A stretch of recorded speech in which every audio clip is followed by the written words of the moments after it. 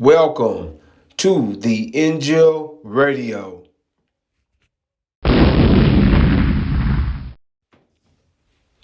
Welcome to the Injil Radio.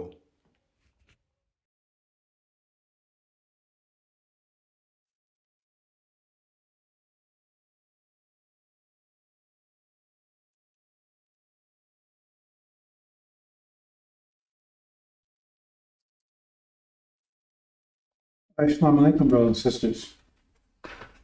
Assalamu alaikum. Sulman Rahim here. Message of the covenant, breaker of 7 seals, judge, the crusher. Judge, messenger of the covenant. A lot of titles, brothers and sisters. They don't mean anything if I can't get my people home. That's my mission. Those titles are for your, not for my benefit, they're for your benefit. Because those, the person that you need to be looking for to get the exit, find the exit door when this place blows up with fire, they have to have those titles, really title, real. Now fake ones like Farrakhan, he's anointed. There's no place in scripture say he was anointed. No place in scripture said he was anointed. Nowhere. Everything about him is foul. Aaron, go with the calf. He did all this dirt after Elijah left. Moses left. They don't talk about that part. See, because you read it, all the dirt Aaron did was after Moses left. Oh, he was doing that way in Moses' presence. He obeyed Moses. He obeyed Elijah while Elijah was present. But he even said he was doubtful of Elijah. He showed he's no good. He said he was even doubtful of Elijah, right? He was doubtful of Elijah in Elijah's presence. He never let on. His doubt even then, so he was hypocrite even then. He said, even Elijah, sitting up the hypocrite. You can't get away from those things. That came out of his own mouth.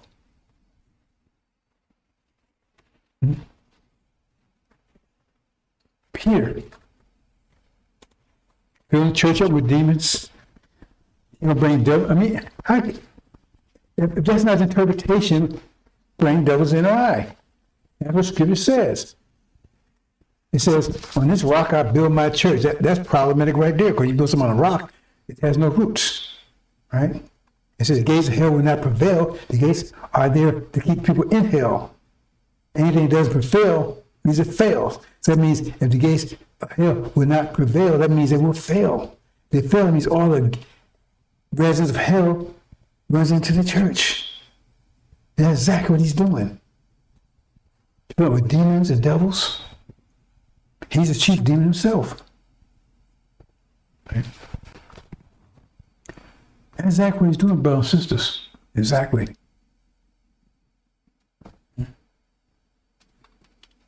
Peter, Aaron, son of addition. He gives up all these titles. Right? And every time they're problematic because they're all lies. They're all lies. I'm getting some of the echo here, brothers and sisters. I'm not sure why.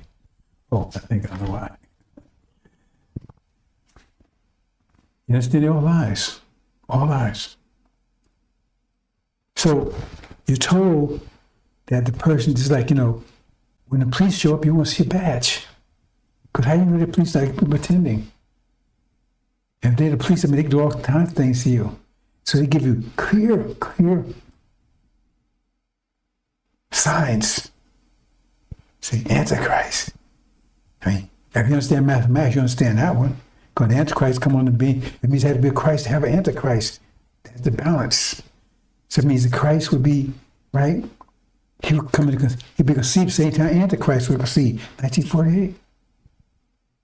Okay? Breaking the seals says no one could do that. Not in the heavens, earth, on the earth. Do you know anyone that's broken the seals to claim has broken them? If they have, I'm explaining what it means. There's just a couple of things. He'll be teaching the covenant. He'll be talking about the message of the covenant. Did you ever hear anything about the message of the covenant before 2 months not telling you about it? Nobody was talking about the covenant. Elijah talked about it to some extent, but no one else did. When Elijah told Martin Luther King about it, he went out and talked about it, and he was dead the next day because they told him don't talk about it. The preachers ain't talking about it. They tried to be like it in the past. Chapter 20, that's European history. So we talking about the covenant. It says, suddenly come to Elijah's temple. It'll clean up a mess. Whose mess? Clean up Elijah's mess? It'll clean up somebody between him and Elijah. He'd be Joshua. And that Farrakhan claim he's Moses, he's Aaron and Joshua. All these different things, brothers and sisters. And a lot more. Okay. And then there's a third person in Malachi. Someone who's robbing this nation. Who? Elijah Muhammad didn't rob the nation. You sure can't say I'm robbing because I ain't took a penny from you. I've never asked you for a penny. So who's robbing the nation hasn't produced a damn thing for 8 years? Farrakhan. That's where those titles come from, brothers and sisters. So don't get lost in their titles. Because I'm not here to impress you with titles. Or to get you to worship. I'm not here to do that. I'm here to get you home. Those titles are for your benefit. So you have a clear sign. You will not be deceived by anyone. Be not deceived. Those days will not come unless the falling away come first. That's another thing Farrakhan lying about. He said, because he was exposed in the synagogue of Satan, now everybody's falling away. It says, it's very clearly, do not be deceived. It says the falling away will come first. He said, no, it comes second. Because now he's a villain who's, see, don't be deceived. So if somebody tells you, that means they're deceiving you. I mean, it's how clear as that. So don't be dismayed, brothers and sisters. See, because the people that's buying into that, they're either demons, agents, well, the agents, they did it for a whole different reason, or the idiots. We don't want either one of them. No, any one of them. So I'm not dismayed about that. The problem is that you got those people like Eric and all these other clowns, Silas and all these other clowns, right? That's blocking this light. It says people sit in dark see the great light, right? But they saw in darkness, so very troubling times.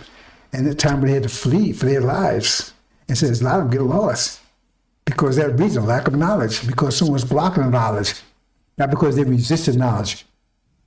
See, we need to get things straight, brothers and sisters, because when you go out and put information out there that's incorrect, you're causing harm. You're part of the problem of how people have a lack of knowledge, because the knowledge you're giving them is red.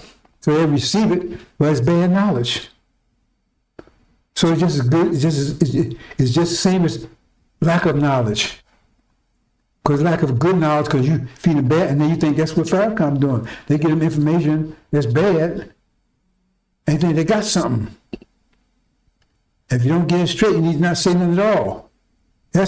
I'm really going to deal with this very stringently soon, right? Lack of knowledge does not mean that people resisted knowledge.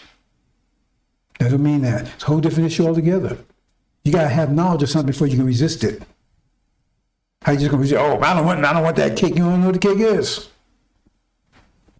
Unless you just don't want cake, but then you have to realize it's a cake. You have to have knowledge of what you're resisting to resist it. I mean, how simple is that? So it's not lack of knowledge. In other cases, they have lack of knowledge because they're resisting. No, they have knowledge. They resisted the knowledge that they're giving. So they have it, they just don't want it. Reject it. That's the difference between not having it all. So when people say, that means they clearly understand this message. So there's different ways you find someone understands something, like take a child, right? Oh, you understand multiplication? Yeah, I understand multiplication. Right? How much is 3 times 5? 15. How much 5 times 3? Uh-oh. You don't understand multiplication. They're memorizing things. See? Because one's teaching multiplication tables, right? They don't need the teaching multiplication table that goes up at 10 times 10, I guess that's the most, right? So if you have how much is 10 times 800, That's not the multiplication table. They say, hey, quick, 8,000.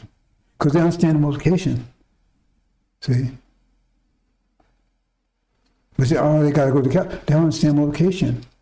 And I know for a fact that nobody's up even to now understands this message. They say they don't understand it. If you understand, you start producing.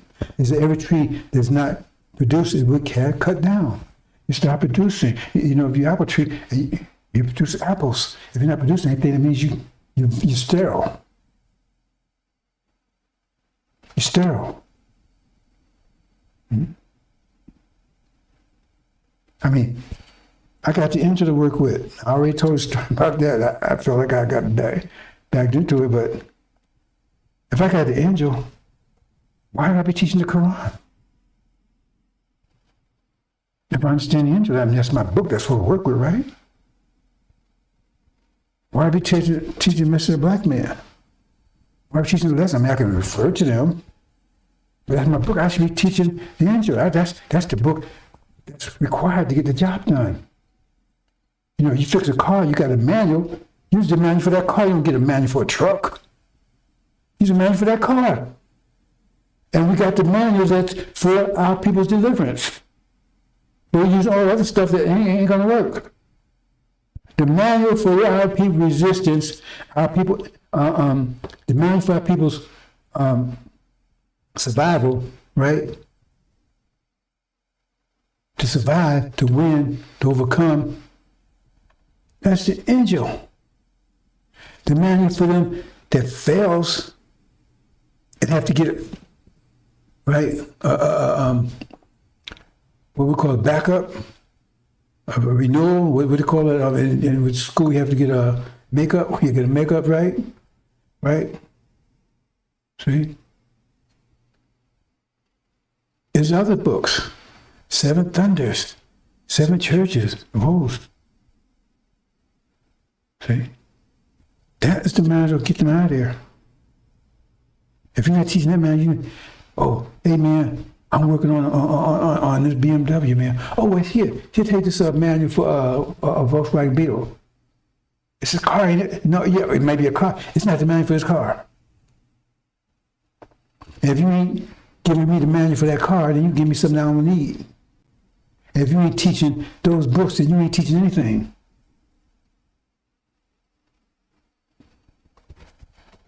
I have to be very firm on this. Because ultimately it's my responsibility. I can't say, oh, this person, that person, I can't do that. It's my responsibility. I shouldn't accept it. I didn't accept it because I was looking for the rewards. Like I said, I was just curious about solving the puzzle. That's where I saw it. I had no idea what I was getting myself into. But once I realized, I said, okay, well, I'm going to do it, so I ain't going to do it. If I do it, I ain't going to do it half-assed. I don't do anything half-assed. Right? So I went for it. And I've had a lot of people come, some people agents. Well, I've had agents come in, and some fire crime people come in, pretending they was with this. I even had a couple of silent people. Some of them I see coming a mile away. Eventually they expose themselves. Some of them sit around doing nothing, and they think, you know, well, that's on them.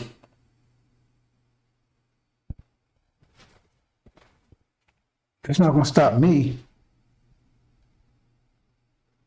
And I'm going to eliminate all distractions, all distractions, because it is the hindrance. Because nobody understands what this is all about. No one I've talked to yet since I've been doing this has any idea. He's like Elijah Muhammad told his brother, you have no idea what you're up against. And that anyone has any idea what's about to happen here, what they're up against here. They have no idea. No matter I talk and they think, they don't know. They have no idea. If they did, they probably have a heart attack. They have any idea what's about to happen here. And most of them are going to be right in the middle of it, go right to the tribulation. Because they don't know. If they knew, they'd be doing what they need to do to make sure they don't go to tribulation. But they ain't doing it. They ain't putting the work in. Look what I had to do. I had 30 years of work in to get this. But once I realized what was going on, I only had a couple of options here. Just leave, commit suicide, or go down to the wire. See? Commit suicide because you don't want to be caught up in this naked. You don't want to be caught up in it naked. That's commit suicide. Getting the hell out of here is just forsaking my people. Just get the hell out of here. So I said, I know what the hell is going on. I could have did that too. Who's going to do anything to me? They don't tell me, they can't reward me anything because I ain't asked for a reward anyway. I'm not expecting any reward. I'm not getting any reward out of this. I'm not expecting any reward. I mean, I could get a reward.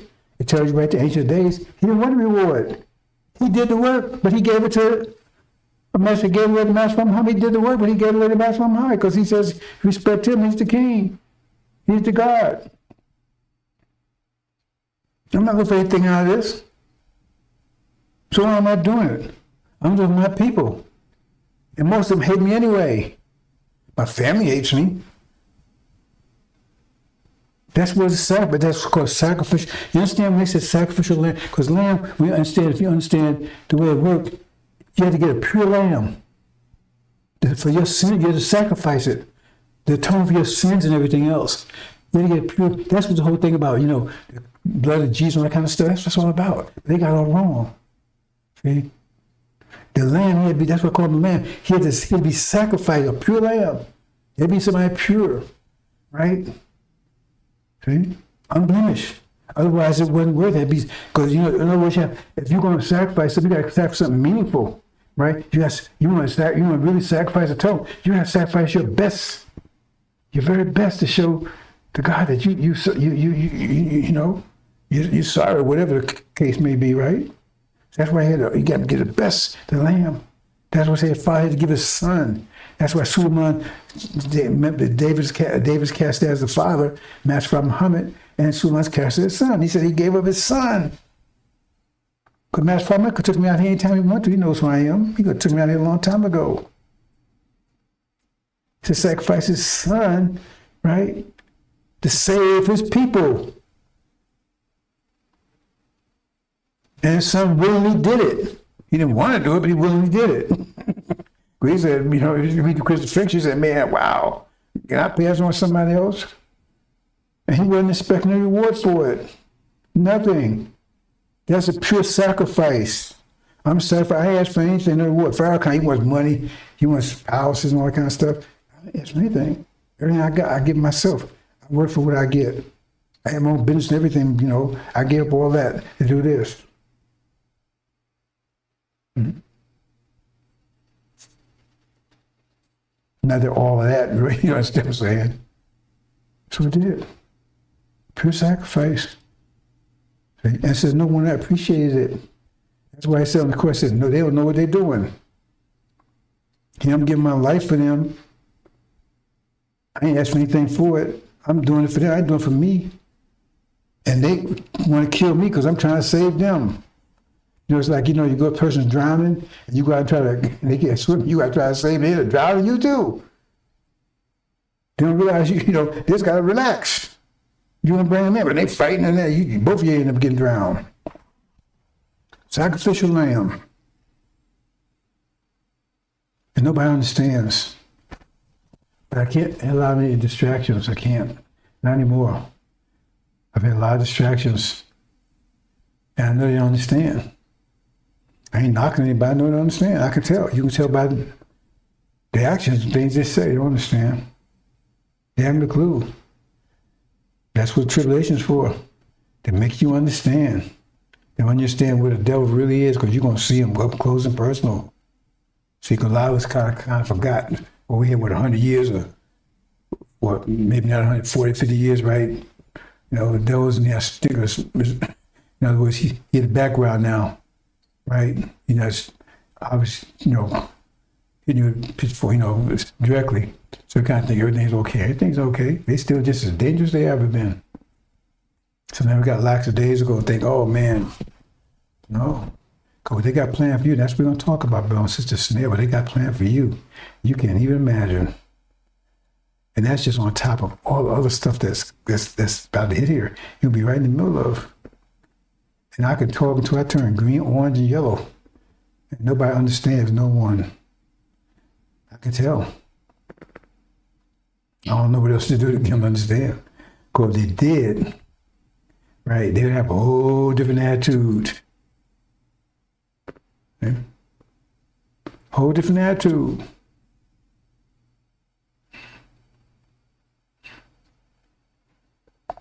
A lot closer to my attitude because they don't, no one really understands what I've been going through because I don't go out and talk about it. I ain't got time to talk about it. All the crap that I've been through in the last 30 years because this message that I didn't have to go through to get this mess out to you because I got enough to get the hell out of here. I don't need to be here. I'm telling you to get the hell out. Telling you, get the hell out. That's a mercy. See, that's a mercy. I'm telling you, get the hell out of here. But you ain't listening. It says time unprecedented trouble. I don't think people understand what that means, unprecedented. Unprecedented relative to what? Oh, my brothers and sisters, I got a little issue here. Unprecedented relative to what? I got my backup system here, brothers and sisters, but get it a little bit. I have a backup system here, brothers and sisters, and I'll make sure it's backing up correctly. There you go, that's a little better. All right? For a backup system, it doesn't back up, right?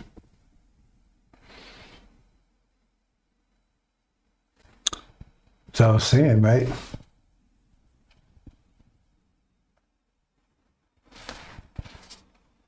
Have wrong idea about everything. The Quran talks about you think you are not before you go through all the Quran says, you think you're in the garden, not going through all people before you, right? There was a press and affliction and everything else until it got so bad that the messenger, as well as the people, says when will help Allah come? And Allah says, but the help of Allah is nigh. Just unpack that. Do we unpack these things? Think about it. Now that's what it says. Think you enter the garden unless you go through hell before. You got to go through trials and tribulation, everything, be afflicted and everything else. It says right in the Quran, right? Now this time unprecedented trouble, this is the worst ever, but the paradise is going to be the greatest ever. Don't you think it's going to be the worst thing you have to go through to get there? Do you think these things true? Do we think these things true? We don't. They've really dumbed down our people. And a lot of them think, some people, they actually think that they are dumb. So they're even trying to, like I said, you're taking, some people would rather shovel up and lift up a ton of shit rather than lift up a 1 pound book and read it. They don't want to read no books. Yeah. Even if they are, all these distractions. Oh, it's so good to us now. You know what a snare is? You have to put bait. It's like a mouse try to cook bait. Something that the mouse like. And when he goes for it, boom, we got him. So you know what they got you, sports and that kind of stuff. And you're going for it. Because you ain't paying attention to what's around you. And you're walking right into a snare. It says it will come to you as a snare. I'm telling you all about it. You're foul. No, man, don't listen to that, man. Don't listen to him. He's foul. He's foul. He's vile. Look at his language. See? They like him because, well, I don't know why they say that because that's what you saw at Farrakhan. See how good he looks, how nice he looks. And they say, well, it attracted me because my person, he attracted me my personality. I don't have a personality. I tell people, if you knew me up close and personal, you wouldn't like me. I'm not a likable person. I don't try to be. I'm just me, right? And I don't like to be bothered. These distractions are really hard on me. That's why when I said, why do they try to get the Quran, one of the most beautiful written books in this whole, right?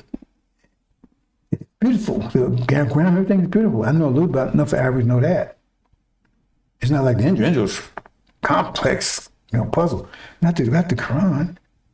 Yet a person that they give it to is person illiterate.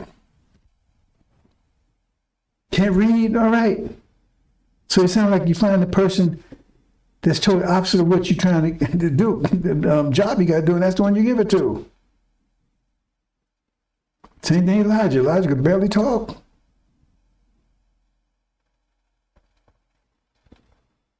See? That's why he wanted somebody to help him. So it seems like, brothers and sisters. So I'm the most unlikely person to do this message. Because I don't want to be dealing with people. I definitely look for any followers. Right? And I've been showing a lot of patience the last few years, but I'm not a patient person. Far from it. I don't like to waste time. I like to get things done. Anybody knows me, I don't waste time. Suddenly, even I go get it done, I wait till tomorrow.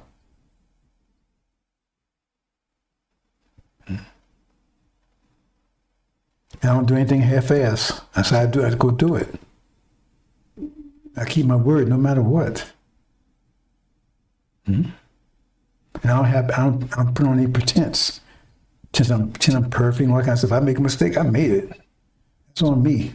I ain't blaming anybody for it. If I do have to make amends, because that wasn't my intention, but I can't get by wasting, well, I'm sorry. I don't never use that word anyway. Right? That's a sorry word. Right? But once I realize it, hey, I can't, apologize, that's word, that's devils. See, they got words, they do something, man, I'm sorry. Hey, they put you in a wheelchair here and the rest of your life. I'm sorry, that solves that problem. That's where they're cheap way of getting away from stuff. That's another one of their tricks. Right? Oh, I'm sorry. I said I was sorry. So what?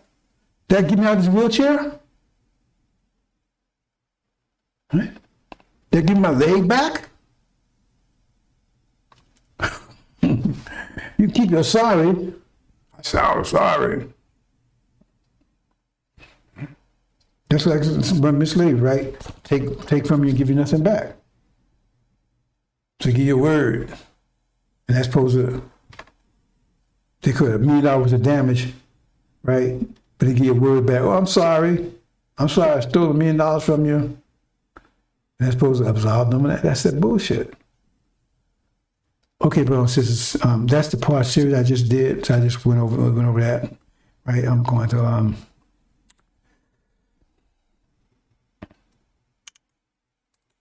I might refer to that a little bit.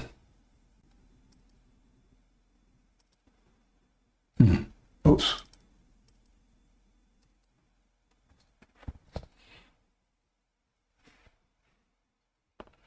Brothers and sisters, let me change something here. Get out. Now you can read this on your leisure. It's chapter 18. It shows you that you wasn't supposed to see this message to get out until after America had fallen, the war took place. But I'm giving you a heads up, a mercy. And what I'm going to talk about today is, matter of fact, I'm going to give you a big mercy. Because everybody trying to save your ass. See? Because the promise is made to you. We know the condition you are. We're not blaming you. We're not blaming you, brothers and sisters. We ain't mad at you. We know this condition you would be in. That's why I said, why did he send me to get me to do this? I don't know. I guess I'm the only one willing to do it, but I'm the most unlikely person to do it, especially for the sisters. I've caught a number of hell from sisters from day one up to now. Yet I'm the greatest advocate. And I would tear this whole plan apart to get my sisters home. Anybody ever around my sisters, they're going to have trouble with me. If they want to go home, they're going home. I don't hear what nobody says. Oh, I don't give a damn what nobody says. Oh, shit, I don't hear it. They want to go home, they're going home. Right? First class, not the scenic route. Oh man, they went. I don't care. She was out there, man. You was cheating, shot at private. I don't care. She want to go home. She's original. She's going home. Case closed. She said, why he like that, man? All that trouble here with all the divorces and all the stuff they done to him, threw him in prison, jail, and everything else. Because I ain't stupid. I know they mad. They should be mad. Now, it's one, they still love us. They do. That shows how good a heart they got. After all they went through with these devils and then with us on top of it. No protection. Forced to do all things, well, they beyond what they did to us. And we could still could do anything. And now we're gonna sit around and judge them and critic. Like, man, you better get up out of my face with that one. They're going home, period. I don't hear nothing. They ain't ready. They're gonna make it. We go home. Once you get home, I put an umbrella around them. You know what a dam is? A dam is something, right? You block a river, that's pressure. Because that's what it is. The river's building up pressure against the dam. The dam has to be strong enough to resist that pressure. Once it gets stronger than the pressure, it breaks the dam down and water flows through, right? So I said, go ahead, they ain't gonna be ready for that pressure hereafter. I'm gonna put a dam around them, circle them, a dam around them, right? Until they're strong enough to remove the dam and then they can survive. So they're going home. I don't want to hear about they ain't ready. How the hell are they gonna be ready?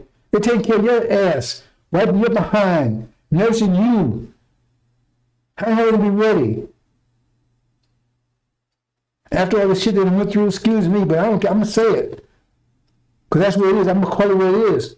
They didn't go through manure, they went through shit. Worse than that. They had to get new words.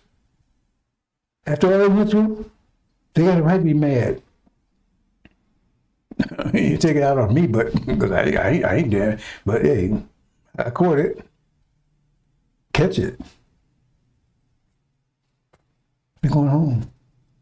So if I can say it, then you got nothing in your mouth to say, nothing, zero. If I can say it, because if you go look at my history, I don't even talk about it. If you had to my sister's boy, you'd be crying. I don't even talk about it, how bad it's been.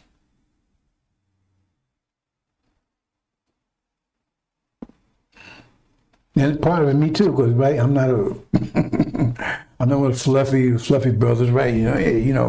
Trying to get in touch with my female with the instinct, whatever you call it. I ain't one of them, so that doesn't help either. Because they want that, and I ain't about that, right? And I ain't trying to make no man out of them either. No. So I'm the most unlikely person. So I can stand for these sisters like that, right? Hey, total, unconditional. Only way it's two things. Well, the only way they can show up, they show up with a devil in arm. Then I ain't gonna be able to save from that one, right? Because you don't have to do that now. If you're doing that, then you pull that to yourself. I'm not gonna stand for that one. See, there's not the same thing as you out there prostituting and prostituting, because if you got to take care of children, I don't want to hear it. I don't want to hear nothing you got to say. You trying to take care of kids, right? You ain't doing anything. You didn't take care of them. You ain't help them. You gave them to them, then you took off. Ain't the same thing as marrying one, loving them, and all that kind of. That's a whole different issue altogether. They come like that, and then another thing too. They disobedient to their parents. That's a hard call there. That's one thing I just have a big problem with that one. I mean, you can disagree with your parents, and you don't have to necessarily obey them, but be disrespectful to them. With that one, brothers and sisters, we'll see about that one. But in other cases, hey, it's unconditional. So I'm always say that. I'm the last person you will hear. Well, how should I say that? You ain't gonna hear anybody out there saying what I'm saying, because I'm the person. I'm not gonna take and put any fear in our sisters. Period. I just ain't gonna do it. I'm not gonna do it. They've been under fear, total fear. Remember, sisters, they're more susceptible to fear than we are. So we was fearful of the devil for 500 years, so much fearful that they would butt break and everything else. How much do you think these sisters was under? How much fear did they was under? Total terror. We was terrorized, and they more susceptible to terror than we are. More susceptible to fear than we are. And now we're going to sit and knock them and beat them. I don't beat on women. I've been accused of it. I don't do it because they ain't got lies out there. That's one way they can get in court and say, yeah, man, it was, it's a lie. I mean, I've been lied on everything else. Right? These are tough. Right? But some of this was demons. So I ain't putting on all the sisters. See? Some of I didn't realize they were demons until I knew something was wrong. So some was demons. The worst of it came from the demons. So it ain't on the sisters. See? But I've been had a couple of demons. Right? Because they'll come in, yeah, man, I'm down with Elijah. I'm down with all that. And they ain't down with any of that. See? So let me move on, brothers and sisters. Let me say this last thing about that. When the mess was around, we had a big problem because these demons, they knew they couldn't get dead demon men to do anything. They was out there doing nothing. They was in the church. And so what they did, so they sort of Elijah's wife, so they was taking care of business. I know because I was there. I was there between 7 and 75, so I'm not mad. I was in Chicago. I know what I'm talking about. So they come in here pretending they MGT. Just get the brother out because they figure, hey, I get one of them, man. He gonna take care of business. He gonna take care of me and all that kind of stuff. They wanted him. They didn't want what he was. They didn't want Elijah Muhammad. They didn't want none of that. They wanted him. So they figured, get him out, and if he didn't go along with the program, see, because it's happened to me too. They get pregnant purposely. That big time to get pregnant, and then use the child. And we had a problem with it. Elijah Muhammad had to speak on it. Because what happened is that they would say, okay, if you don't, listen to me, I'm going to take the child. You don't do what I say to do. And they wanted to pull him out into the church. You better get out of that stuff, come over here. She didn't realize Islam is straight, that the vibrations and the frequency that woke the brother up, they don't take him down to lower frequency, but expect him to do the same thing. See, doing lower frequency, but expect him to do the same thing. And some brothers would go for it because for their child. I went through a lot of hoops because of my children, but I wasn't going like that far. Nothing was going to take me away from Elijah Muhammad. Nothing, zero. I was homeless and everything else. I still stuck with it. Yes, I was homeless for 6 months while Elijah Muhammad was president. And nobody gave me a damn thing that I knew I going to ask anybody for anything. I worked my way out and got back in. I was a first class FOI manager at Mama Street newspaper on the third shift. I was a third shift foreman. And I was in my 20s. 1970, I was 21 years old. And that's this part, I was 26. Just turned 26. Young man. That's what we do.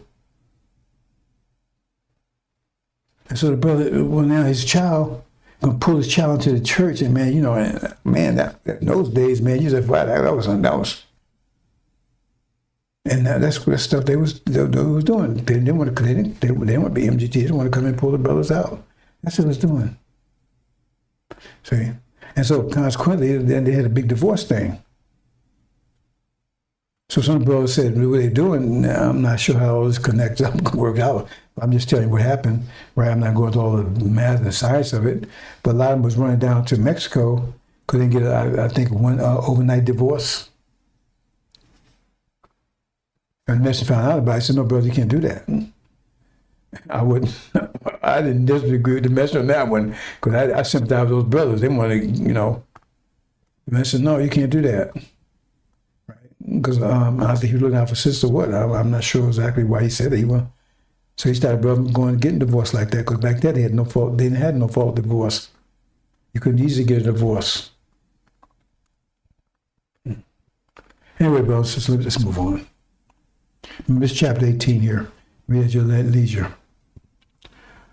We're talking this snare, brothers and sisters. Now, I've been talking about a lot of things over 30 years, especially the last couple of years.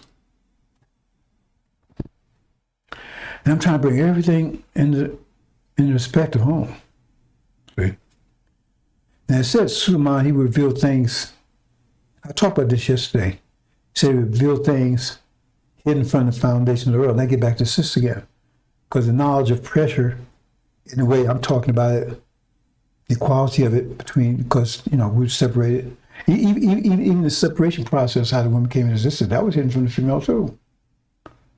Even up until Elijah's time, because he says, well, there was the God, then he looked inside and pulled the female out of it. It didn't work like that. The Quran says, no, Quran says from one being we all came, but if you ask yourself, if there's one being, how that being reproduce itself? As soon as he being created, he right away brought the female out. So that's how. Then he wasn't. In other words, just that one being, and then he pulled the female out, and then it started reproducing. I mean, that was hidden. All these things was hidden from the female, because when you had the male and female mind, it was like one mind.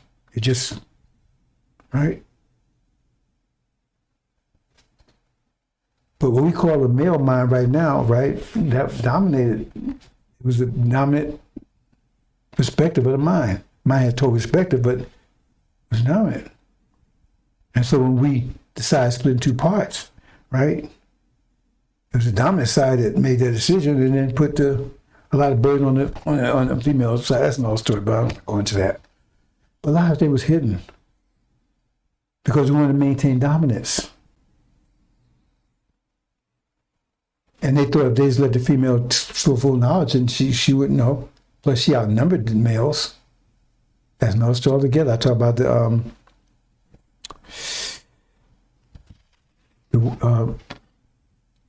Crescent Wars.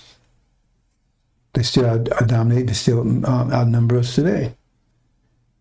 And so they said, well, they kept women. That's what you see in Sunnism. They keep women even over there, right? In fact, I'm not sure about it right now, but in the past, right, they would forbid even read the Quran.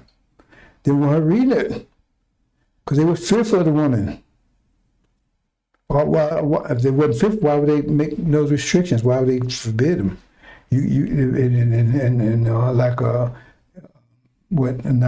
Afghanistan, right? They didn't have any education, anything. Didn't even read it right. Fearful. And this was hidden all the way. And now I'm revealing it. And I'm showing the females, right, to understand the pressure so they can take control and not be under domination anymore. Because we don't want them there. I explained, I'm not going into detail about this, right? So that now they're going to reach perfection, because before they could never be perfect because we were suppressing them with our ideas what women should be. How does that make any sense? Our idea of what women should be. How do we get an idea how women should be? How do we even have an idea how women should be? You see that? They went for 72 trillion years.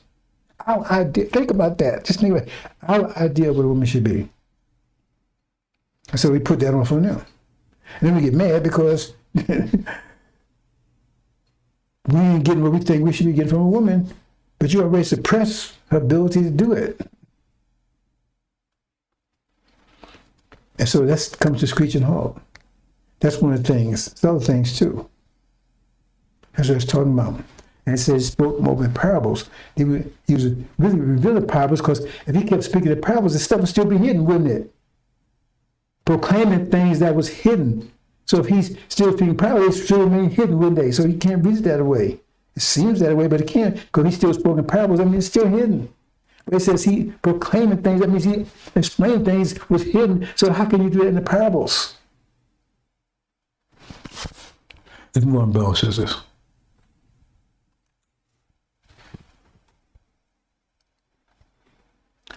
Okay, then shall great tribulation such as since the beginning of the world, this time nor shall ever be. 7 days be shortened, there should be no flesh be saved, but for the elect's sake, those days be shortened. And that's what this yesterday. I'm going into more detail today, because it's talking about not all flesh on the planet. It's talking about ours. Our flesh, because it's referred directly to the elect. So why just because the elect? Because it's our flesh, none of us would be, and we'll see in the next screen here.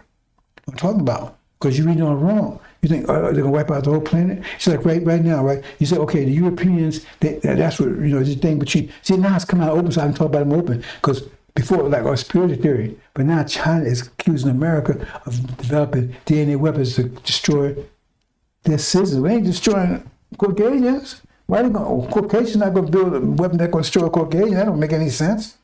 So they building it still other than Caucasians. That's us. But they don't want to say it that way because they don't want the public to know. Because that's what China told them. So yeah, because that's what it meant. You want to keep building blacks, and then they turn back and say, "Well, you build one to get those people what they call I can't think of the Muslims over there, the Chinese Muslims."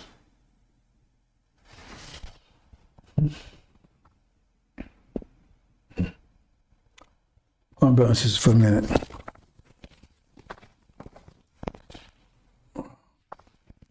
A little distracted. I'll be back in a minute.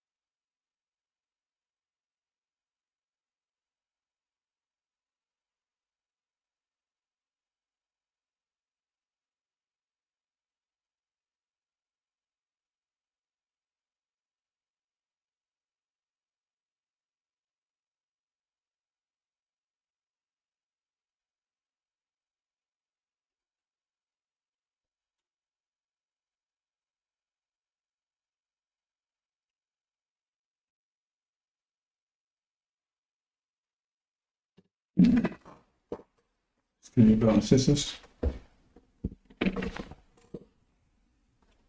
So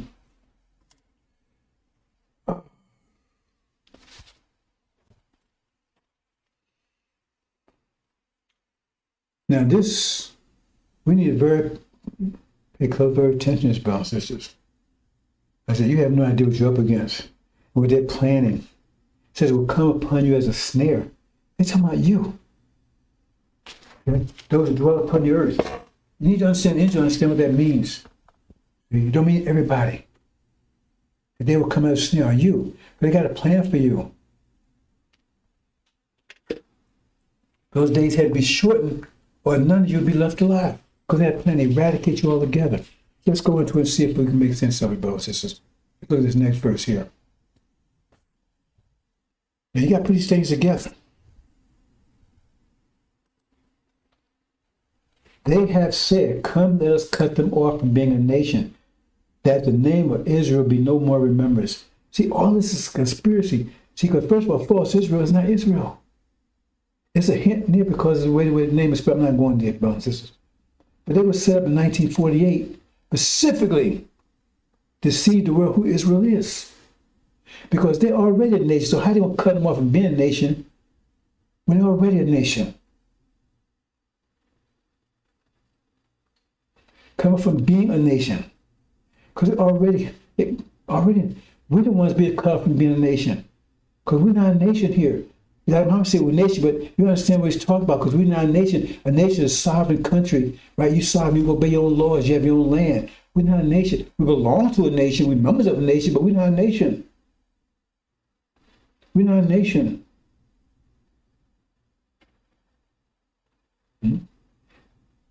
And they're trying to prevent us from ever becoming a nation. It tells you that. I'm not going to all the scriptures, but you go in there, it tells you that. It says, let's be deal shrewdly with them. See? Keep them coming together. See? Because when you see the four winds, right, and Ezekiel, it said they came together when the four winds blew. That means they wasn't together yet. They wasn't a nation yet. They come together as one strong army. Then they're together. But they're not together right now. We're not a nation. And they're trying to make sure it never happens. That's it. Look, it compares to what rest. So, right, be no more. That means no flesh will be alive.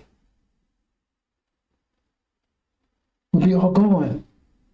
See? So it is be no more remembrance. That means totally eradicated. Otherwise, if there's people still around, then you're not, right? Then there'll be remembrance. They don't want to be remembered at all. And zero. No remembrance. You understand, brothers and sisters? So that's what we're going to talk about here.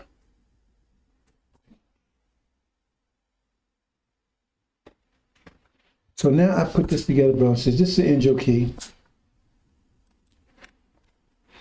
Right? Now I didn't go and put all the correct symbol, that kind of stuff, right? I put just general, right? But to make the point I'm trying to make here. Now, what you see brightened up, this goes back to Adam and Eve's story. Now, Adam and Eve's story, right? You understand? That's their plan. That's it. Those days are cut short. That means their plan to eradicate us, destroy us, right, was cut short. But they elect Satan, so they wouldn't be eradicated.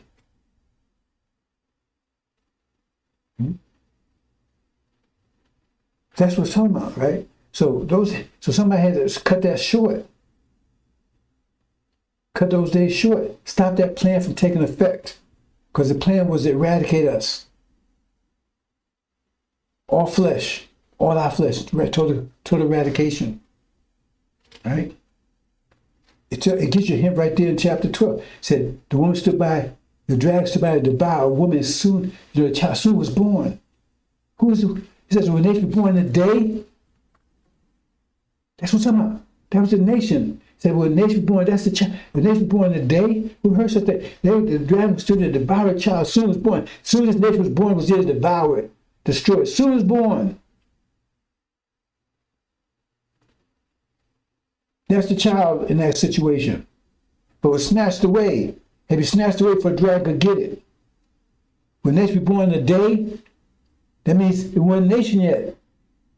Until you're born, according to them, you're not a person until you're born. So if we had to be born, that means it wasn't a nation yet. And they try to prevent it from being a nation. See? Understand that. I'm trying to connect all things together, brothers and sisters. So here you go. Now, American Britain, that's Adam and Eve. So I didn't put all the symbols and everything in there. I'm just explaining to you. American Britain's Adam and Eve. And they are in heaven. See, right there, in chapter 9, it's called mid-heaven, because the earth represents European countries, right? So at four corners of the earth represents America, Europe, Russia, and Britain. God made God, American Britain. Okay? And the Shia, right? The Syria and Iran, they represent mid-heaven. They're between the heavens and the earth. But in this situation, right, they've been cast down, I guess, in chapter 11. So I'm just giving you where we are. So this is where, basically, where we are in time right now. It gets a little more complicated than this, but I'm just talking in general. So you understand. So when I come back and say, hey, man, exactly where you... No, I'm giving you this way to understand, so you can make it simplistic, because they talk about, the signs and hell, that kind of stuff. I'm not going into that kind of detail. I'm trying to keep it simple so you understand the principle, the idea what's going on here. Okay. So American Britain and false they control the heavens right now. That's why they want heaven. They had to be kicked out. It tells you heaven is men. It says, from the days of John, evil men take the kingdom of heaven by force. Wait a minute, hold it. If the kingdom of heaven is way out there, you say, beyond sun, moon, and stars, place you go after you die, right? In the 12th dimension, how did men take it by force? How did evil men take it by force? Because it's talking about the Middle East. Right? So that's what it's talking about here. Okay. So pretty much this is where we are in time. Right? The Shia, they're under control of America, Britain, and false Israel. Israel, false Israel, bombing Syria. Yeah, the fifth seal understand that. Bombing Syria constantly. Then they total conflict with Iran and everything else, right? So now, so both of them the same, right? Now on the left, that's the one on the left, that's going to be their plan. On the right, going to be Master Farmer's plan. From this point on. So on the left is their plan, right now. Their plan to do something, Master Farmer has to do something equal. But he's going to short circuit their plan. Okay?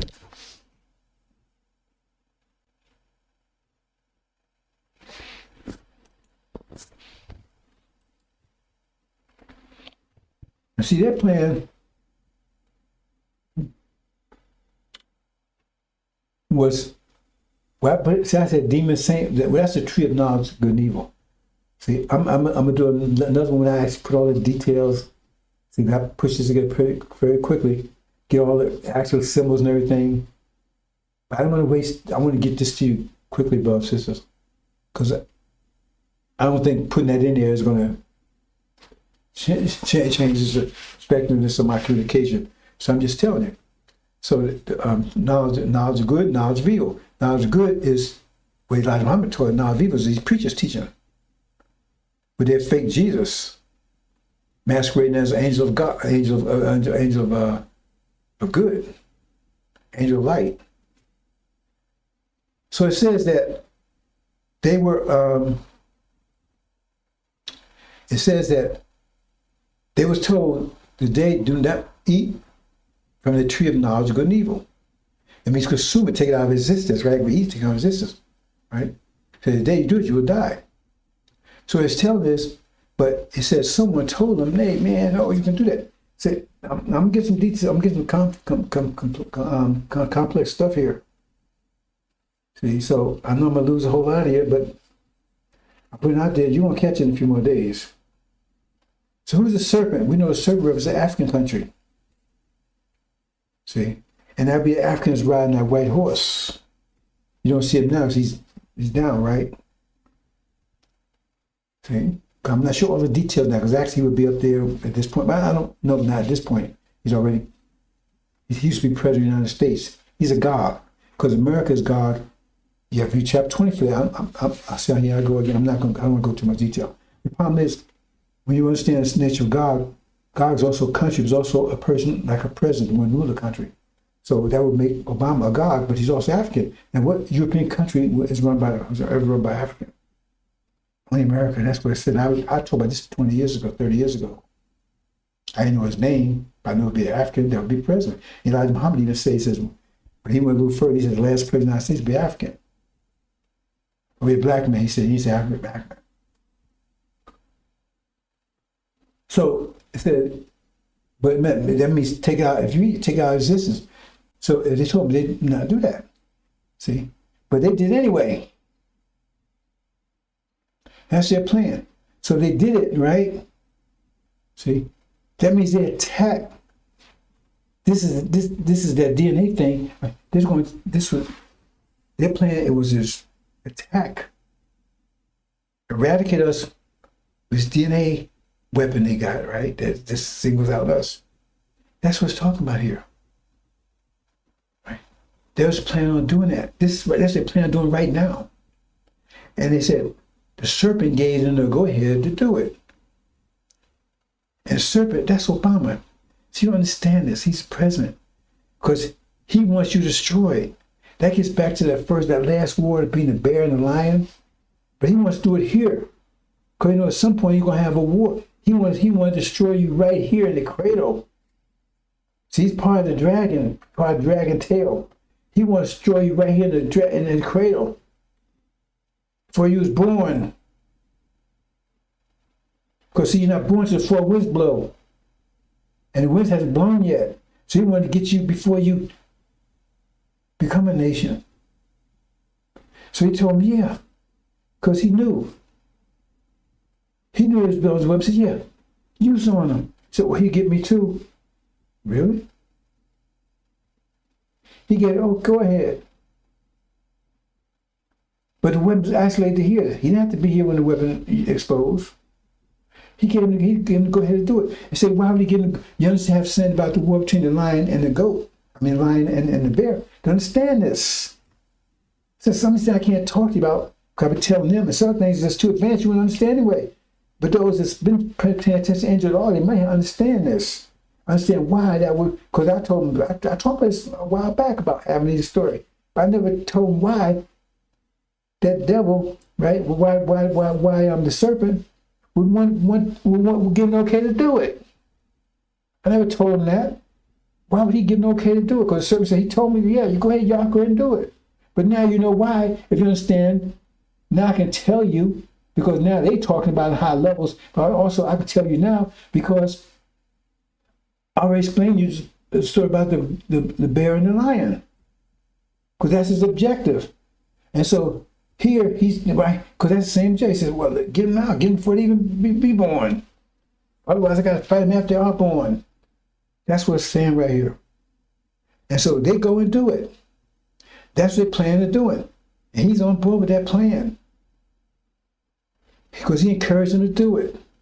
Remember, he was present, and they was designing this according to the angel here, right? That they was designing this while he was in the presidency.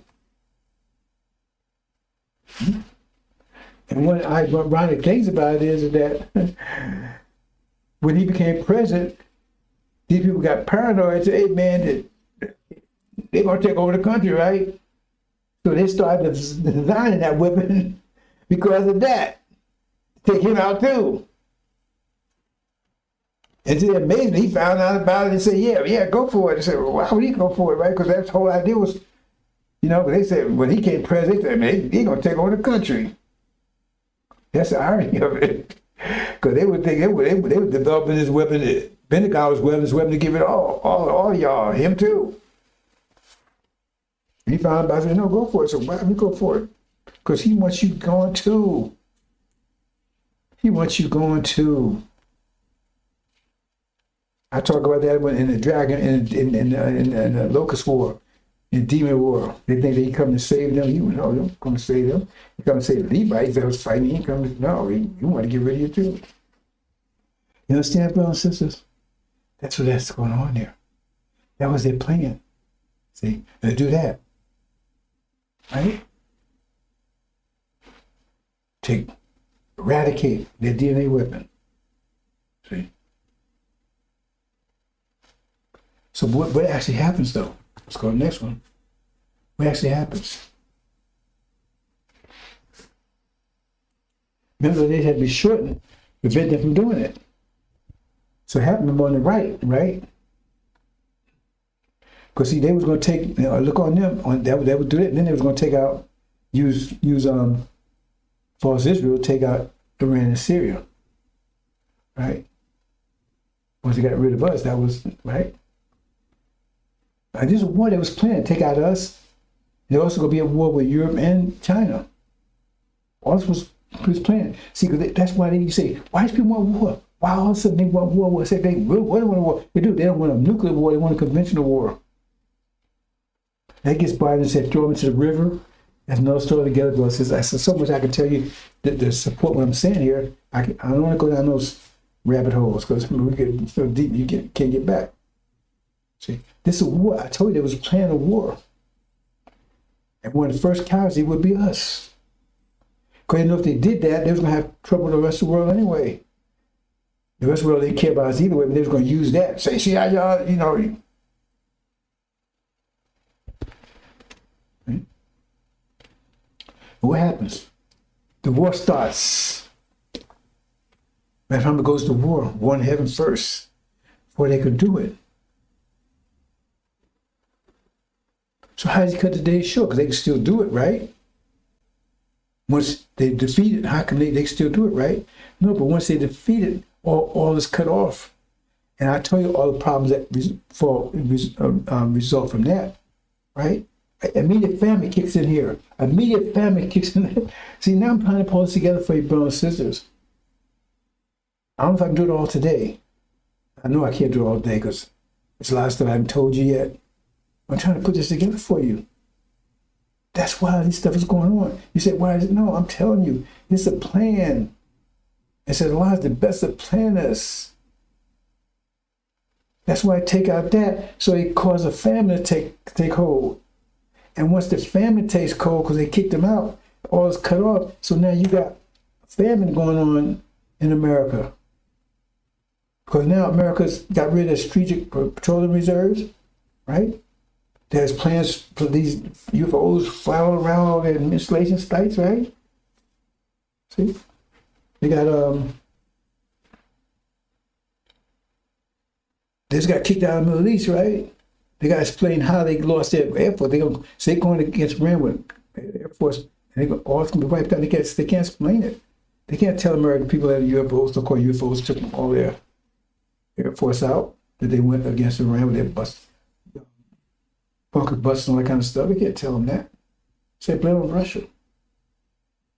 But I always told all the impact there, because when they cut off, right, that means Europe is cut off because now they can't get oil, and the only place only source of oil they got is America. America don't have to oil to give them. If they did, they can't get to the time. They can't fly it over there. They have to take by boat. It takes a while to get there. And by the time, then people freezing everything else, starving. And the thing is, the only source of oil is Russia. So now they got to turn against America. That's the city. They're going to turn against America to get the oil from Russia. So now America is in a battle with Europe and Russia. All the installations are been overrun by the European countries, and now they got to go protect them. So now they definitely can't use oil for anything else but the military. That means you have total famine here in America, total famine. Total famine. So what happens in the famine? What happens? Their plan to eradicate us when the famine comes in. Just the opposite. Because we the food, they can't get rid of us now. We don't have food that's available. We 3/5 human. There's no food. You better read Injil again. You better study it. Right? It says it in the scripture. Right? Eating us. So their plan backfired now. They can't get rid of us. Eradicate us. Because now we the only food to have. Only food. See what's happening, brothers? So days were cut short. See? For elect's sake. They can't get elect, but you understand what I'm saying here? That's what's going on, brothers and sisters. Master Muhammad's plan. So the family kicks in, now they can't eradicate. They can't use that weapon on you because it'd be crazy because now they get rid of their food supply. You don't only the food they got. So now, right, they can't use the weapon on you. Right? So they're going to try to capture each as many as they can without being caught eating themselves, because now you got a demon war. See? Because now you got a war between devils and demons, where devils and demons are just black-faced devils. And they're hungry too. Let's say, brothers and sisters, that's Master Muhammad's plan. See? On the left was their plan. That's what it's all about, brothers and sisters.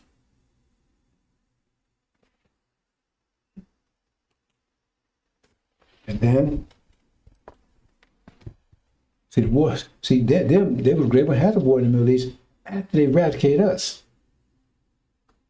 But now they can't eradicate us because they need us food, right? And they're thrown down, and war takes place before they attack us. Now they attack us this time, right, to eat us, not to eradicate us. Now they attack us, now they eat us now, not to eradicate us. That's when nation comes together, tribulation, all that stuff, right? But they can't use that weapon. It's designed to eradicate you. You understand, brothers and sisters? And this is where they tell you to flee, because now see falls through Israel, or Jerusalem's surrounded by armies. Now you got to flee.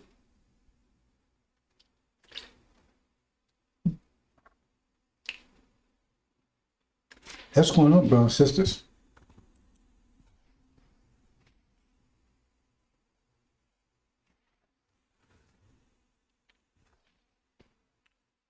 and false Israel was taken out. It's on the right here, right? Says now you got all political turmoil going on in America. You got religious turmoil because now we identify true Savior Abraham because false Israel taking that can't happen.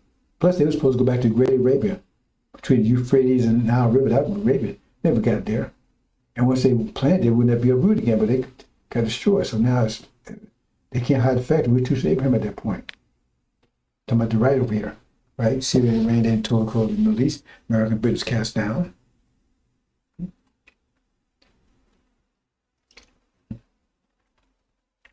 The book of 7,000, the church is right. That's being elaborated on or revealed by Suleiman because he couldn't get the prophets to do it. So now, because he got to prepare that, because that's what they're going to need to get through tribulation. So they washed their blood, their robes in the blood of the Lamb. That's the blood of the Lamb. That's what's supposed to represent the blood of the Lamb. Understand, brothers and sisters. That's what's going on here.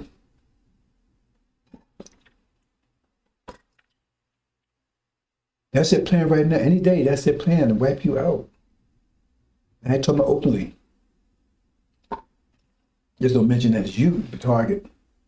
Because if Europeans go, why would Europeans develop a DNA weapon that's going to kill Europeans? It's going to kill them too, would it? How does that work? No. Target for you. You understand, brothers and sisters? I think. Let me see if I got anything else here.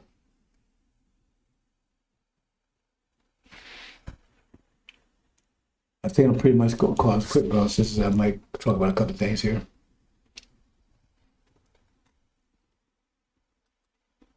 See, they stripped us naked. We've been on the cross for 500 years, nearly 500 years. They took everything from us.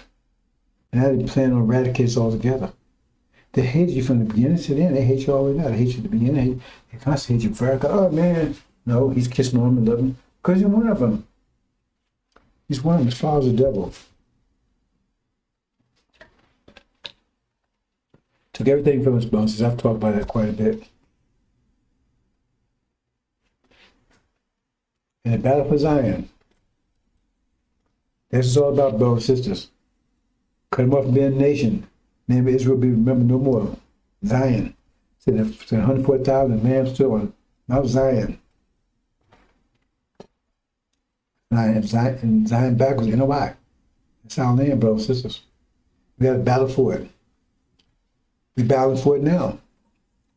You got to battle just to get out of here, get through the exit doors.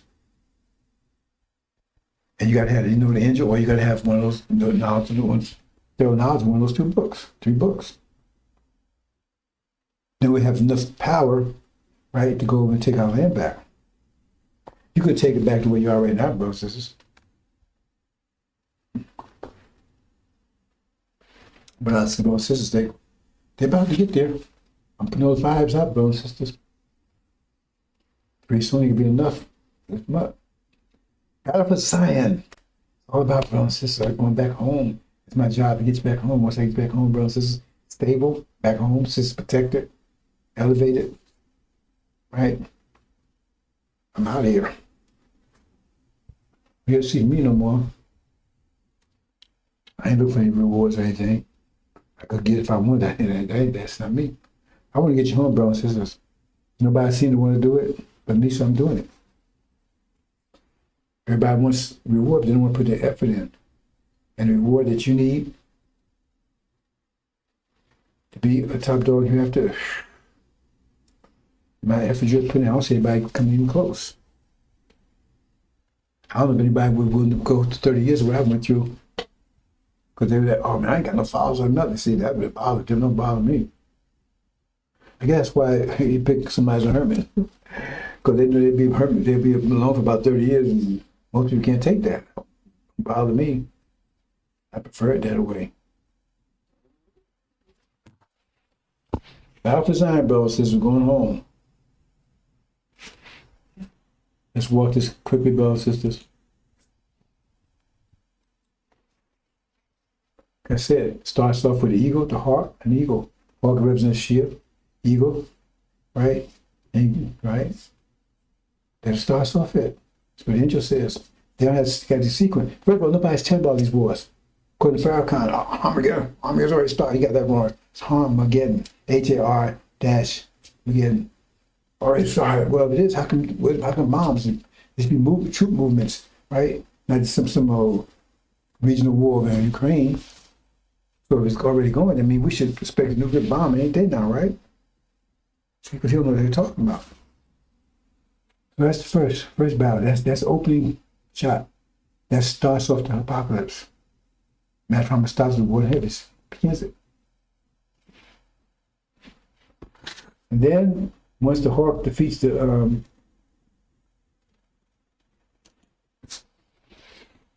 eagles, then you got the eagles versus the eagles. You got the vulture there. Because you got two aspects of Armageddon. Armageddon East, Armageddon West. Armageddon West, between the demons and the devils. Armageddon East is between devils and devils. As you got to do right now, devils and devils at it. Well, here you got devils and demons. It's gonna be a serious war. 17 million strong. Everybody's pitching in from birth to 90 years old, because if you're caught, you're eaten. Total commitment.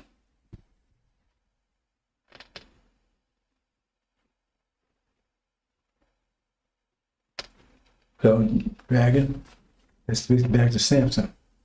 Okay, that's the vulture. The demons. So it's pretty, still Europeans, right? Europeans fighting Europeans over here, Europeans fighting Europeans over here. So the war. On that level. And this weakens all of them. They stumble from being a world power. That's the dragon has 7 heads and 10 horns, and the crown's on his heads. Then it was a beast has 7 heads and 10 horns, and the crown's on his horns. That's what happens. They tear each other apart. And so now China and India emerge as the next world powers.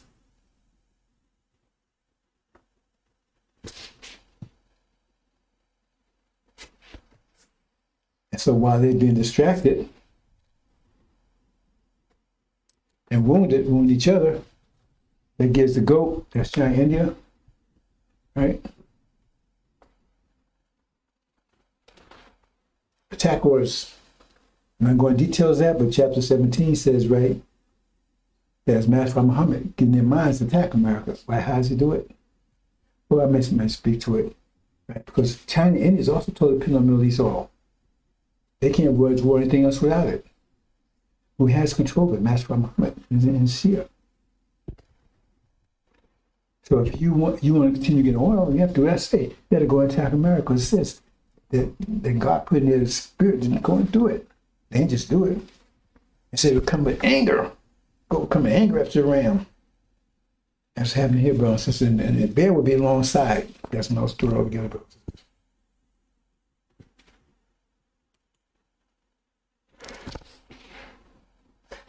Excuse me. He's just mass, brothers and sisters, because you see India and China can come to America with their feet not touching land. Or Pacific Ocean come over core Earth, Pacific Ocean. Right? They come without feet touching land. And it said the ram will come from, the goat will come from the west, the ram will come from the east. 2 world powers, Britain and America. Everybody can stand against them. And they will meet somewhere in the middle of America. America's in between Europe and Asia.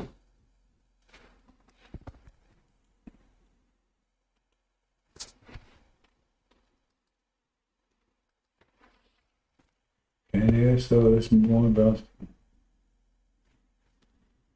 Get back down here. Oh, man.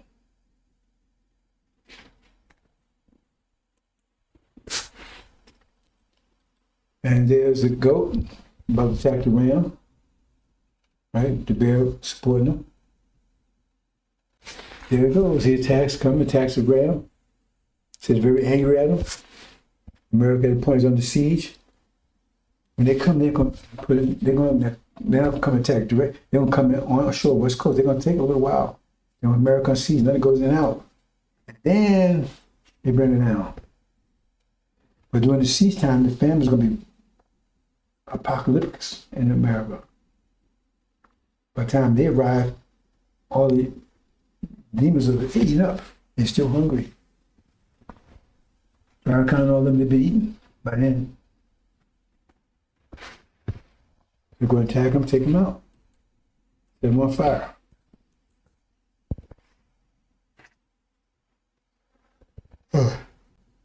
And then comes the next one. Oops.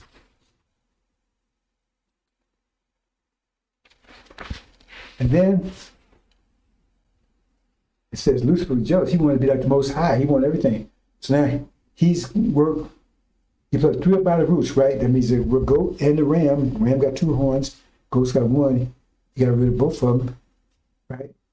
And so here he is. They were united, but now he goes against goat because he don't want to share power to anybody. He goes against goat. That's the bear and goat war. He defeats them.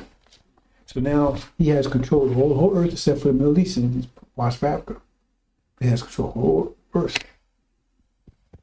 Right? He wants it all. We have peace. In Zion, Arabia, we have peace. No gates around. I said, return, no gates, we have peace.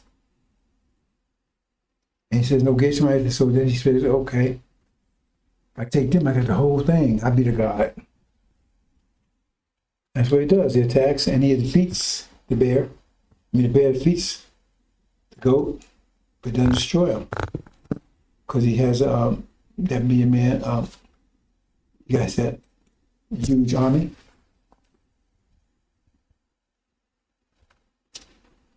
So the bear inherits that huge army that the goat had.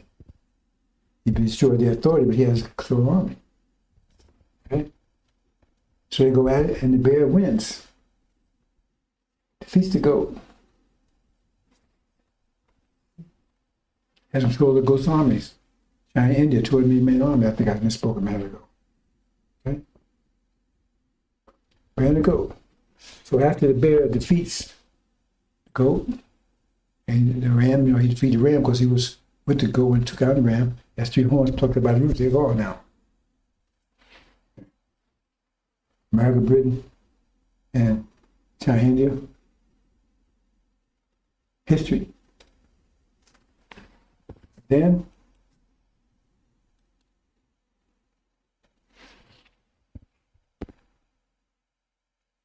okay, I'm not going to talk about this bells. Wait. What's it showing like that?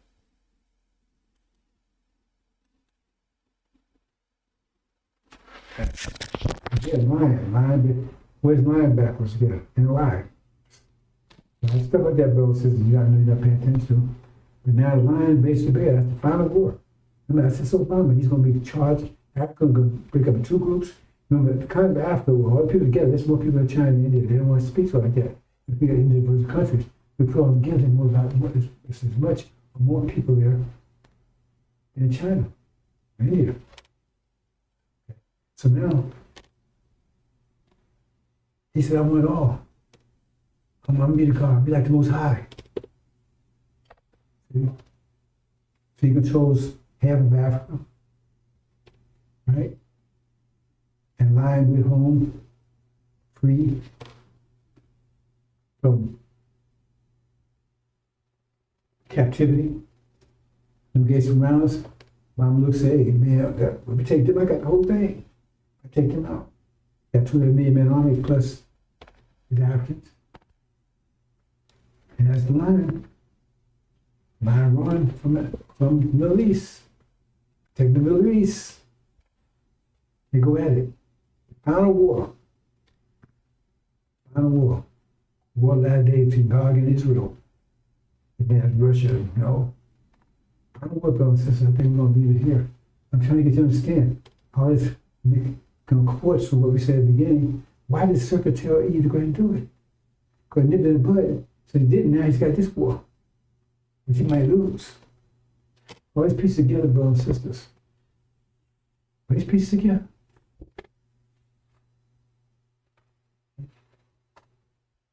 If you understand, make that stick, brothers and sisters. I'm never going further today. Don't leave it there.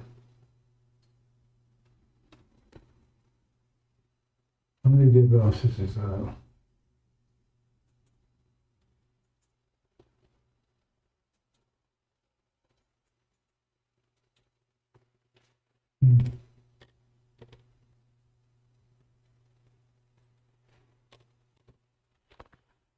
And when war starts, when the first casualty of Farrakhan and his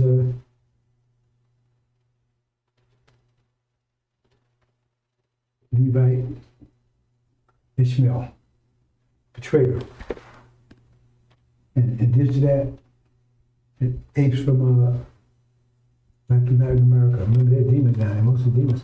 This whole, let me say this, bro, someone goes out. This whole hemisphere is going to be burnt down. Now, I talk about this, I'm going to say it, mention on it. The war happened 66 trillion years ago, that war the moon to existence. That was a gender war. Because they born in gender, that's why the women, because women's nature for reproduction cycle is tied to the moon. So that's when we separated the male from the female with gender. But most people didn't want it. Yeah, a lot of people didn't want it. They didn't want to do that. A lot of reasons. They said, well, they didn't want to do it. They didn't want to keep their hands like they were, because basically back then, if you had a child, that child was a dental copy of you, because there was no, dental was like, that's a form of live forever. Once they happened, that would not happen anymore. That's a long story. But they didn't want that. They resisted. That was the agenda of the time. And so they tried to blow up. They moved themselves to one part of the planet. They tried to blow up this part of the planet to get rid of it. Everybody don't keep things the same. And what happened is that they miscalculated whatever. They blew a large part of the planet away and killed. And on one side they was on was kill them, destroy them, and that was the end of the moon war. And remember, this war will be great now because it's unprecedented trouble. So no time has ever been like this about to happen. But you got the same thing happening in reverse, brothers and sisters. Same thing in reverse. I'm trying to pull this stuff together for you. Same happening in reverse. Because the gender war, now we got a gender war going right now. They fight about gender, and they're trying to cover a new gender. See, before it was genderless.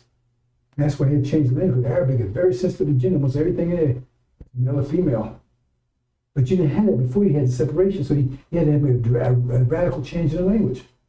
But here, we gotta do, brothers and sisters.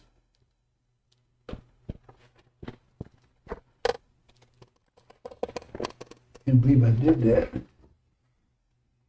This is my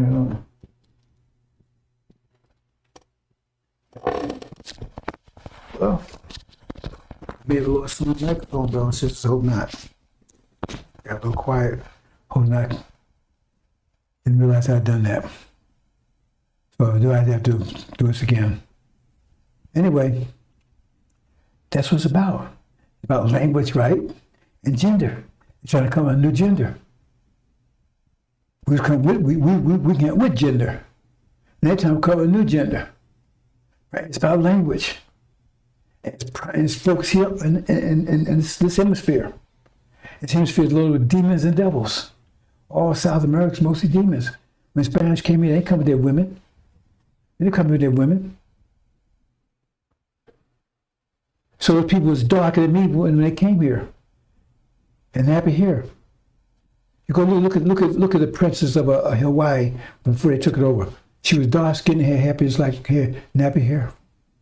So those people, even so-called Native Americans. So they brought me, that's their seed. So when you see in South America, mostly, I'm not, you got some dark people out here too, right? Like Brazil and all kind of stuff, right? But that's what happened. So they're mostly demons down there and devils here in Canada, mostly devils. But south of the border is mostly demons. That's the chief demon right there, a little ape.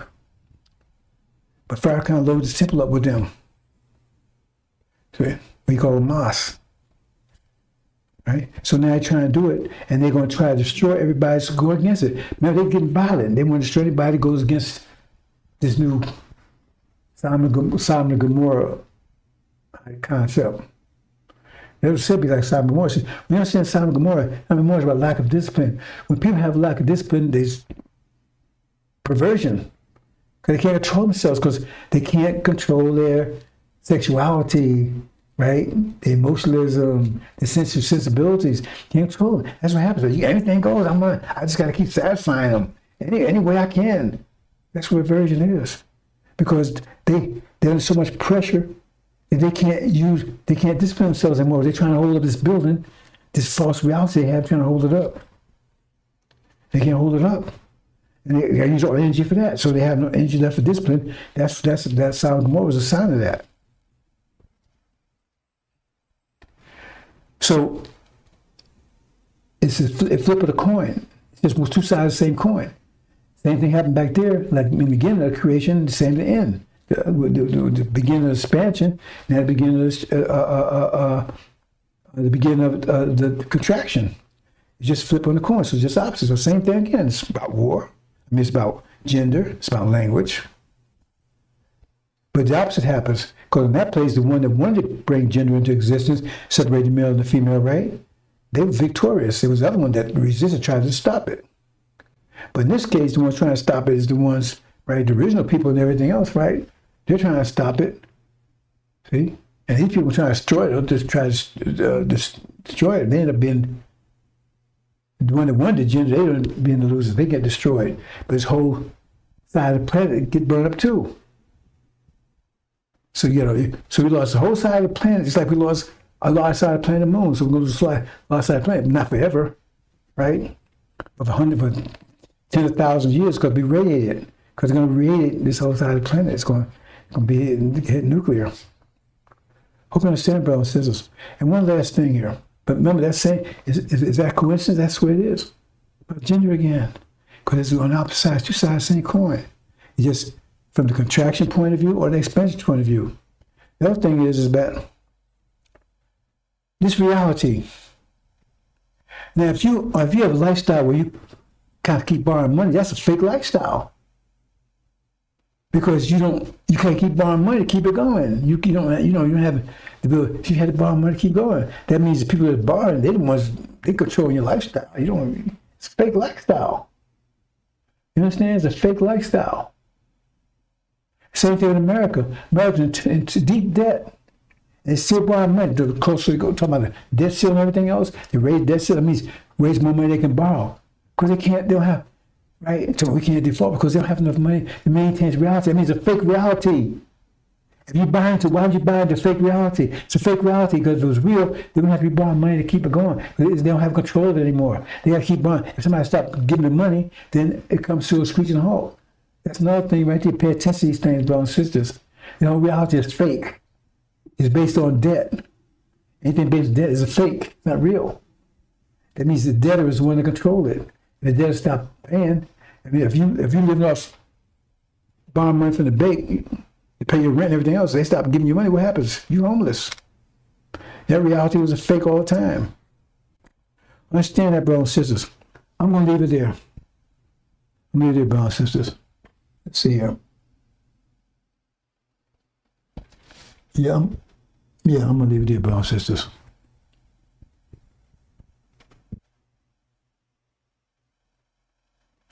I'm going to leave it there. Okay, brothers and sisters, hope you understand.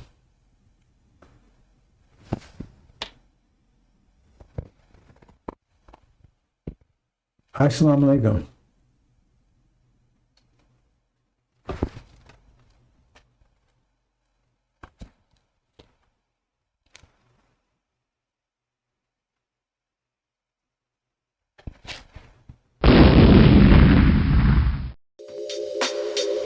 Welcome to the Injil Radio. Welcome to the Injil Radio. Welcome to the Injil Radio. Welcome to the Injil Radio.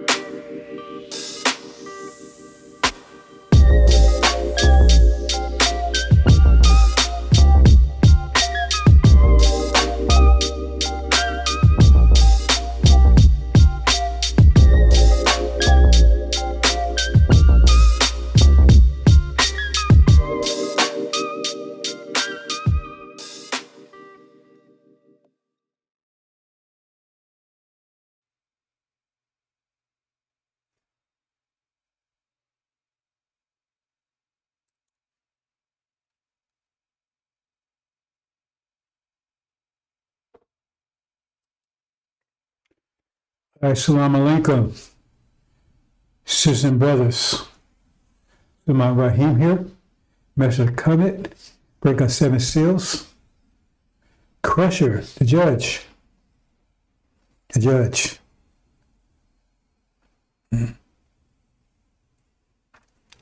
Before you can judge,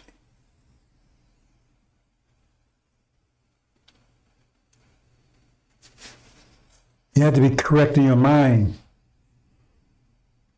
correct in your heart.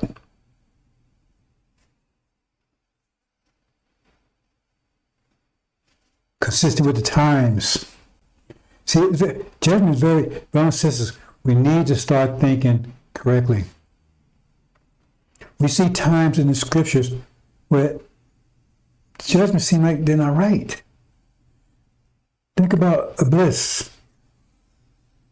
When he refused with a beast that would make Mr. shed blood. He said, but he was judged in error. Because at times the situation is important. Because judgment has to be consistent with the times. That's why the books have to be consistent with the times. I can't get that point over clear enough. That's why it says submission to Allah is the most important thing, because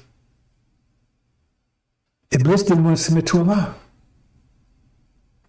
He said, well, why are you telling me to do something that's wrong? Well, it's wrong to you, but what Allah's response was, I know what you know not. Because see, he's telling you, Quran has a lot of ways of telling you things very discreetly or very subtly. Because all the scriptures from 60,000 years ago up to now, for even billions of years ago, talk about this time in some respect. But only the Injil talks about it in very detail. All I'm talking about, because there's 2 most important times in history. Beginning of expansion and beginning of the contraction. And the Quran speaks about these things in very subtle ways.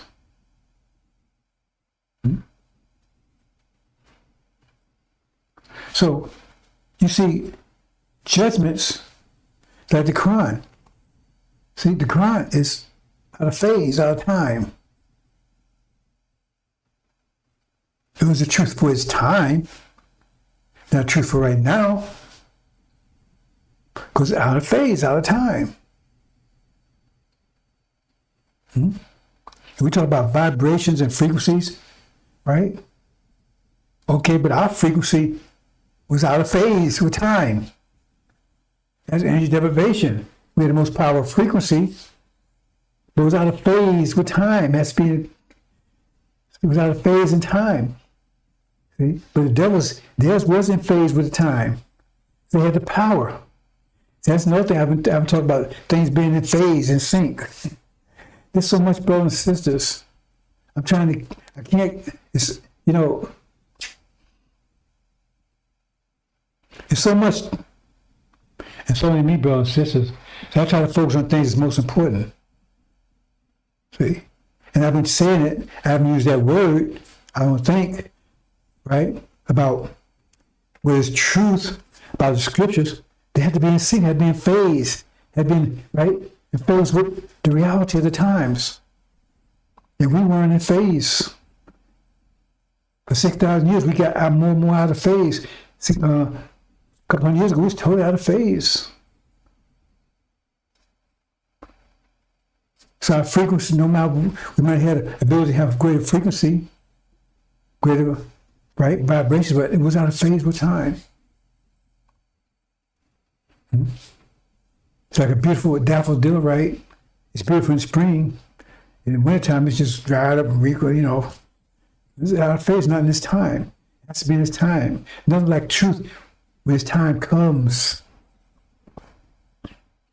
As the prophet Jesus says, it's many things I could tell you, but you can't bear to hear them now.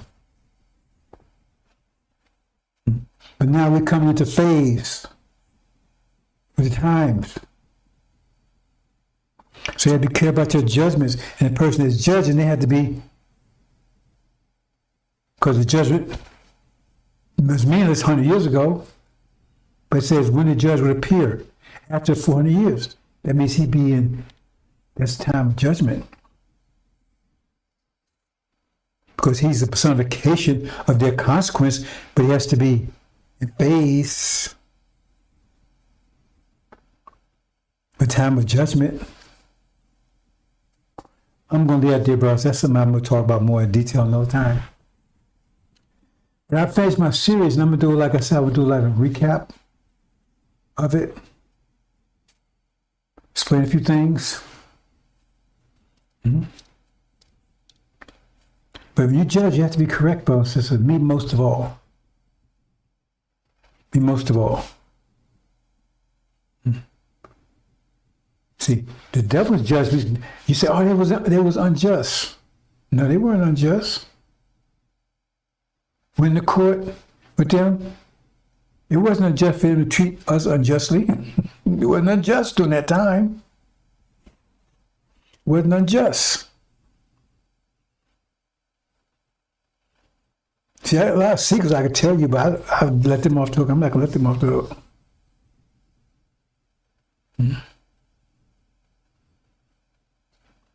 But see, when you understand their creation, the problem with their creation is that they was created for a certain period of time. So they can't adjust their behavior. Because if they could adjust it, well, I say it, because it really doesn't matter. Okay. When we was at the height, the depth of our energy deprivation, we was nothing. They made turns to nothing, but it was just for them to do that. It was just for them to do that. And as we start moving out, we start, going out of it in the 1860s. If they had adjusted accordingly, their behavior, and treat us a little better, still be unjust. You know what I'm saying? Because some people would think that's what's happening now. Then they run the Farrakhan and say, yeah, Farrakhan was right. No. See, the problem is, devils can't stop being devils. Snakes can't stop being snakes.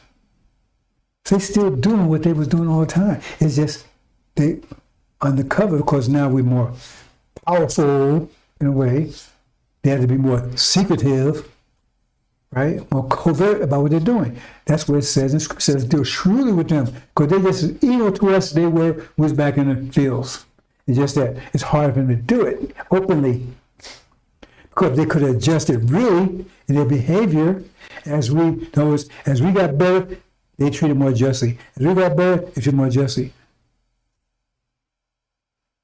Then they would not have been considered unjust. All been forgiven and would live happily forever after. But they can't do that because they limit to their just. Their frequency is limited. Ours is unlimited. I wouldn't change our frequency from one end of the scale to the other. That's what Elijah Muhammad said that. He says the original man can adjust to any situation. That's his way of saying it.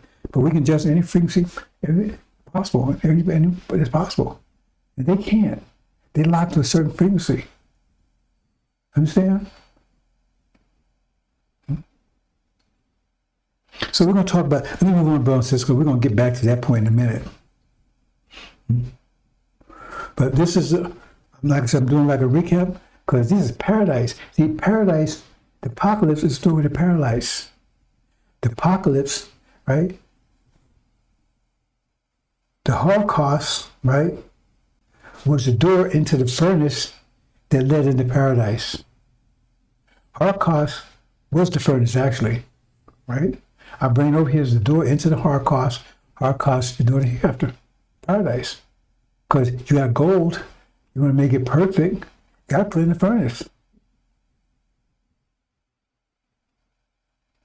And what comes out is pure. What stays in is of no value. And that's what we have right now. Because some people are going to stay in. Right? Because they can't make it in paradise. And most of you understand what paradise is. Paradise is not someplace, when you're going to lay back and watch videos. It's not paradise. It's like it's kind of an irony type of thing, right? Because the pressure is going to increase. I mean, the pressure's going to be so intense that eventually no one's going to be able to stand up but one person. So he said, well, it's crushing everybody. Yeah, it will crush you if you can't keep up with it. And that's kind of somewhat a paradox of the hereafter.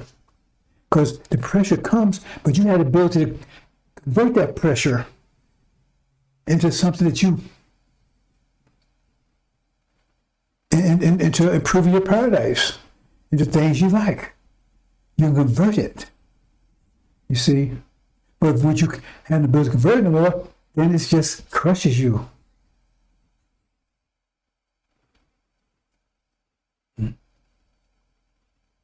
And people that can't overcome this reality, but they have no chance in the hereafter. Because they have a lot of energy, but they don't have the ability to do anything with it. They don't know what to do with it. They don't have the ability to do anything. They create their paradise. So it crushes them out into the out of existence. And the angel, the angel is the book that qualifies you to have the structure, right? The energy matrix, right? To enter paradise. Because a lot of people enter hereafter, but entering hereafter don't mean enter paradise. Because hereafter also, a lot of people enter into hell. See, people think, oh, hereafter is great. Wait a minute, the devil's hell would be in hereafter. There'll be a hell. Somebody's going to walk into hell because they don't have the ability to handle. And the thing is you got it, but you don't want to use it. If you don't use it, that's on you, brothers and sisters. I can't emphasize that enough. Because you get one last chance to the tribulation, right? To get on the ball and get your brain activated. I know I'm not getting that point across to anybody. I know I'm not. Because they have no idea what they're up against. We're going to talk about that a little bit, right? Because you have no idea what it took me to get this information to you. The mind power, the mind, what do you want to call it? I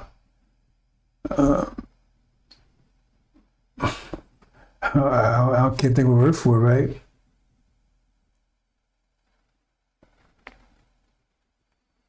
But to break the 7 seals and to get all this information that I've gotten up from that, it was.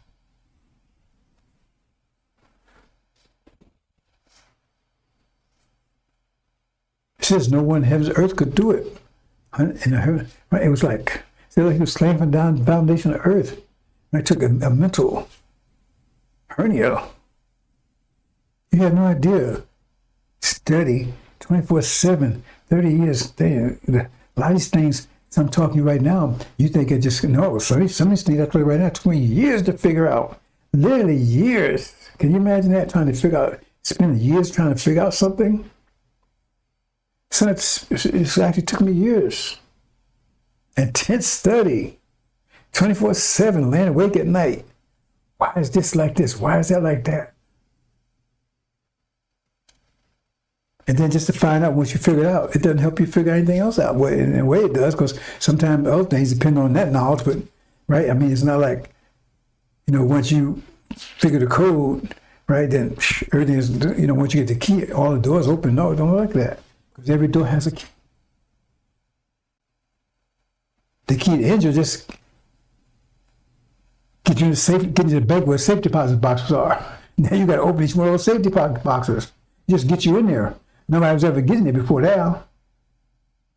You go to the bank, you got all safety boxes, but you have your key to get into the vault where the safety boxes are. And then your key just gets you to the vault.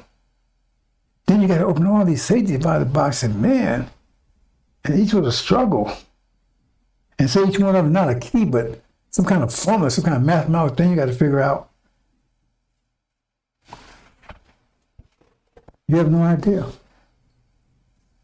To get this knowledge to you, to qualify, and you have to get it to qualify to get the hell out of here. Say the 104,000, they qualify. You don't know who they are, but you're going to see them soon.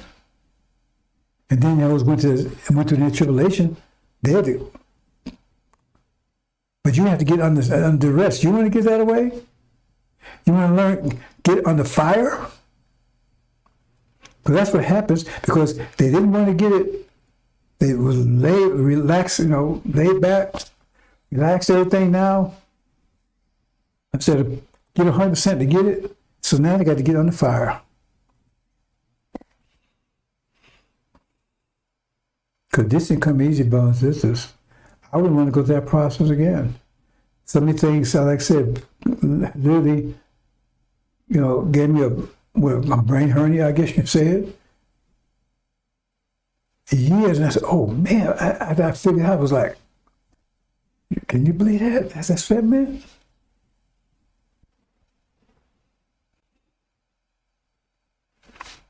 Let's move on, brothers and sisters. Got quite a bit to talk about. Say them close. This is paradise. That's the end of the apocalypse. Ends in paradise for some, and everlasting destruction for others. There's no everlasting hell, but there's everlasting pain and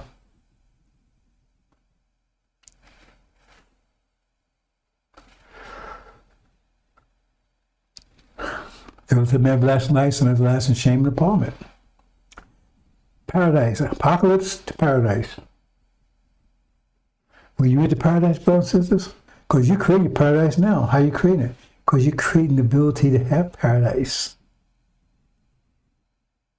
Because those books give you the ability to have paradise. Because you have no idea what paradise is right now. And you can see a whole technology that's way beyond this. Way beyond this. Light years behind this, beyond this. This is nothing. From AI and all that kind of stuff, they have nothing compared to what we have. Nothing. You'll be able to navigate the universe. Do things you can't even imagine. Scripture say your heart and mind cannot imagine what's about you would get if you get into paradise. You also can't imagine the depths,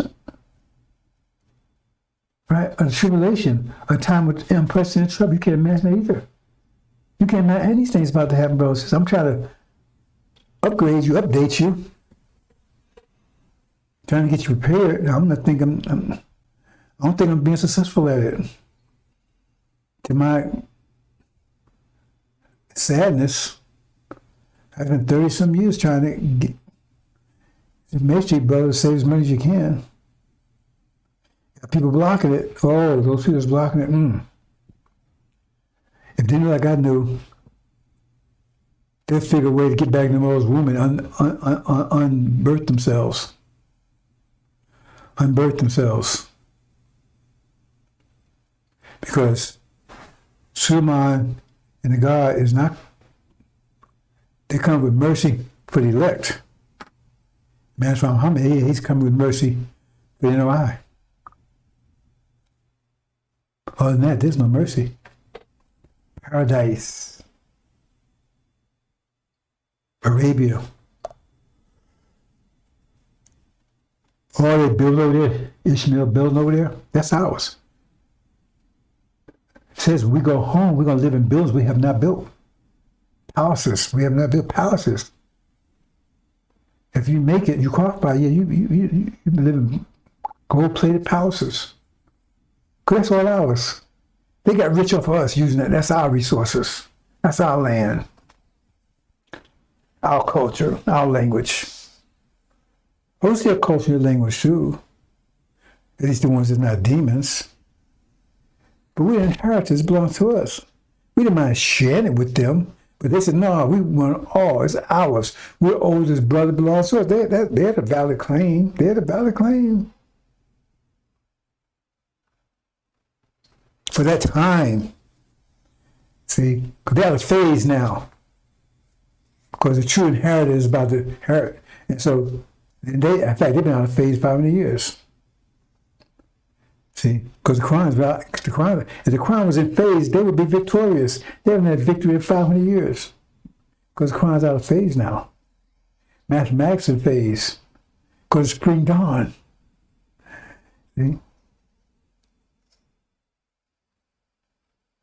It's basic mathematics, but it's kindergarten mathematics, but it's mathematics. This is another way of getting you prepared. Nobody's going to take you from the winter to the spring. Right? They're going to take you out of the freezer and put you in a frying pan. That's where the benefits of Adam, right? Because he would be given that. Because we have everything to our advantage, brothers and sisters.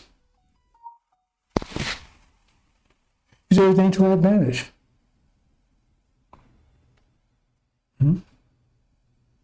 So we right here, with all the technology, all the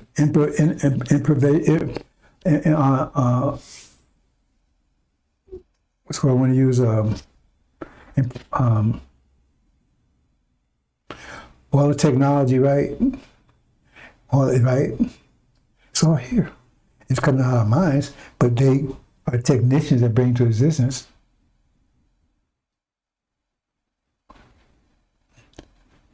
So it's starting to get our minds to think mathematically. Those of us that pay attention. I'm not going too deep in that, brothers and sisters, because we have control of everything. It says Allah has control of everything. We never lost control. Because it happened like we planned it to happen.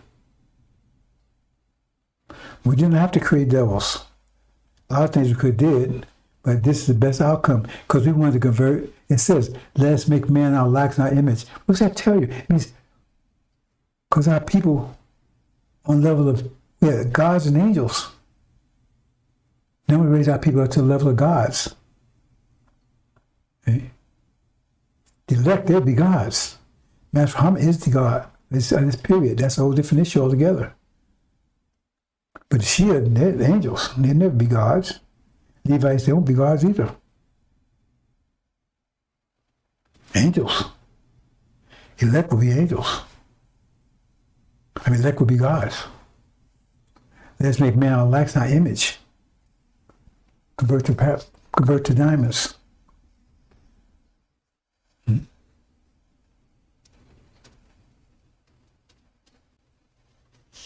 Let's move on, brothers and sisters. I want to talk about a few things here. I don't want to forget anything. But brothers and sisters, get out. America is a target. America is a target of the apocalypse because they created Gog and Magog was worse. They're going to proceed to back up most of the consequence. They was foremost in the Holocaust and everything else. They had a so-called royal thing, right? Why are you honoring those people? They enslaved us. You got Negro, hey man, no creed, okay, whatever. This is ground zero. You do not want to be here, brothers and sisters. I want to be here. I'm telling you, it's a mercy because you weren't supposed to get this message until Babylon fell. I'm telling you in advance. If you got any sense, you got any wherewithal, get the hell out of here. Brothers and sisters, you do not want to be here. This is ground zero. Well, I'll be here up to the last minute. Matter of fact, deliver us.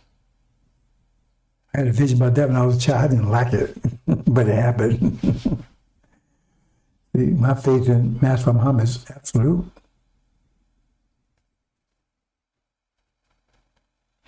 There's no doubt. I never met the man. I never talked to him. My faith in him is absolute. Okay? What do you call me in chapter 19? Faithful and true. Get out, brothers and sisters. Get out. And this was the series, right? I covered these points, and anybody interested, I'll go into more detail on each one. I wanted to give you a basic rundown of the apocalypse. Because you got Lion Falcon over here telling you, hey man, Armageddon is a war, end all wars. No such thing.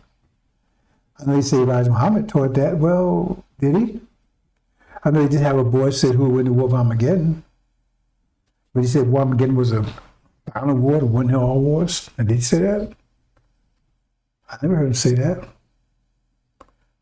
Even if he said it's not correct. I share all the wars. And all these wars I tell you about, scripturally accurate. All you got to just check them out. See, lots of wars, brothers and sisters. Lots of wars. Armageddon just one of the beginning of it. So like opening shot almost. Master by Muhammad is the master of it. Master of the day of acquittal. This day of acquittal. Acquittal is consequence. Master by Muhammad is the master of the day of acquittal. Master of consequences, God is age. That means he fires it off. He said, okay, it's time. But, you go to race, fire that gun, that's him. Once he fires that, so it races off. And running. Far from running, brothers and sisters. So we're going to talk about this because the whole apocalypse starts with war in heaven, ends with a war in heaven. Starts with war in heaven, ends with a war in heaven. Isn't that interesting? Starts with both. Ends with both of them start, end with the same place. Heaven, Middle East.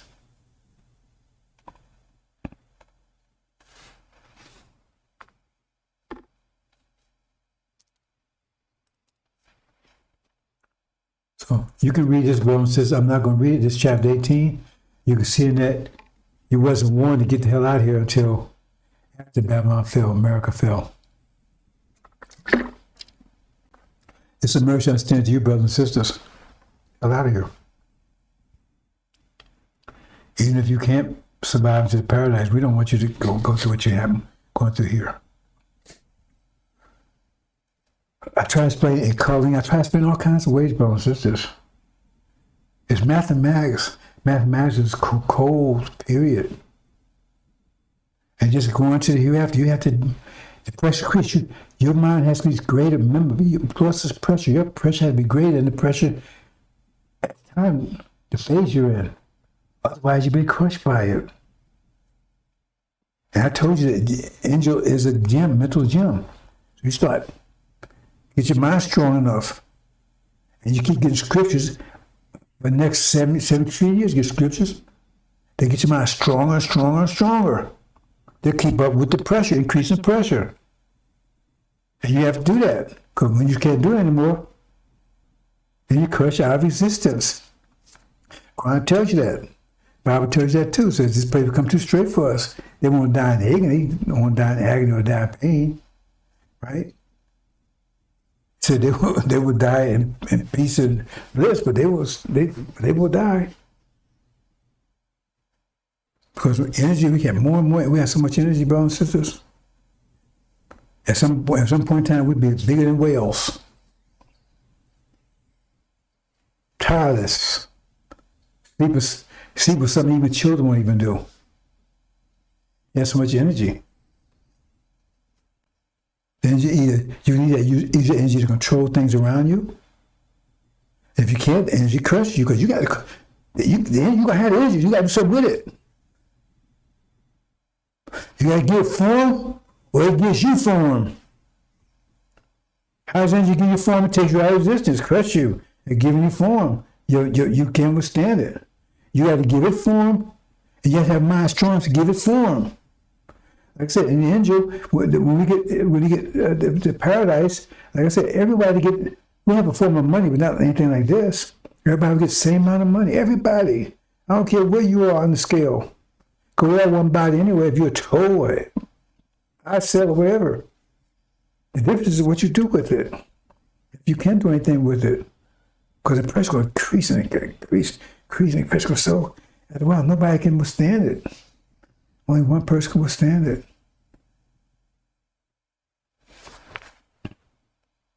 That's a very important point, Bounce.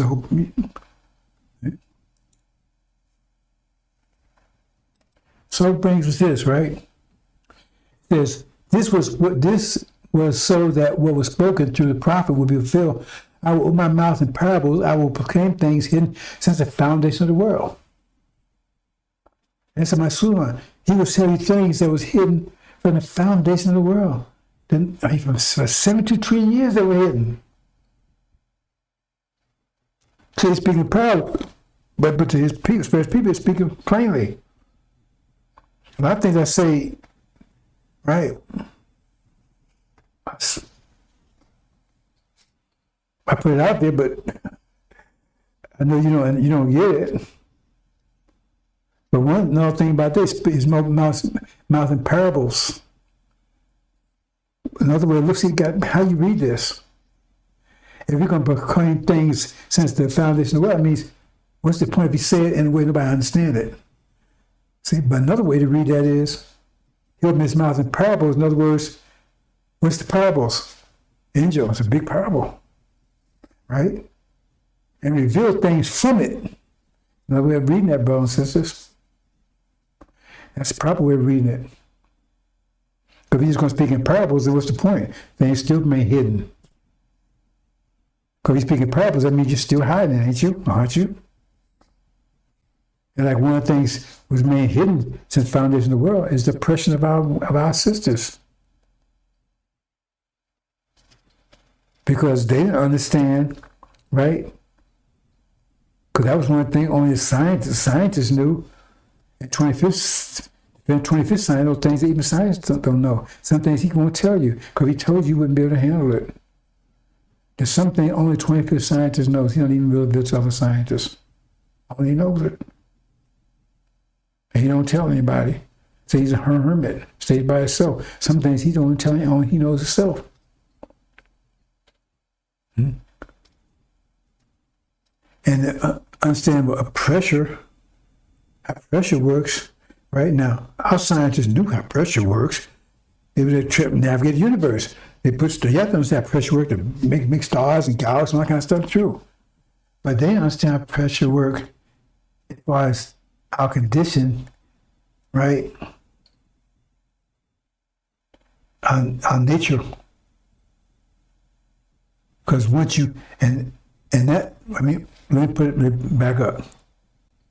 They knew. The angels didn't know. Remember, so even Adam taught angels things they didn't know. He says he taught angels their names. They didn't know their names according to angel. I mean, crime, but that's something else altogether. So scientists knew, and certain people knew, and they didn't know, but they kept it. And the scientists were on board with keeping women in subjection. They were on board with that. They never revealed to women that they, right, about they was equal to men, because they wanted to keep them under control. I mean, that was their thought process. It was hidden from the females. And so men was able to dominate them with strength when the females knew how pressure works, because they could have prevented that. But the scientists thought that was the best way to go, and that's where he went. It wasn't meant to destroy women. Because I understand the way the thinking was, because you got to understand.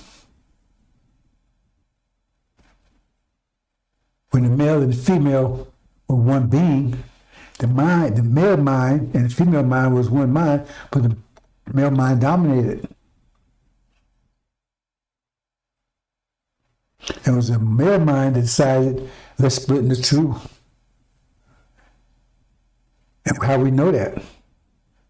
Right? Because he put he put the childbearing and everything on her. He didn't want to bother with that, so he put all that on her. Because if the decision had been a female decision, she'd put on us. So the male mind dominated.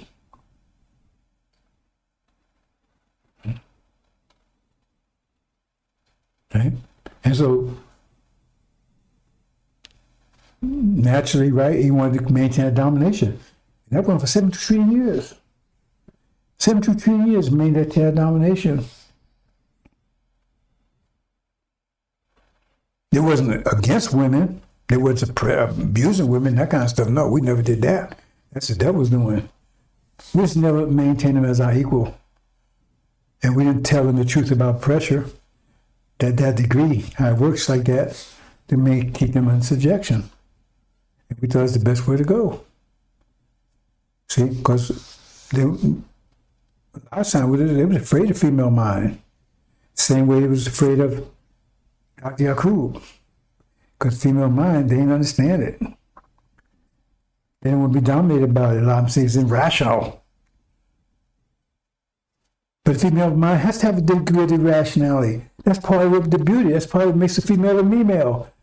See, they don't understand that. But see, the point is, how can they understand that female themselves? You see the problem? That's why Susan had to come and straighten all that out. How could the male understand how the female themselves? So they look at the female from the male perspective. And that's wrong. How can you look at a female from the male perspective when they have a view? And that was the problem. And they had the strength, so that dominated. If anybody objected, they could use their strength to suppress it. And the women didn't know they had a way to finish something. They didn't know what it was because that knowledge was kept from them. They could have stopped it. They could have put a screeching halt. They didn't know because they had knowledge. And soon as given knowledge to do it. Now what they do is afterwards, that's up to them. But how could they know? See, the males, hey, because a female, if the female has to have a degree in that rationality, that's what makes them beautiful. That's what makes them female. You think make one of that female? I mean, they don't necessarily do that. There's devils do that, right? They need to do it. They're ugly as hell, right? They're trying to look like the original woman. But the way she make us beautify so one thing, like, I said, man, why are you going through all that? You jump in the morning, man, you throw your pants on, right? That woman, she take half an hour, man, because she's more concerned about her appearance and everything. Because if you're beautiful, you'd be concerned about your appearance, wouldn't you? More than the male would. You're more worried about his strength. I can get it. I'm ready to go, man. I'm just do out, right? Because she's gonna look at him in a different perspective. And then the male, he wants that. He don't want to come out look like raggedy and bummy, but then he don't appreciate the fact that it took a while to look at raggedy and bummy. You understand what I'm saying? He want it, but he don't want it. He want to come out look beautiful, but he don't appreciate how long it takes her to do what she need to do, the dress and all that stuff to bring the beauty out. So the male's perspective dominated for 73 years. And this woman had to come and break that. And get a woman the power. See? Empower them to put things in balance. Because you want them to be beautiful. Look, let's take it for instance. What male would go through childbirth twice? You couldn't find many of them that will go through it once. How many would have to go through it? What do you think? How many wouldn't do it? Man, you crazy? I'm going to go through that again? Wouldn't do it. I mean, we have zero population. Female do it over and over again. Say, man, how will she go through and keep doing that? But she keep doing it. That's irrational. Yeah, it's built in. That's part of her beauty. You call it irrational. It's not irrational, it's mathematical, but see, it's irrational to you because it doesn't make sense. So anything that don't make sense to you is irrational. That's what you call irrational, because it don't make sense to you, because it don't make sense to your perspective, because you're male, so you can't see 100%. When you was one being, you saw it all. But now you only see half of it. But you think that half is the only side there is. That's the ignorance of your strength. And that's what makes strength. So women don't appreciate it either. That's what makes the man strong.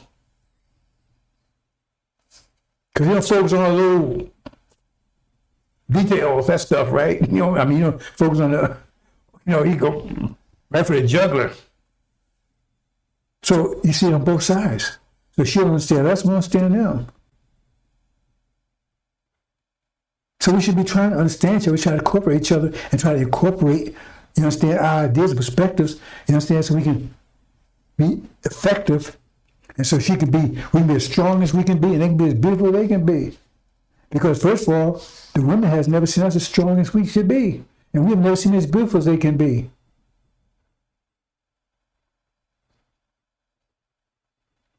And that's why I said part of this war comes to say they're going to see a new man. They're going to see a man they never saw. Because when we go to this war, that final war, and the original man come back into itself, you're going to see a God that you've never seen God like as powerful as that before. And you see a goddess as beautiful as you never seen before. You're going to see it's going to be beautiful on both sides. You're going to awesome strength and awesome beauty. More than you ever seen before, ever. But they're going to be working together equally. Because he's not going to suppress our beauty anymore. Our beauty's going to come out full force. And she's not going to deny his strength anymore. His strength will come out full force. It's going to come out in her favor. Her beauty will come out in his favor. Hope you understand, brothers and sisters. I'm saying these other things hidden from found. A lot of things. You hear me saying things nobody ever heard before. But they're mathematically correct. You go back and check them. It says he would tell you things were hidden from the foundation. That's one of the things right there. Equality of women.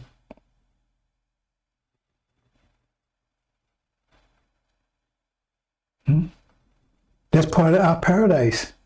Because women be so more than you could ever imagine.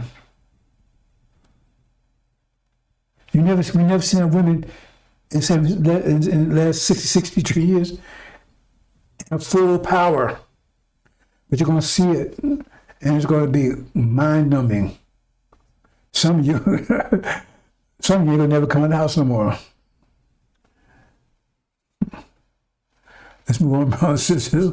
I'll leave it like that, you know.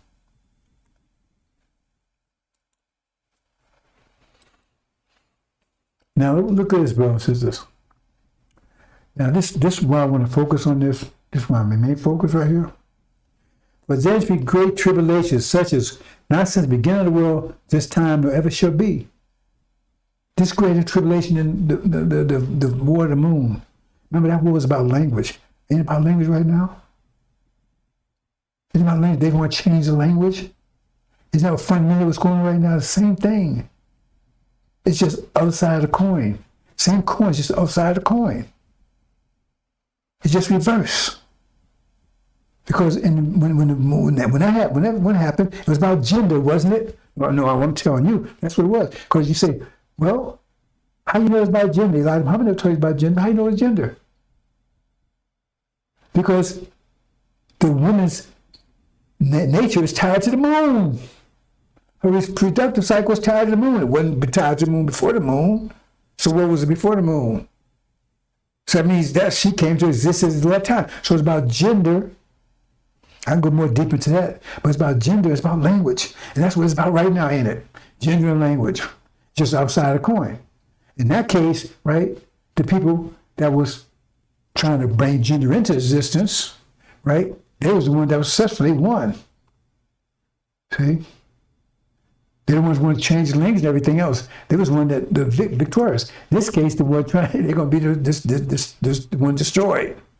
It's just a trying to make stuff as simple as possible, because this is mathematics. It's just, remember, the universe contracts and expands. One is just opposite of the other. One is tension and one is pressure. Now we're in a state of tension, right? When the universe totally expanded, that means they had tension. When it's totally so we start in a state of tension, bringing energy back. When the universe totally contracted, instead of pressure, and we expand it towards tension. So in other words, just two sides of the coin. And what's happening right now is the other side of the coin. You never heard that before, have you? And that's exactly what's happening right now. Language and gender, ain't it? It's right in the lessons. I told you those lessons. They don't understand those lessons. If they did, they would first of all, Farrakhan would have been thrown out a long time ago.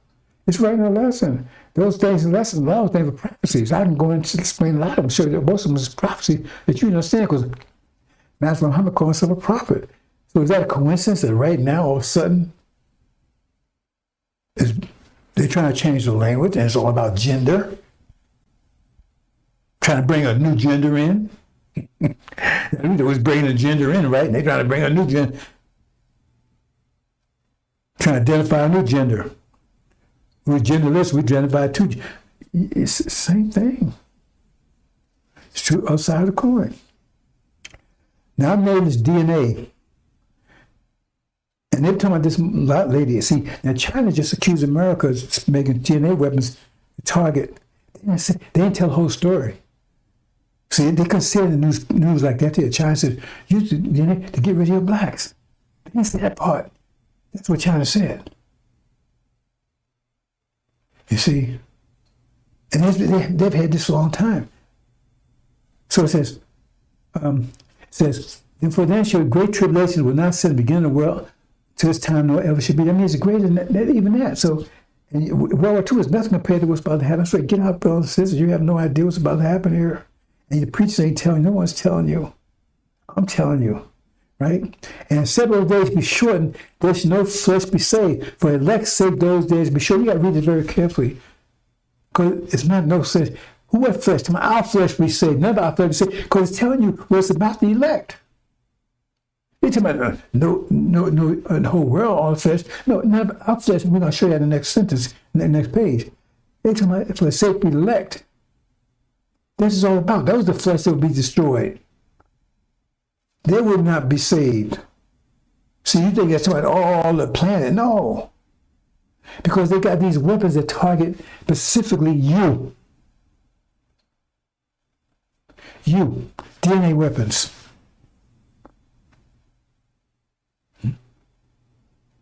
And the jab, oh, I'm about to be just deplatformed now. That was a precursor. I can't talk about that too much, Bones. I can't talk about it. I can't let know my John know, but it had something to do with setting this thing up. Because they knew what 2020 came in. They knew what that's about. Especially false Israel. They knew exactly what that meant. Didn't they know that? They know that scripture was taught about them. They told Jesus that. They said, we've never been in bondage. They told Jesus that scripture didn't apply to them. They know it applies to you. They know they stole your inheritance, just stole your ID. They know all of this. They can't tell you. And when that came in, they knew exactly what that meant. Exactly. So they had to try to figure out to trick you out of it. They knew exactly what that meant. They can let you know. And so they had to set this thing up, right? Time to get you out of here. Let's move on to the next one, brothers and sisters. I'm going to try to cover, maybe I'll have to end up talking some more about this. I'm trying to get this done today, but there's so much thing to talk about. They have said, come, let us cut them off from being a nation, that the name of Israel be no more remembrance. Now, what are you talking about here? See, you could, no, wait a minute. Come off from being a nation. There was people, well, there's already a nation over there. They cut some things off from becoming a nation. It was saying right there, becoming a nation. God, I'm going to proclaim being a nation. They're stopping us from being a nation. It says right in Exodus that we might lead a country. But we'll brace out, right? I didn't put all that in there. We'll brace out that we're side with the enemy and we'll fight against and lead a country and become an independent nation. They're talking about us.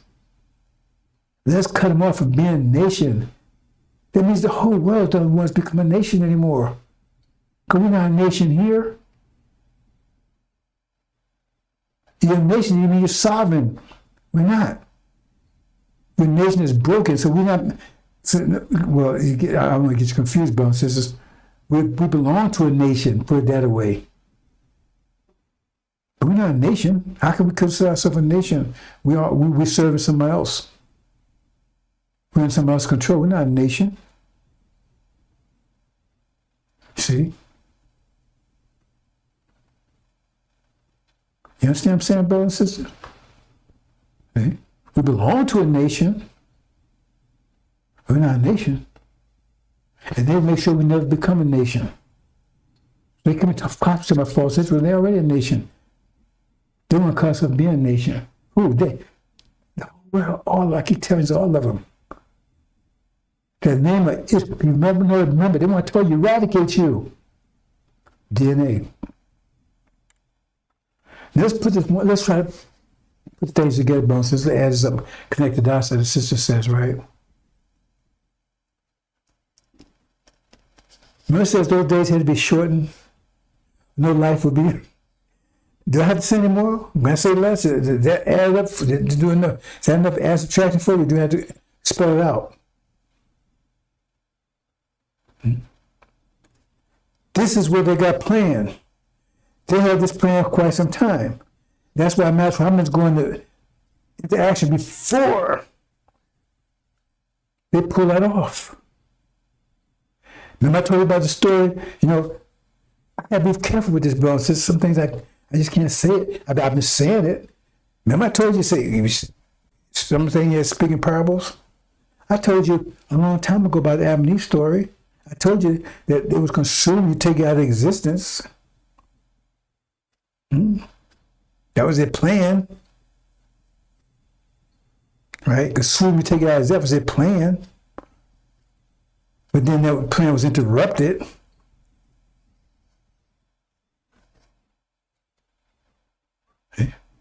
So now, instead of, they won't do the DNA. Why? They have to keep adding up for your bone system. They have to put some multiplication and division and some vectors in there. Because they got a famine, so they can't get rid of you like that. They got to eat you. They can't get rid of this way. They got to eat you now.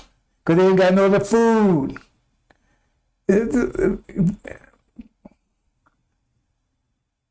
That's it, more brothers and sisters. I mean, I'm talking to them too. Are you getting it? They did platform me yet? Because I told you, I put Adam's story behind what happens. That's what they planned. I said, I got a whole presentation what they plan and what Master Hunt plans. They plan to eradicate you. See, they weren't planning to eat you then. Why would they plan to eat you then? When they still have food and everything else. Why would they plan to eat you then? They take out existence, they have food and everything then.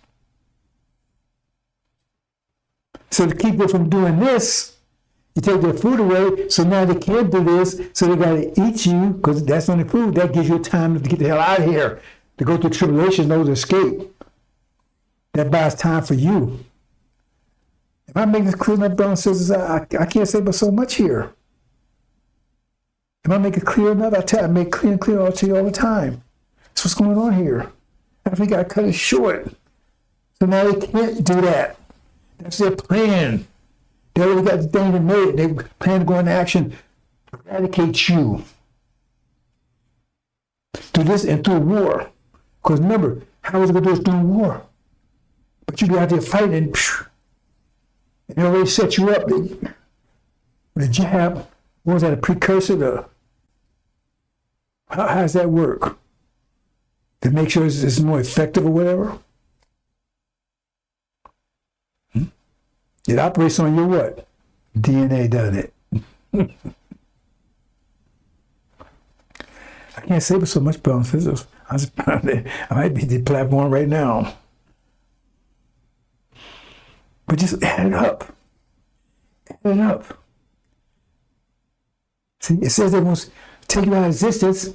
This before the famine, that's their plan. They weren't looking for no famine, nothing like that. And when you add me story, there wasn't no famine, so why would they be eating you? They take you out of existence. They said become gods themselves. They live forever. Because if they take us out of existence, then what does Matt from have to work with? He has to work with them. If you want to have a nation, country on the rule, he's a God of his age, he has to work with them. Take us out of existence. They say, you become gods. That's what I told him. You become gods like them. But now you be the gods of day and round. You're the best. Am I making it clear enough for you, brothers and sisters? I keep telling you, you have no idea what you're up against. I keep telling you more and more to it. So now they're actually talking openly. So I figure I could talk more openly now because they're actually talking openly. China was accusing them. They was accusing China, right? But the point is, China actually said, you're trying to get rid of black folks. They didn't publish that part. They talk all around that part. Why would they be doing it? Why would they be doing it? They want to get rid of them. They want to get rid of themselves. They're trying to get DNA weapons, get rid of all Europeans. Is that what they're trying to do it? Come on. Just to eradicate you. Cut them off being a nation. Maybe remember no more. That's the whole plan. That's what it says in Adam and Eve story. But matter of fact, I had to go at right? And boom. And so therefore they weren't able to do that. Because now they can't do that. Because they got to eat you. They need food. You don't need food. You need the food. See? So they can't eradicate you because they need something to eat. You're the food. And that gives the Levites, right? Time to get the hell out of here. See, because they could eradicate them on the way out with this weapon, right? Why fight with them? Why chase them? Just drop that on and get rid of them. No, we chase because we got to eat them. We can't give it up now. We got to eat them. That's that safety net. That famine, right, is a safety net for you. Those you remain here, they keep eradicating you. But if you get caught, you get eaten. Otherwise, they were just going to drop this bomb and that would be the end of you, all of us. I'm not saying more of that, brothers and sisters. There's so much to say, brothers and sisters. And those books, this kind of some information in those books, but the brothers don't seem to want to study those books. They need to study them. I tell you, there's some powerful stuff in those books. You wonder how I got, some of this stuff is in those books. Some of this stuff is in those books, brothers and sisters. See? I told you, now I'm studying those books now. I have to. Because if y'all don't study, I got to. It's got to come out. Because this is about tribulation. This is why I just told you everything is about tribulation, to change the whole texture of it. Instead of eradicating you, now they got to eat you. That keeps you from eradicating you as a people. They're still right, but now they got to catch you. Otherwise, they can just drop and go. Now they got to chase you down. It's like they give you a chance to get to, flee.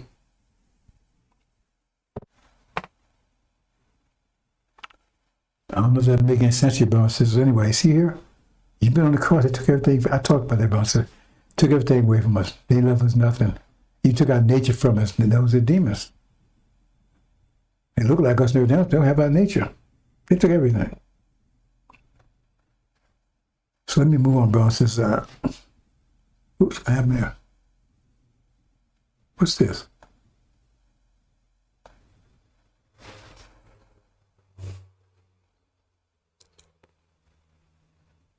Okay, Battle for Zion. I can tell you, brothers and sisters, it's all about Battle for Zion.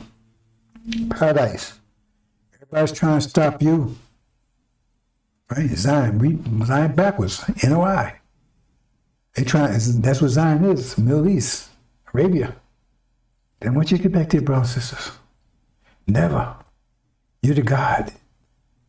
And the bottom line is, without mass fight money anyway, even if they won, they lose because they would still be confined to this area of space. They could never get out there. As the Quran says, there's strong guards on it. They could never get out there. They could never develop technology to do it. If they did, they could navigate, and the speeds they would have to travel, they can't even imagine. They can't imagine moving fast as speed of light. We go 24,000 miles per second. We get to the nearest stars fast. You can go from New Jersey from Newark to Pattern. Battle for Zion, brothers and sisters. Battle for Zion. See? Right now, they took everything from us, our land, everything. So once the war starts, because that's what Apoc's all about. When the first thing happens, right?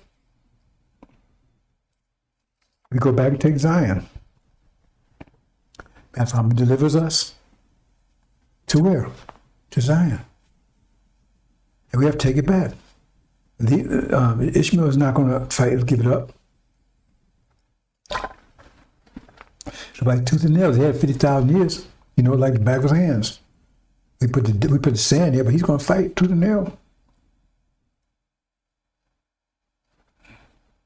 But we're going to defeat him and put him in submission. And we're going to get rid of all the demons over there, because there's a house full of demons over there. And get rid of the house of Assad, which are not even Arabs to begin with. They're not relative to us. Well, in a way they are, right? Because Ishmael's mother was a Indian. See? Because they put Isaac's mother, right? The one that was blessed, his mother was Sarah, original Shabazz. But Ishmael was a servant. His mother was Indian, so he's half Indian. See? He's original. Oh, I talked too long, bro. Sisters, I said so much to say, bro. Sisters, it's hard. So much to say. I started talking about this, and I have to always limit myself. We're going to walk through this rapidly. The hawk looks equal, that's right. Remember, the Shia, they're European, but on the original, the paternal side, tribe Shabbat is on the paternal side, right? But on the maternal side, the European, right? And then they're European, so they're like the hawk. And Europeans, right? Specifically America, Britain, and false Israel, they're the eagles. And they go to war first. That's the war that breaks out in heaven. How did war break out in heaven? That means if heaven's beyond somewhere started, how we know the war broke out there, first of all. And it says evil men, evil men take the kingdom of heaven by force. So how could, if heaven is way beyond the 10th dimension, how could evil men take it? It says it. Evil men take heaven by force. So that means heaven has to be here on this planet as the Middle East, period. How can men take it? Evil men take it by force. Since days of John, evil men are taking kingdom of heaven by force. That means it's here, the Middle East. And they rose up and took the Middle East in 1990s. Same time the seals were broken. They entered heaven, took over it. They control heaven now, Middle East. America, Britain, and false Israel.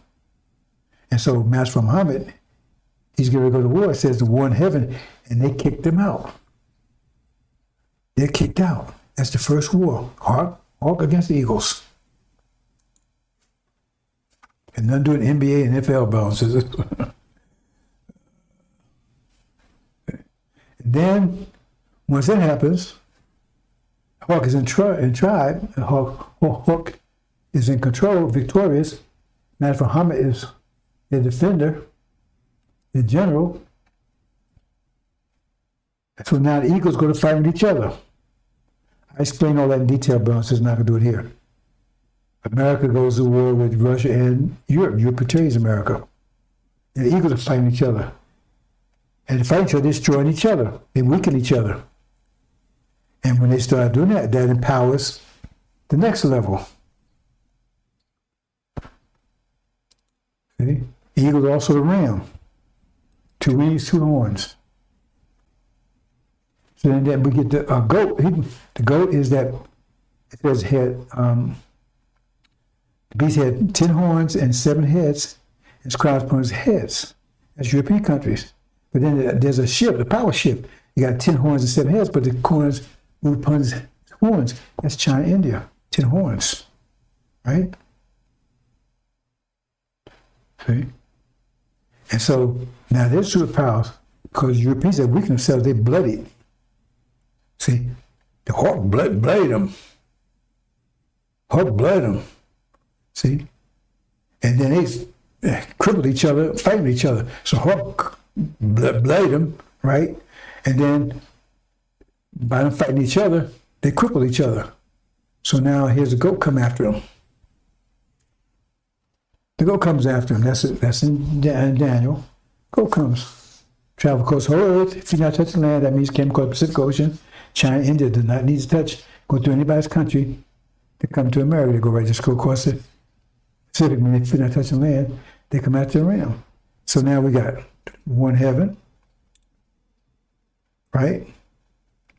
That talks about it. What about that war, Farrakhan? You say, Armageddon's war in all wars. What about the war in heaven? What about that war? That's the first war. Then comes Armageddon. European war. 2 wars, right? I said the hawk versus the eagle versus eagle. That's that eagle versus eagle, right? And also the eagle versus eagle, right? You have the vulture there. Do you know it's vulture? Well, that's the demons. That's the war in itself. That's part of it. The demon war is part of the tribulation war. I didn't knock that. I didn't point out specifically, but the demon war, that's the mass and blackface devils, right? They destroy America, the Armageddon West, right? The devils fighting each other, they destroy Armageddon East. So you got war in Europe and you got war in America. Devils and demons over here, and devils against devils over there. See? Sword within and sword without. That's what it says. So they weaken America so much. America's got bloodied, crippled. And then that's when the goat comes. 3 wars right there. 4 wars, really. Hawk and the eagle. Eagle. The vulture's part of it. We might call it a war, demons. We're going to call that a west tree right there. Right? And there comes the goat and the ram. It's 4 wars right there. And Armageddon's only one of them. What about that with Farrakhan? They talk about that in Daniel. Goat and the ram. 4 wars right there. With Armageddon's only one of them. So then the goat takes out the ram. And I just showed some graphics to show you, the geography of it. How India doesn't have to touch India come through the Indian Ocean, doesn't have to touch land to get to America. China doesn't have to either. And so the ram would come from the east. So they meet somewhere in between, which would be America. This whole hemisphere can be, remember I said everything's about language and gender? And so as a result of that, a whole part of Earth was blown apart. Well, because of that, all this part of Earth over here is going to be burned up. Thousands of years. Whole part of the Earth will be burned down. It's just the other way around. Put the moon out there, but now this whole place will be on fire, whole hemisphere. So that's just some geography here. Just move on, bro. Says how much more is there. Okay, then you say, right, here's the goat taking out the ram. Right? Takes out his flesh, burn with fire. See? So now we see Europeans crippled, bloody, right? And then part of it burned, destroyed. The other part, Europe east, right, be broken, but not destroyed yet. Right? That's by the goat. Britain, they're already gone. When the war opens, they're going to be taken out right away. Because they're firstborn. In other ways, that's no story. And then, what happens? Now the goat just took out the ram. This whole hemisphere is on fire. America, as far as Israel, no longer exists. So you got Europe there. Now when the goat came, right, the goat represents China, India, but also had Africa, non-Islamic Africa with it. Right? So it took out America. Really, all that's gone. Now the bear, remember the bear was with the goat. Because it said in chapter 17, so that's that other beast. It was a dragon, then there was a beast, had dragon, 7 heads, 10 horns, and the crown upon his head. That was European countries. And then there was another beast, he had 7 horns, and 10 horns and 7 heads, was crowned upon the horns. Well, that's China, that's European, Oriental and Asian, right? It's a power shift. Then he had another one that had 7 heads, 10 horns. He had no crown on any of it, but he's alongside the other one. Well, that's Africa. He's with China and India, on side with them. Okay? When they take out America and this whole hemisphere. But then they get to fight with each other afterwards. They dominate afterwards. Right? There's still time on present trouble. The tribulation is over at this point. People escape and they back home. Right? We're home at peace in Zion. So Zion's at peace. And we control the whole Middle East and half of Africa. As a matter of fact, he's ruled half of it. We control half of it. Half of Africa, all in the Middle East. And matter of fact, it says his Shia, right? His iron rod, he ruled the nations. So we're all back home in peace. And the world is being rocked with war, global war. And we're home in peace. But the whole world, and the goat and the bears hold the world in subjection except that. And then they go to fight each other. Because the bear, that's Lucifer, you find he's Obama, right? The bear, right? He says, I don't want to share power with anybody. Because remember, he's the one he wants to be like the Most High. So he goes over the goat and takes the goat out. He has authority, but he gets control of the goat's army, or the million-man army. He gets rid of that authority. Okay? So that's the war between the bear and the goat. Okay? In other words, that's 6 wars altogether now. And then he says what? Remember, he's in control of the whole world except for the Middle East and half of Africa. You know, he wants to be like the Most High. He wants to be the one. It's Lucifer. He said he was perfect in all his ways until iniquity was found into him. And that means it's jealousy. And that's when it says he's the Gog. Because it says God, America's Gog, and Magog is the mother of Gog, Britain. But when you study Gog, the person that ruling Gog is also called a Gog. That's where you get, and we're the true Israel, so we're at peace. Because that Jacob over there, when they returned, they were supposed to return to Arabia, Great Arabia, and that was a small place called Palestine, and they were supposed to be at peace. They would never have peace if they hadn't been over there. And they can't be destroyed once they put it back, and they at this point in time, they are destroyed.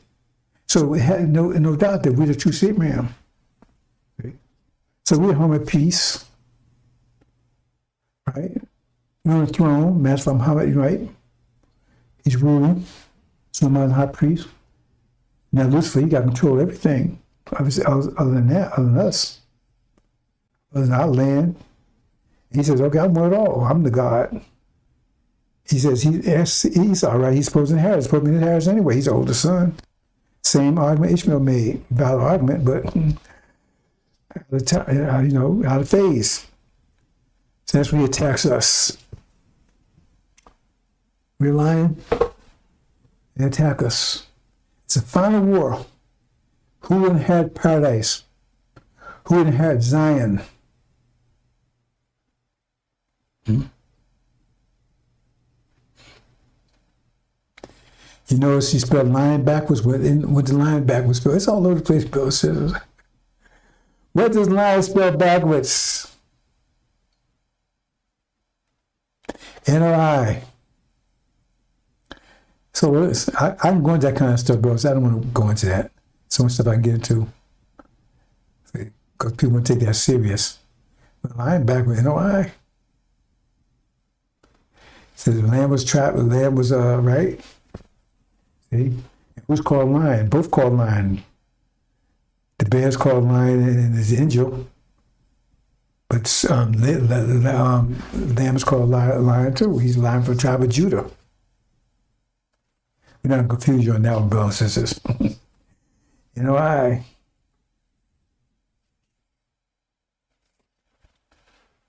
Okay, brothers and sisters, I think we're going to leave it there. Yeah, I'm not going to the mathematics, brothers and sisters. I don't think No, I'm going to do another special on that one. I just wanted to get you, talk some things to you about what's about to happen, brothers and sisters, to help you get prepared for it. About these wars. I'm going to tell you, hey, we're at Armageddon. What the hell? We should tell you what to do because Armageddon about nuclear bombs and stuff, right? He said, just believe in him. Oh, okay, well, you go have at it. No, I'm sure all the wars, bro, said there will not be a nuclear war. America will be nuked, but there will not be a nuclear war. That's why Mom will never let that happen. So you have to worry about that one. But you might be eaten because the famine is coming. When he breaks that power over there, he breaks it in every respect.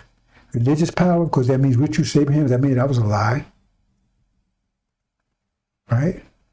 Economic power, because he's going to destroy the oil and deprive them of oil that this whole reality runs off of.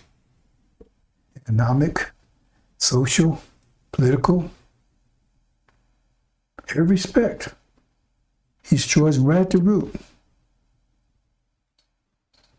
Hope you understand, brothers and sisters. Famine's coming. It's coming fast and furious. 100%. You're going to ride past, you can be riding anything, tell you the truth. You're walking past McDonald's, right? Wishing that you could eat it, because there won't be no food in there. And you might be on the food, you might be on the menu. Some of you will be. Hope you understand, brothers. I'm going to leave it there. I'm going to leave it there, brothers and sisters.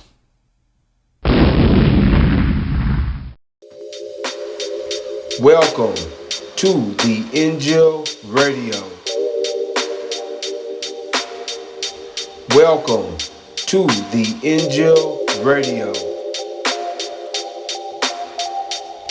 Welcome to the Injil Radio.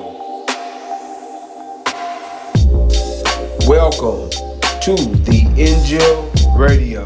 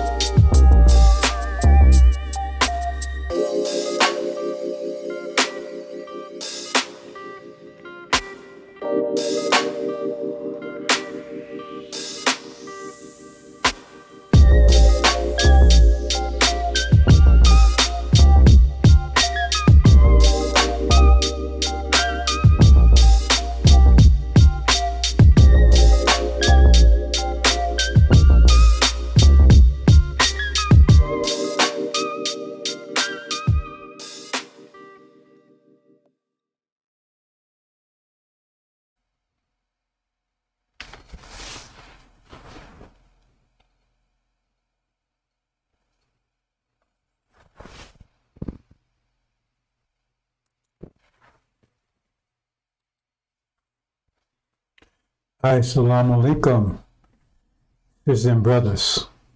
Sulaiman Rahim here, Messenger of the Covenant, as spoken of in Malachi. The Crusher, Sulaiman, Son of Man, Sulaiman, that's where it comes from. Crusher, the Judge. Breaker of 7 seals. Do you know anyone who claims to have broken the 7 seals? They haven't. You should be listening to them. If anyone broken the seal over Daniel, they haven't. You should be listening to them. It makes it very clear. They're the only one, that's the only one that knows what he's talking about, and the only one can guide you out of here. They say, well, Jesus broke the 7 seals. Well, that's not what the scripture say. And if it is, how come they're still trying to figure out what it means? He broke the 7 seals and explained it. Then why isn't it explained? It's not explained in so-called gospels anywhere. They don't break that down what those things mean. The dragon and the serpent and the witnesses. Those things are explained anywhere. And they're still debating about it. So if he broke them, why ain't he telling anybody? See, I mean,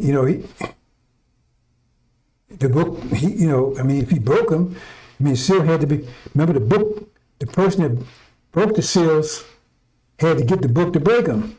But you claim Jesus bought the book. You claim either Jesus bought the book or his disciples revealed the book. Now, which one is either case?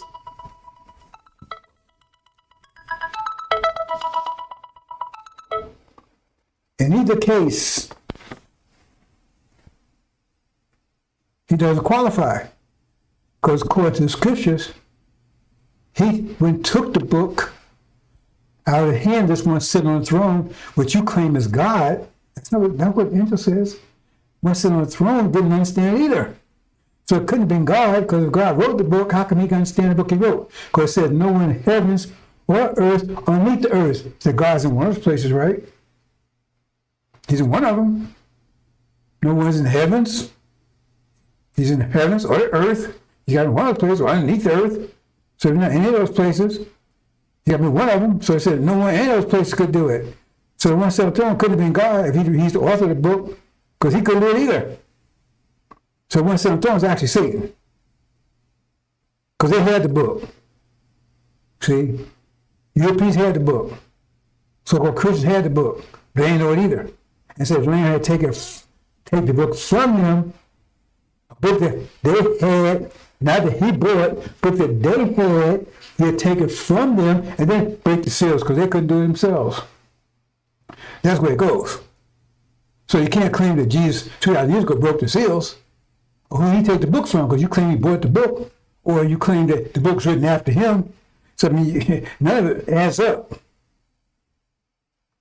I mean, 2 plus 3, no matter how you add up, ain't gonna come to 23. 2 plus 3 is not gonna come to 23. No matter how you add, subtract, or divide. See? So it'll be someone that will come, and Daniel tell you directly, that book will not be unbroken until the latter days. So I went 2,000 years ago. It said the end. That's when it broke at the end. So you know anybody's broken it? Nobody explained it? They got their conjecture. For kind of, well, I think it's this, I think it's that. You don't know what it means. So unless you know someone that defends that broken seals, you shouldn't be paying attention to them, because they don't know a damn thing. But if you want to pay attention, fine. Because those, I'm not get sidetracked here, brothers and sisters. But America is a magnet. It's drawing all the devils and demons and the malcontents and the weak-minded. It's drawing them all here. And the wicked, the weak. That's where the wicked come from. They're drawing them all here. They're drawing to America. Oh man, let's go. We do everything we want to do now. See? And that's problematic within itself. Because everybody do what they want to do. You got chaos. See, civilization means, right, restraint, discipline. That means you do everything you want to do. You make respect for others. You don't do anything that's going to infect others. But they're democracy, so-called democracy, you do whatever you want to do. So in other words, hell damn what everybody else want. You know, like you go to the gym, you know, I'm allergic to perfume. They come here, I got to quit with that because they want to wear it. They don't care about if anybody's allergic to it. They want to be dogs. People, you know, children are dying because they're allergic to dogs, but they don't tell you that. Because it almost happened to me. I know, I'm telling you from a fact, it almost happened to me. I died almost 3 times from dogs, and I didn't realize it until I was 50 years old. And the doctor just recognized the last time I was in the hospital, I was so sick, I had to literally crawl to get in my car. I was wasted. And doctor went and did a lot of tests and everything, then he did some analysis, and he finally figured out, you know, that I was allergic to animals. And I've been allergic to all my life. I almost died 3 times. And they had no idea what it was. How many children has died because they're crazy parents in love with dogs. You see anybody in love with dogs in Africa? You see any African movie with dogs in it? I've never seen one. That's a European thing. That's Crown Terrace, European thing. They love with dogs. I mean, it goes to the maximum. So don't sleep with them. Where do you think syphilis and gonorrhea and that stuff come from? Dogs and lamb, the sheep.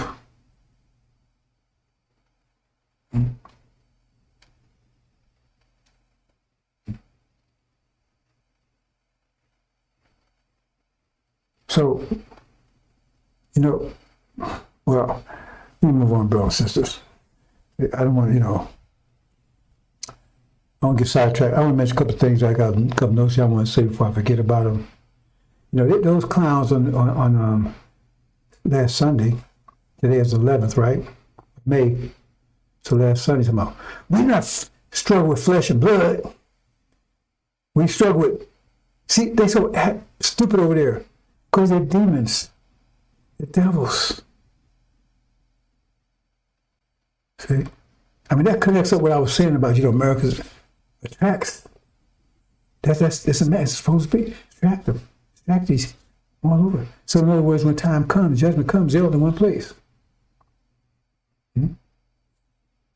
But they always try to interpret scripture. They have no idea what they're talking about. And the only reason I even address it all because Master Muhammad wants to be addressed because there's some believers in there. These are Elijah Muhammad, that original people, Levites though, that he wants to give a chance to redeem themselves. Because they turned away from Elijah like, oh. But Master Muhammad's had a special place in his heart for him. I don't. I was there, I know they did. But they were saying, we don't struggle with flesh and blood, like the thing about Peter, right? When I explained that, they jumped to something else, right? We don't struggle with flesh and blood, we struggle with evil men in high places. That ain't what Farrakhan is saying. Because their interpretation is that we ain't struggling with no demons in us. That's what Farrakhan, we are the demons in us. We are to defeat Satan in us. But they just said, see, they don't know how they're talking about it because they're even stupid. And like I said, I would stay out the way and just let, like I said, if you see your enemy, digging a hole for itself, right? Do something, you step out, you get out of the way, let them keep on digging it. But if you got some Elijah Muhammad followers there, some Levites, they're not demons, and Master Muhammad wants to give them a second chance. So that's when you even speak to it. Because for I'm saying, I'll just leave it alone. See? So, but he's telling them, hey man, y'all so evil. Y'all so wicked. But he said, you're not struggling with flesh and blood. It means you're not struggling with your nature. That's not what you're struggling with. You're an evil man in high places. Like Farrakhan, for instance, he's an evil man in high place. That's what you're struggling with. But you can tell all the time, no, you're wicked. You're evil. That's what Peter would do. It says, Peter claimed was Peter, right? Well, Peter, he cut ears off as soon as every time Jesus opened the ears up, he would cut them off. Now that part about Peter. Because I had no faith. He says, walking away, drowned. Because he had no faith. Plus, he filled the church up with demons. I already explained all that, demons and devils. And on top of that, right, because they changed that too. See, because they don't know what saying is here, right? I need to, well, I'm not going to speak to that, and I'm going to move on, bro, just because I'm, right? But, they haven't changed that. Because they keep changing it, because they're liars over there. I explained, they're saying, oh, man. So, no, let's keep perspective, right? We're not struggling with flesh and blood, so even now, well, that means that you ain't struggling with your name. You ain't got no demons in you. That's not what you're struggling with, but that's what Farrakhan telling you struggling with. They've been telling you for years. You're evil. You got the evil spirit. You need Scientology. You need Dianetics. All that stuff to clean your, because that's what your problem is, Satan within you. But that's the opposite. And they made that statement. I guess they cleaned up this Sunday. We're not struggling with flesh and blood. That's not the struggle. He's telling Farrakhan, I've been telling you for years, that's your struggle. What's in you? I tell you, that's not the struggle within you. And Muhammad also said we're righteous people. The struggle with the devils and the demons. He didn't speak demons, but I'm telling you. And then they went and said, well, about Peter. Oh, I'm on this rock I built my church. Well, you build a church on a rock, right? That means it's not stable. You build something, you have to have roots. It has to have roots that dig down. On a rock, when the wind comes, it blows away. Anyway, moving on past that one. But it says the subject is the church, hell, and the gate in between. Now, the gate of hell is designed to keep people in, not keep people out, keep people in. So it says, and the way it says it, and they've been saying it for years until I called them on it. It says, On this rock I build my church. And that's any of you that heard this heard the same way I'm going to tell you right now. You know you heard this way. But they came some esoteric way, right? Because they had to get around after I called them on it. See, because it sounds like it's saying something, but it's not. When you unpack it, you say, oh, it's saying something altogether different. Because it says the gates of hell will not prevail against it, against the church, right? So your idea is that, hey, nobody's going to get out of hell into the church. That's not what it's saying. Because if the gates of hell don't prevail, anything that does prevail means it failed. So if the gates of hell fail, that means the people who keep in, get out. And where they get out? Into the church. So he filled the church with demons and devils. That's exactly what he did. Because he tells you, he want to bring devils to the NOI. I mean, he's telling you that. What else you need?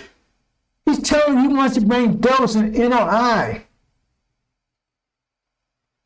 And devils ain't devils anymore. Why would he be saying that? Why would the sheep be saying, let's bring some wolves into our group, what they call it, right? I heard, why would the man be saying that? See, what's wrong with that lamb? Why is he hugging the kissing on wolves? Because here's a wolf in sheep clothing. I mean, don't you get it?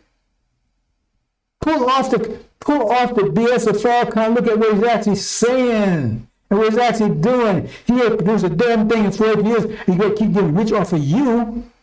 He take your money. He will start an economic program, not calling on that.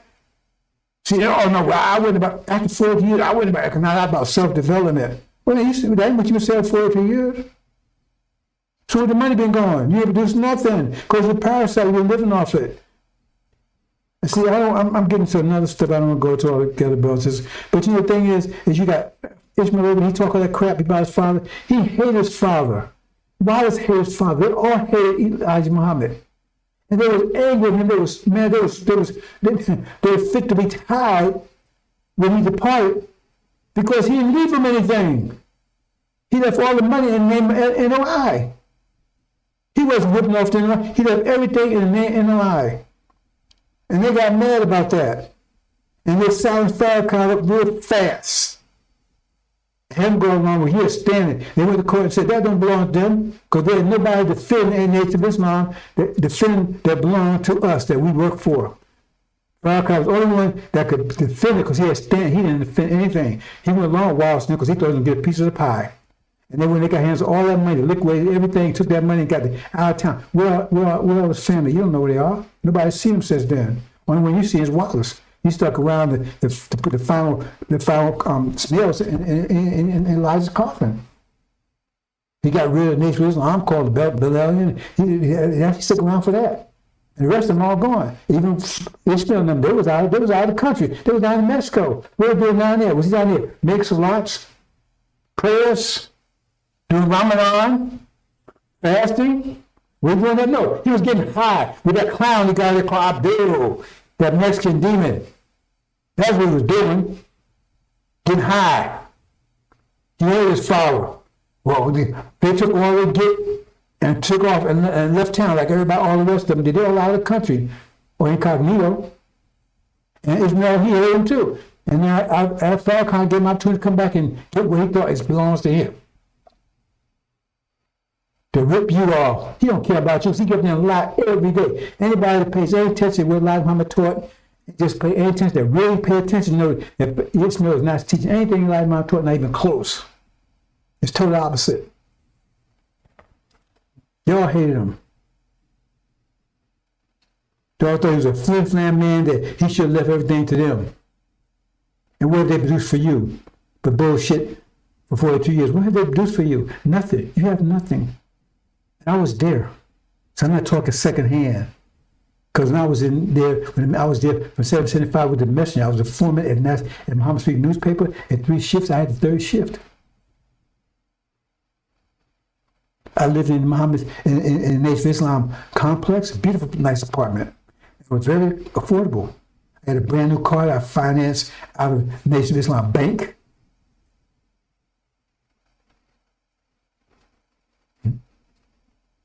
I bought my clothes for Nation of Islam stores.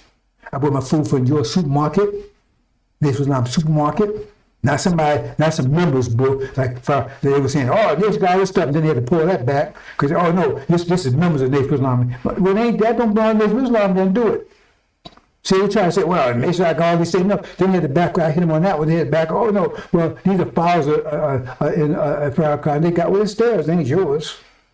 This is stuff Elijah Muhammad had, and that wasn't his private, that was Nation of Islam stuff. He had private businesses. I worked at, he had a private business called Shabazz Restaurant. I worked in it. That was his own private business. But Islam Restaurant belonged to Nation of Islam. I worked there too.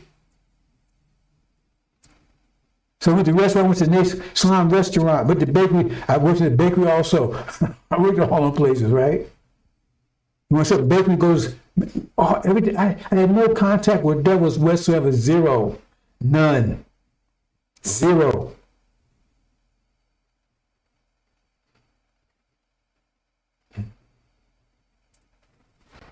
Let's move on, brothers and sisters. But this is the last part, brothers and sisters. I'm going to try to, well, I'm not going to try to do anything. I do it. What's needs to be done, I do it. I got a lot of extra stuff on my plate right now, brothers and sisters. I'm not making no excuses, right? But I got to clean up a few things because I've got a lot of distractions. And I can't blame my mistakes on distractions, because if I allow distractions, then I can't blame distractions for being distractions, can I? So a guy, you know, he married a crazy, well, I don't want to say it this way because they just think I'm trying to put down females, right? He married a demon female, right? And she caused all kinds of hell. Well, he can't get mad. He can't blame her. He married her. He's staying with her. It's his fault. If he's something wrong, he should get the hell away from her. So same thing. If I got distractions and I allow those distractions, I can't blame distractions. I allow them, because I've already said it. That's one of the reasons I don't want anyone. I never want anybody to work with me, brothers and sisters, because distractions is not helpful. Because I got to take time to always deal with those things. And then so I make errors, and I can't blame the errors I make because I'm distracted dealing with them. So only way I can do it, I come down to the bottom line, I have to just get rid of distractions. I did it over a 30-year period where I never had, never anything like this. I can't afford distraction because this mess has to be perfect and pure. We're building a nation that's perfect. It's going to last forever. I can't do that with distractions. Always have to keep on straightening things out and calling this, calling that, all kind of stuff. Can't do that. I'm only one person. I don't have a staff here. And so I can't say, oh man, I made a mistake here. I wasn't concentrating because I had to deal with distractions. Well, no, I need to get rid of distractions. I can't blame them.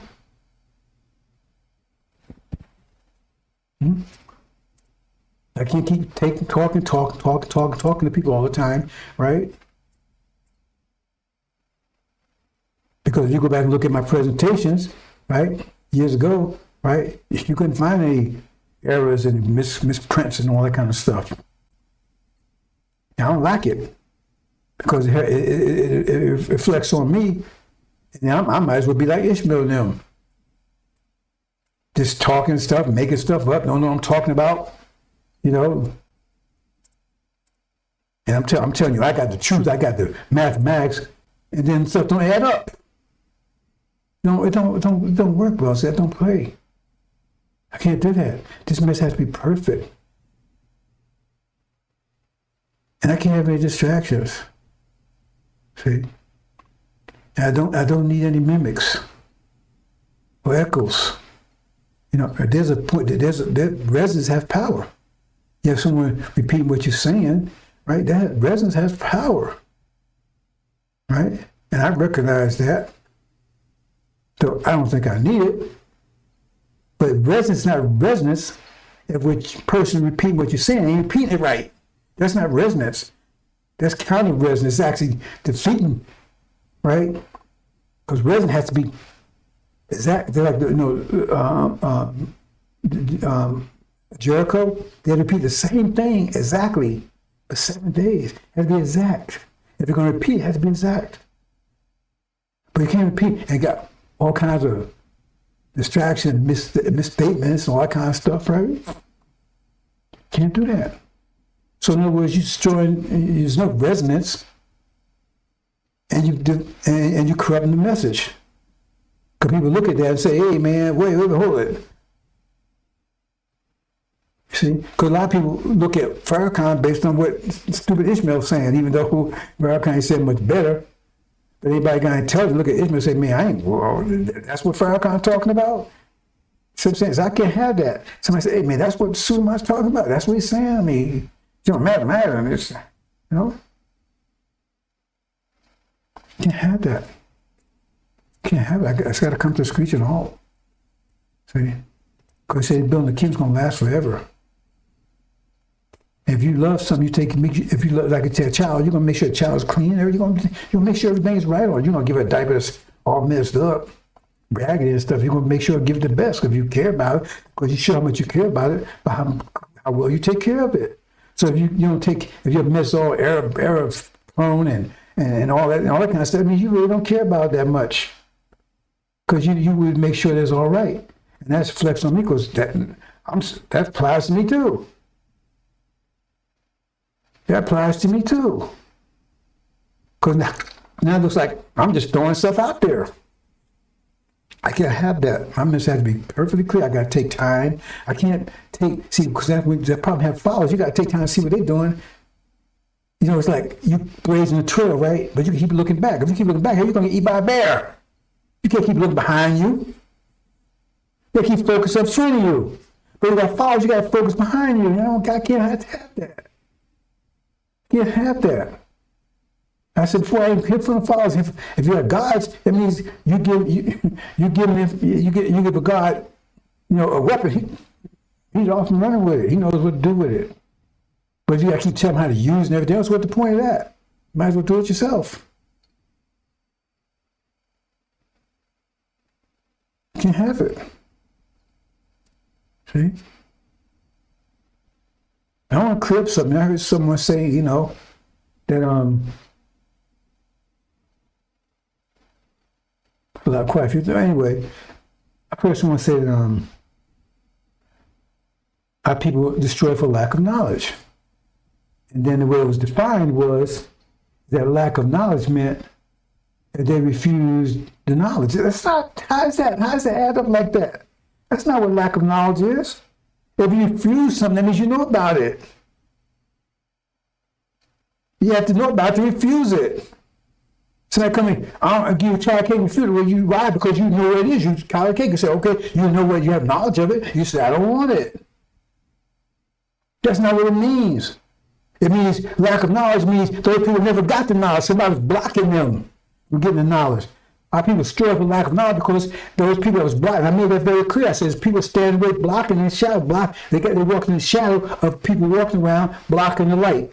That's what it means. It doesn't mean people that's resisting or rejecting it. It doesn't mean at all. You can't have that kind of stuff. That confuses people. That's a total confusion. Because that's all about. What's the point here? The point is get the knowledge of the people. And then we confuse that. That's the main issue here. And then we get back to the point we confusing is that, oh, no, the ones that's, you get it on, but you're rejecting it. No, how can that be? How does it add up? I mean, did you think that thing through? Can't have it. Can't have it. Can't have it, brothers and sisters. It's a pure, right? It says that 104,000, there was no deceit in their mouths. There was 100%, no blemish. That's his message has to be said. Because the way that could be, they had to receive a pure message. Angel's pure message. I can't have it distorted and mixed up by people that don't pay attention to it, don't care about it, that play with it and talk and don't handle it with care.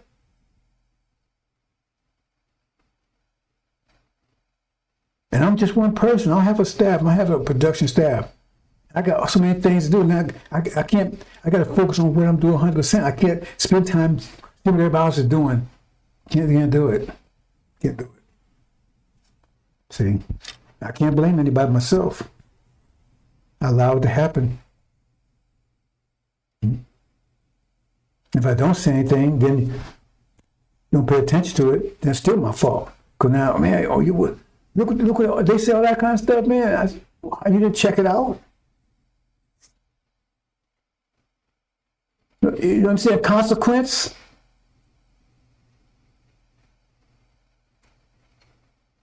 I have to suffer the consequence of getting this message. Once I accept it, I have to get the consequence of getting this message right. If I allow somebody to corrupt it or distort it, whatever, right, that's on me. I'll suffer the consequence for that. Come on, brothers and sisters. I can't seem to get that message across.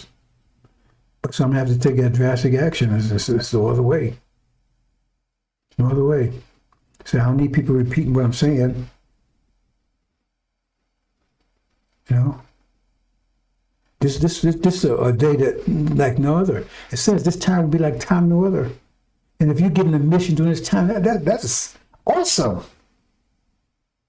I mean, you know how awesome that is? Look what Suleiman got to do. What's the first God had to do? He had to bring the whole universe under control. Set it up. Lay the foundation for it. They said the ancient days had to do the same thing. He's got to bring all the nations under control. He has to bring the beast down. He has to take us back. He has to do all those things he has to do single-handedly. But he has the God to help him. But he helps him from the sky. He supports him in this struggle. Read about Joshua. Joshua was actually on the ground doing it. The God was up there supporting him. He's the one who had to lay the foundation for the kingdom because he laid out and then gave it to Master Father Muhammad. It says right there, Ancient of Days. That's my responsibility. I had no idea that's why I was accepting that. I had no idea that's what was going on when I got out. Like I said, I think I was tripping at the book. That's not all together. Then I'm going to say one more thing, bro. Since I shouldn't even talk about this. I mentioned something the other day. Yesterday, somebody got me back on it. Said, "Are you saying that Master Father Muhammad is your father?" I never said like that. See, because I said that, right? Did Master Father have any children when he was here? Did he? And my father, he was born during the time Master Father was here. There's a lot of mystery about my father. I'm going to speak a little bit. You know, I don't know my father's parents. I don't know nothing about my father's side of the family. All I know is some strange story he told me about when he was 10 years old, he ran away from home. He was saying in Louisiana, he said, when his friend got hung or something, he ran. I was about 12 years old, he told me a story. He said he ran away, and I'm saying, I didn't say it then, but I'm saying later, did you try to contact your family? Because when he passed away in August 21st, 1970, I was actually 21. Watch those sevens there. August 21st, 3 times 7, 1970, 10 times 7, right? See? He passed away, right? I was 14 at the time, right? 2 times 7. He passed away. I got my ex exactly 7 years to the day. August 21st, 1970. 7 years day, 21st, August 21st, I was 21 years old. You like those sevens? And my ex was 21X. Can't make this up, brothers and sisters. And I can go further on with that. But anyway, born January 21st, 1949, 7 times 7, 3 times 7. So anyway, he told me, he said, he never talked to his family, his mother, father, nobody. And when he passed, I'm saying, how did it happen? How you run away at 10 years old and never look back and never see a family or even try to reach him or nothing? I've been trying to locate those people all my life. The only one I ever seen was one that said it was his brother when he passed away, right? And he showed up at the funeral. I don't know how that happened because my father never contacted him. How did he even know that my father had supposed to pass? Looked just like my father. And he came and he left me. I never seen him again. I never seen none of my father, none on that father's, my father said, I don't know any of those people. I just know my father. And it's weird about him because if you see his picture, he was a young man when he died. And he had a back operation. They say he survived it because I went to see him in the hospital. And then they say just overnight he just died. 40 years old. If you see a picture, a strong man. So how was that how it be? And all his life he had perfect teeth. He has baby teeth, perfect teeth, like no decay thing. He told me, he says, well, he says, when I was a baby, when he was a child, he said he ate some lye or something. I said, he got and messed his teeth. I said, okay, that's a weird story, right? Because it seemed like we mess his tongue and everything else up. Basically just mess his teeth up. But even if so, some more teeth will grow.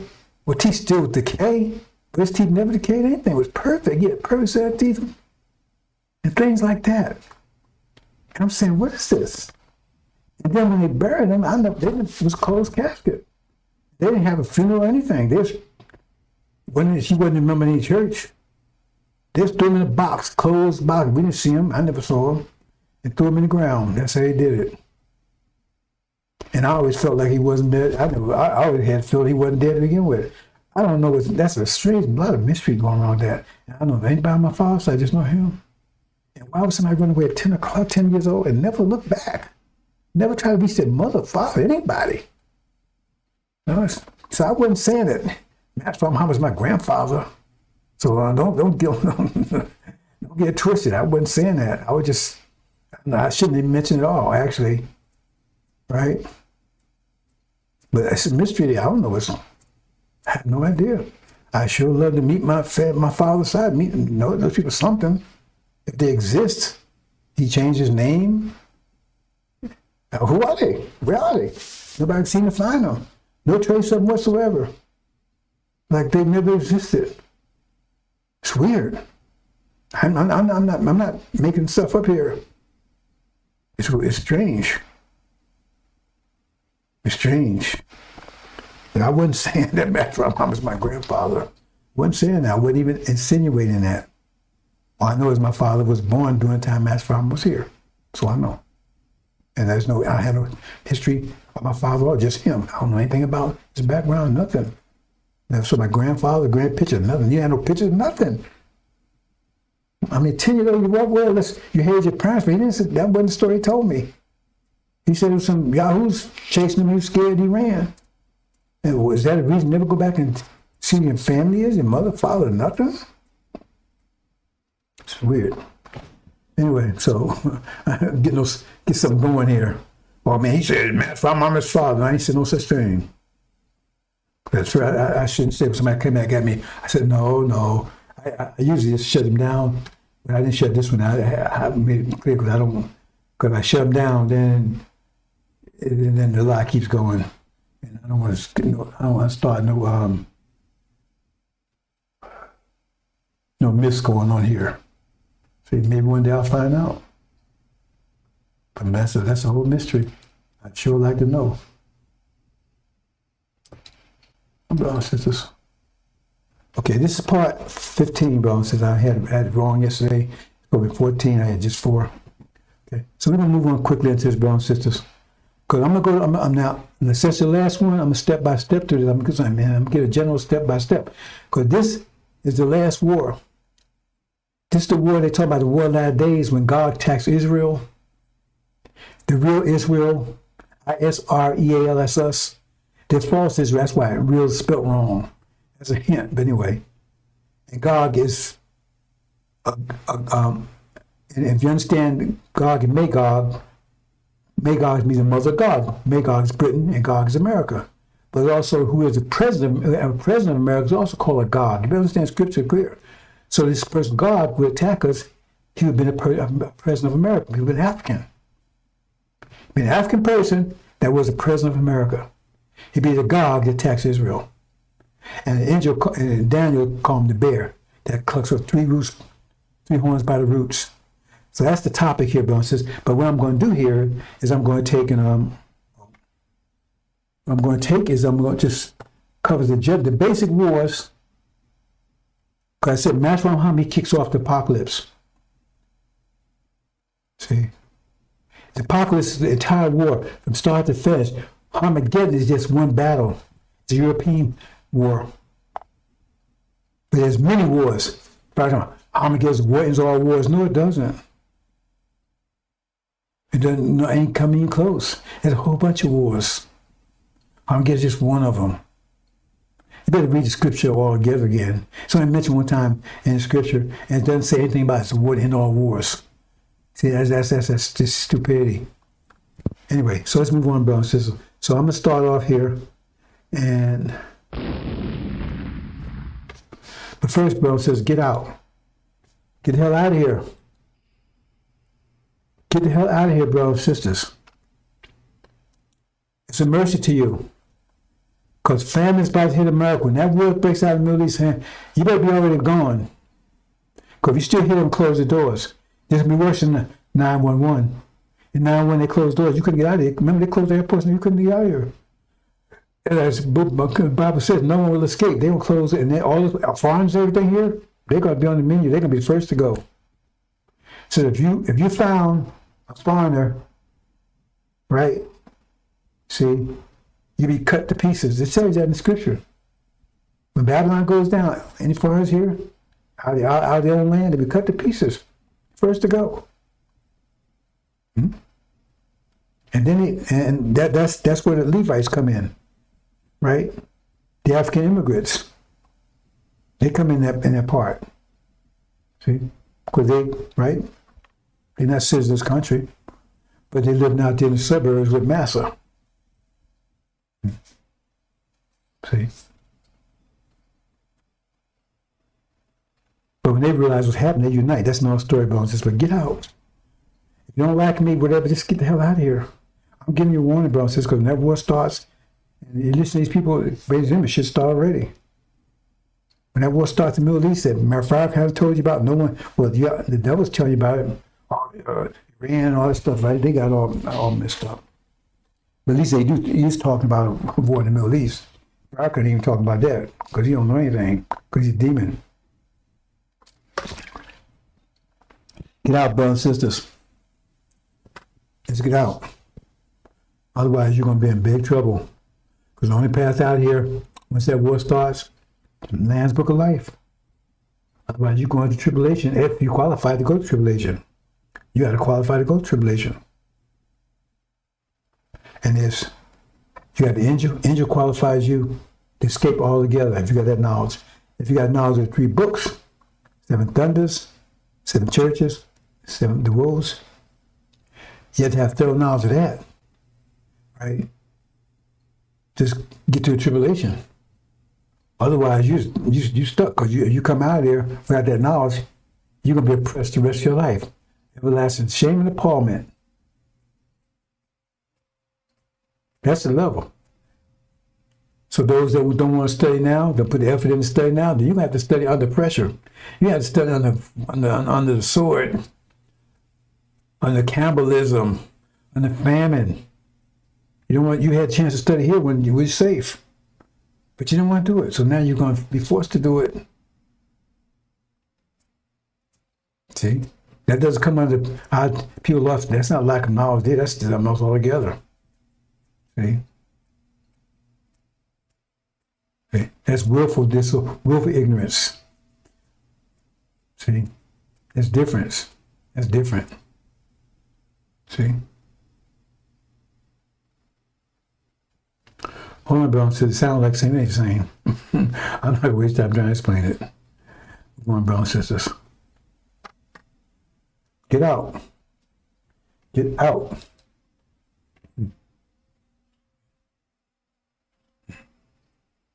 See? Well, maybe I should explain it. When I'm talking about willful ignorance, right, that means you heard it, but you don't want to do anything about it. Willful. You want to stay ignorant to what you need to do because you don't want to do it. So it sounds like you don't want to know about it, but you know about it. You just don't want to do anything with it. So I just kind of clean these things out, Bill, and said, you know about it, you just don't want to do nothing with it. That's what I'm talking about, willful ignorance. Because how can you then say reject something? I want to reject. Well, you reject chocolate cake because you know it's chocolate cake. You have to know what it is before you reject it. How can you just reject something you don't even know what it is? You reject things that you know what it is, you just don't want it. It's different. It's different not knowing what it is. Because you have to know what it is before you can reject it. And our people don't know what it is. That's the problem. They lack of knowledge. They don't know what it is. They don't know what's happening. They have no idea what's about to hit them. See, they're destroyed because they have no idea what's going on, because there's people blocking them from getting it. Those people will be held to account. We're going to stay, brothers and sisters. Okay, this is part 15, Lion and the Bears. Lion and the Bears. We're going to get to that. And I'm not going to, this chapter 18, brothers and sisters, read at your, stay with the King James Version. Get translated if you can. Anyway, chapter 18, I'm not going to read it. We're going to move on, brothers and sisters. Telling you, get out. And in chapter 18, you don't not totally get out until Babylon falls. So I'm giving you mercy, bro. So I'm telling you, get out now. See? I'm not bound by the angel. I'm telling you, it's a mercy to you. Because in here, if you read chapter 18, you wasn't getting that one until after Babylon fell. And then you got to flee under intense pressure. You got to flee under intense pressure. Then I would say flee. Don't go in your house. Don't get your baby or anything. Just run. Okay. Right now, you can flee right at your own pace. Get the hell out of here. That's a blessing and mercy. Otherwise, right, you're going to flee, right, under intense pressure. Yep. And but since I've talked about this, I'm hitting on this a little bit. That's what he did to us. When we crucified the last 5 years, took everything from us.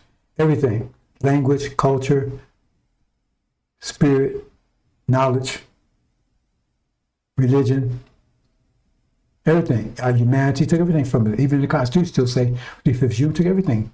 The rest is nothing, absolutely nothing. Totally stripped through everything. They took our women from us, took our children. They tried to take our nature by raping our women and producing their black-faced children. We has their nature, so they took their nature from our people.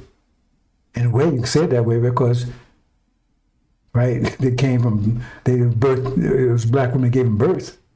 But we don't accept them as our people. That's their people. Let's move on, brothers and sisters. Okay. Like I said, I'm covering the whole series basically, brothers. I'm giving you a synopsis of the whole series. The battle for Zion. That's what it's all about, brothers and sisters. This whole, everything's about, remember, because it started about the plagues. Let's go home. It's all about Zion. What's Zion? Look backwards. NOI. What's that Z for?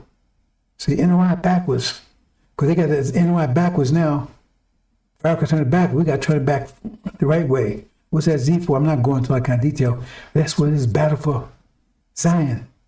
Because it says the Lamb and the 144,000, they would stand on Zion, Mount Zion, back home, where Zion is. Everybody's trying to stop us from getting back, from taking our land back. I have brother Ishmael threw us off 50,000 years ago. They're doing everything they can to make sure we don't get it back. They're paying Farrakhan to take that out of our mind.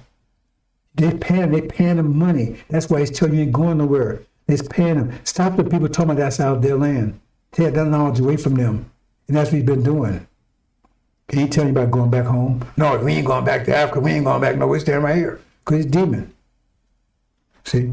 It's about everybody's against the demons, the devils, right? The jinn, specifically the jinn. Everybody. Nobody wants to go back home. The consequence is too much. We're back on the throne. Once we get back home, that's it. We're back in charge again. They don't want that. That's what it's all about, brother. I keep telling you. Battle for Zion. Or if you take everything, distill it, and boil, comes out to the battle for Zion. That's what it boils down to, brothers and sisters. Getting back home, taking Zion, back on the throne again. It's all about Master Muhammad the God, Suleiman the high priest. That's it. And once we get back home, right, that means everybody's defeated except one, our last Ishmael half brother, and the other brother, our twin brother, Esau, right? He says he should be the God. Ishmael said, no, we should control Zion. Okay. Their birthright. Well, this is their birthright because they're the oldest. Right? But that's not the way it go down. Remember, brother, sister Zion, you didn't know. See, a lot of stuff right in front of your face you didn't know. You know Zion, N-O-I. Yeah, that name's with N-O-I. Right there. Okay, we're going to go the brief, right? Hope versus eagles. See, that's Shia versus Gog and Magog, America, Britain, Paul's Israel. In America,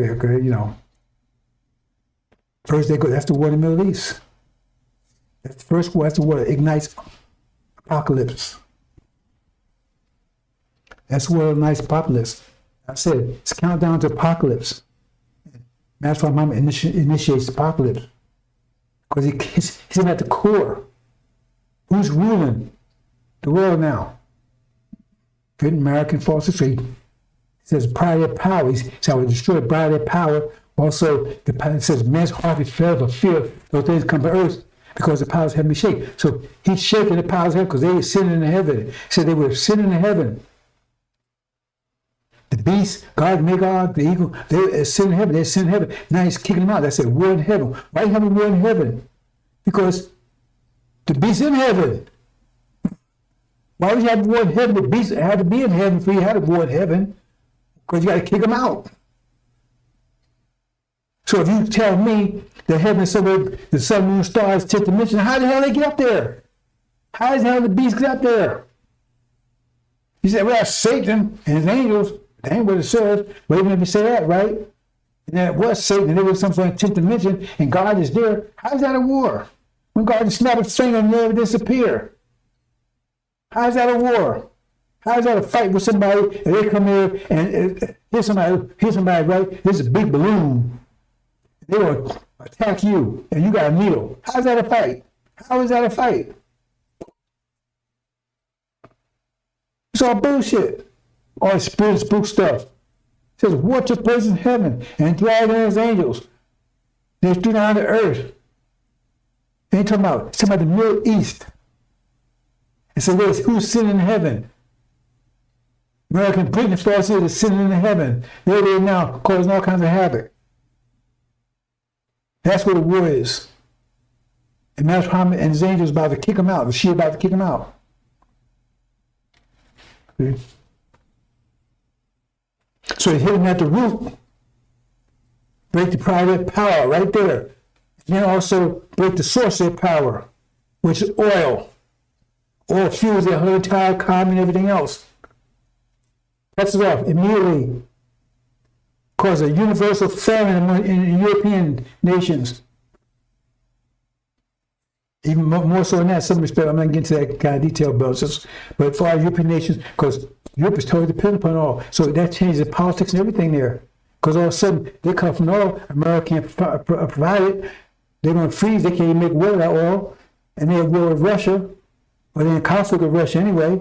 And Russia only one has plenty of oil. Reach out 18. So now they have to turn on America in order to survive to get off from Russia, which they didn't want that war to begin with.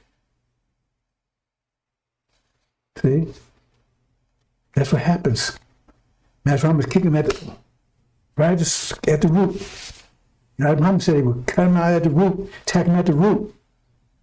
That triggers everything. Political insurrection, economic insurrection, right? Social, everything. Religious, the whole thing. It's religion. Their religion is based on false history see Abraham, we being Ham. Now that destroyed. Because if false history goes down, they could be true Abraham. That means we are. See, this every level, he's hitting at the root. The language, the fuel, all of it. For the politics, right? Unity, because now Europe has to go against America, a division. Hit him at the root. Master Muhammad is not playing. He's going to hit him at the root.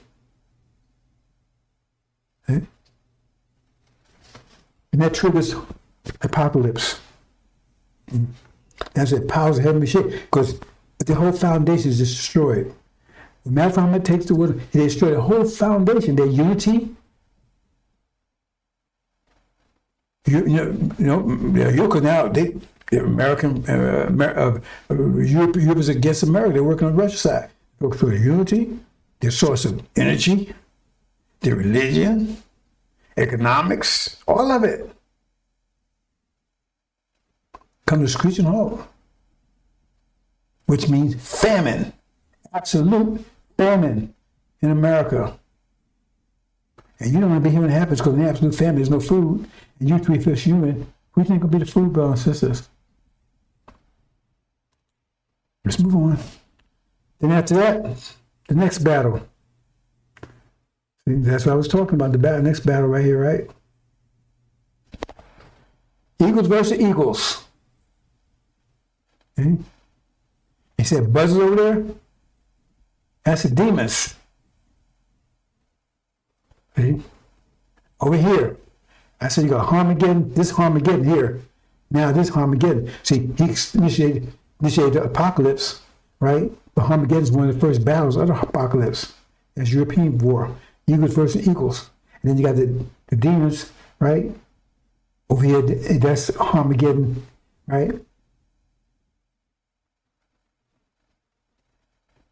Yeah, that's Armageddon. That's Armageddon West. And you got Armageddon East. Armageddon East in Europe. Armageddon West is America. European war. Okay, let's move on, brothers and sisters.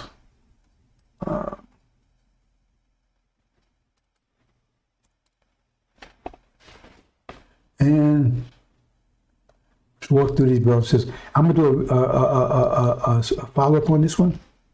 It's worth doing it. I'll just give you highlights right now. Then, eagles, this weaken them, they've attacking each other, right? So they weaken themselves. They're not superpowers anymore. Because now they're attacking each other, right? They're just defeating their own military. They're defeating their own navy. Need for the Air Force. So they weaken them. So who's that help? China, India. They become new superpowers. That's it. The beast. It has 7 heads and 10 horns. Crowns on his heads. Then another beast has 7 and 10 horns, and the crowns was on his horns. That's a shift in power. Because the 10 horns represent China, India. The heads represent European countries. So there was a shift in power from European country authority. That's what happened. They become superpowers. And they attack.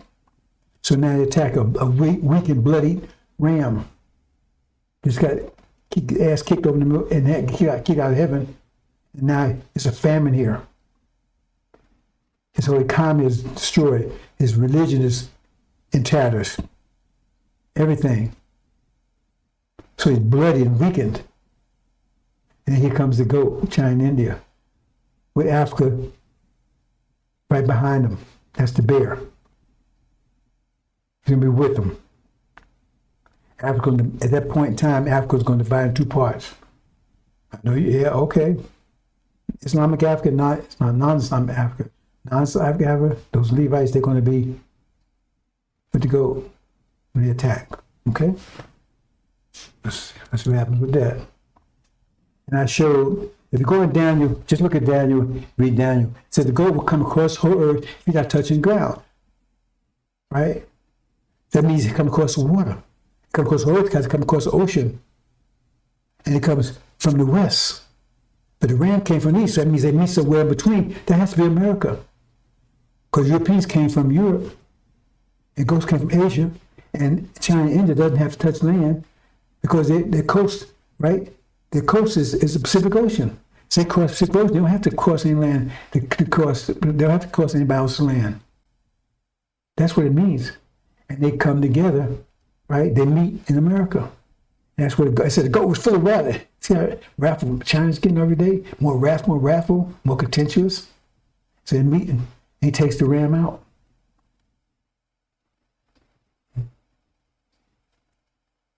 You understand? So first you had, right, the hawk he took out, knocked the eagle down, right? Knocked him out of heaven, knocked him out of the air. And then the eagles got to fight with each other. Right? That's Armageddon. And by them being fighting each other, they were distracted. So now the goat comes in, takes them out. Okay? Then what? So here it is. Goes wrestle. If you raffle at the ram. Remember, 2 horns, Britain and America, Gog and Magog. Only 2 European world empires there's been that you know about. Right? World empires. Burns it down with fire. I'm not going to go into a lot of detail. I went in the last prayer, I went in more detail about this. Right? Takes out the ram, set it on fire. And then, what happens next? Now, the goat supreme, right? And the goat was together. The bear and the goat, they took out.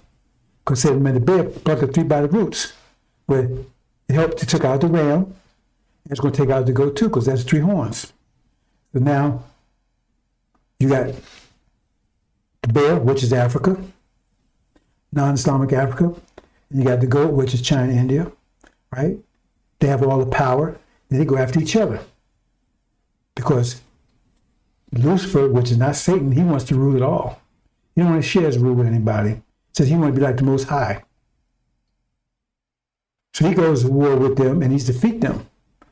Then he has control of their 200 million man army. So now he reigns supreme, all except for the Middle East, heaven. Remember, they kicked out of heaven. They can't get back in heaven. So he got control of the whole earth except heaven. They don't have control of heaven. They have control of Northwest Africa, right? They don't have control of Northwest Africa. They don't have control of Arabia. They have no control of any of that. Because Arabia is actually Northern Africa. They don't tell you that. That's, see, because we have control of that. See, but before the goat was taken out, before the ram was taken out, we're gone. Those who went to tribulation, they still here, we're gone. So we was at war, I'm not showing it here, we went to war over there to take Zion back. That was a war, right? Okay, so now they get together, they get to fighting, and the bear takes out the goat. The bear takes out the goat. These are wars that Farrakhan told nothing about. I'm going to get into that war, stand on wars. No, there's a whole bunch of wars, brothers and sisters. And then we're at home of peace. See, it said false Israel. No, it says we return in peace. False Israel had 1 day of peace that had been there. Return to be at peace. There won't be no walls around. It said there won't be no walls. We have peace. And we have top flight security because Master Muhammad is securing us from the air. He's our Air Force. And we at peace. At home, all of Arabia. That's where it says the promised land would be, between Euphrates and Nile River. That's not Palestine. Now we're home, we're taking our land back. And we live in a house we have not built, because all those beautiful houses, everything you have over there right now, that's going to be ours. They're building for us, they don't know it. So now, and then Gog, they claim is Russian, or Gog is that bear. That's Obama. You're going to find out the wow, right? Who has control of everything, the whole earth, except heaven. He's the God. You look over at Israel and say, I'm going to go take that. That's the bear with the lion. See, because lions, see, the lamb is also classified as a lion. The lion from the tribe of Judah. He's in charge now. He's roaring. He's king now. High priest. Master Muhammad is the God. Now people are roaring now. Battle cry. We establish the honor of our women. We claim their honor. Put them back on the throne. All the kings we worship and slick the dust off their feet. And our women earned all that. They deserve it for what they went through. So we have kings licking their feet. We don't want to put their tongues, licking tongues in their feet, but you understand what Scripture's trying to say there, what it's saying. They don't worship our women, not touch them. I would be most desirable in the world, but nobody can touch them. They're our women. We're their men. And nobody's going to touch them again. And you're going to see a woman like you never seen before. You're going to see a woman that you never even seen in last 72 years.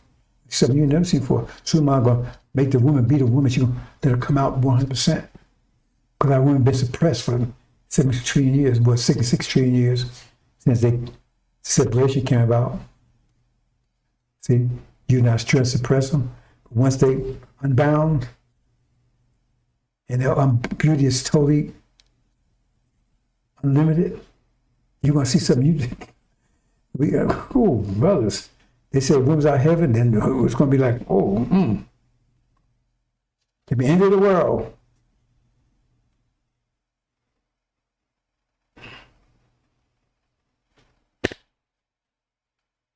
And that's the war. That's the final war. It's 6 months to bury the dead. Esau and Jacob going at it. Bearing the lion. Awesome war. War of latter days. Farrakhan ain't talking about, you don't know about this war. Come on. Well, I'm getting, man, got a whole bunch of wars, brothers and sisters. That's the last one. That's when the original man, brothers, original man will establish his manhood for all to see. Because we're going to be outnumbered, maybe 101. Maybe more than that. Remember, they got a 200 million man army that they took from the Chinese and India. Plus, I mean, they got on their own. We don't have anywhere near those numbers. But war like you've never seen before. Vicious. Not a cannibalism war. One more that was war. That's confined to the Europeans. It won't be the cannibalism war. Be war for superiority between the gods who's going to be masters, master the earth. And Esau's not playing. That bear, he's not playing. He's serious. He's got a huge army. He's a god. Got a lot of power. He doesn't want to establish a wicked kingdom. He wants to establish a righteous kingdom. He's wanting control of it. I'm not saying it's wicked. I never said Lucifer was wicked. It said he was pure, perfect in all things until iniquity was found, until nothing but jealousy. That was his problem, jealousy. But he's righteous in everything else.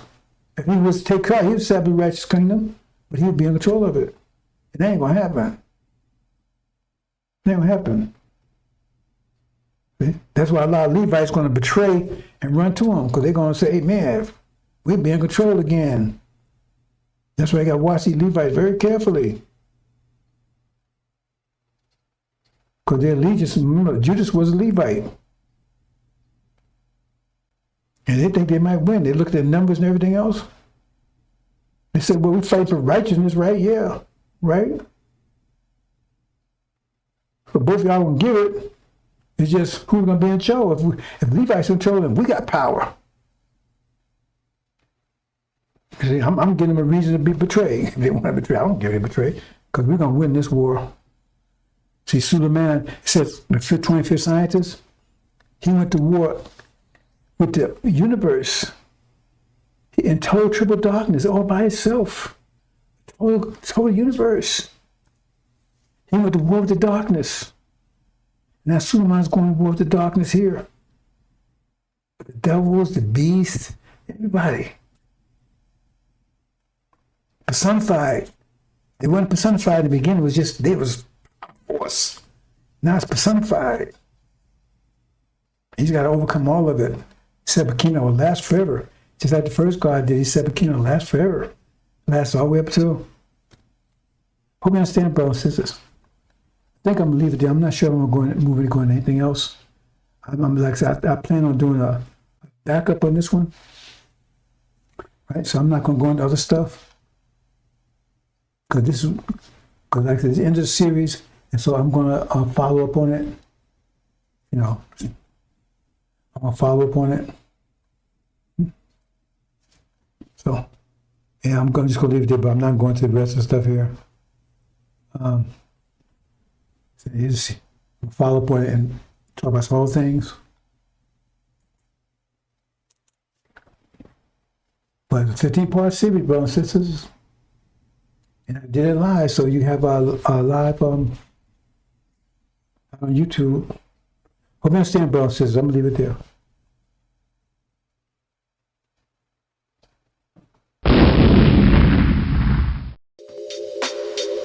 Welcome to the Injil Radio.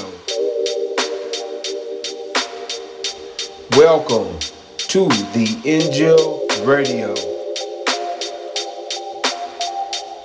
Welcome to the Injil Radio.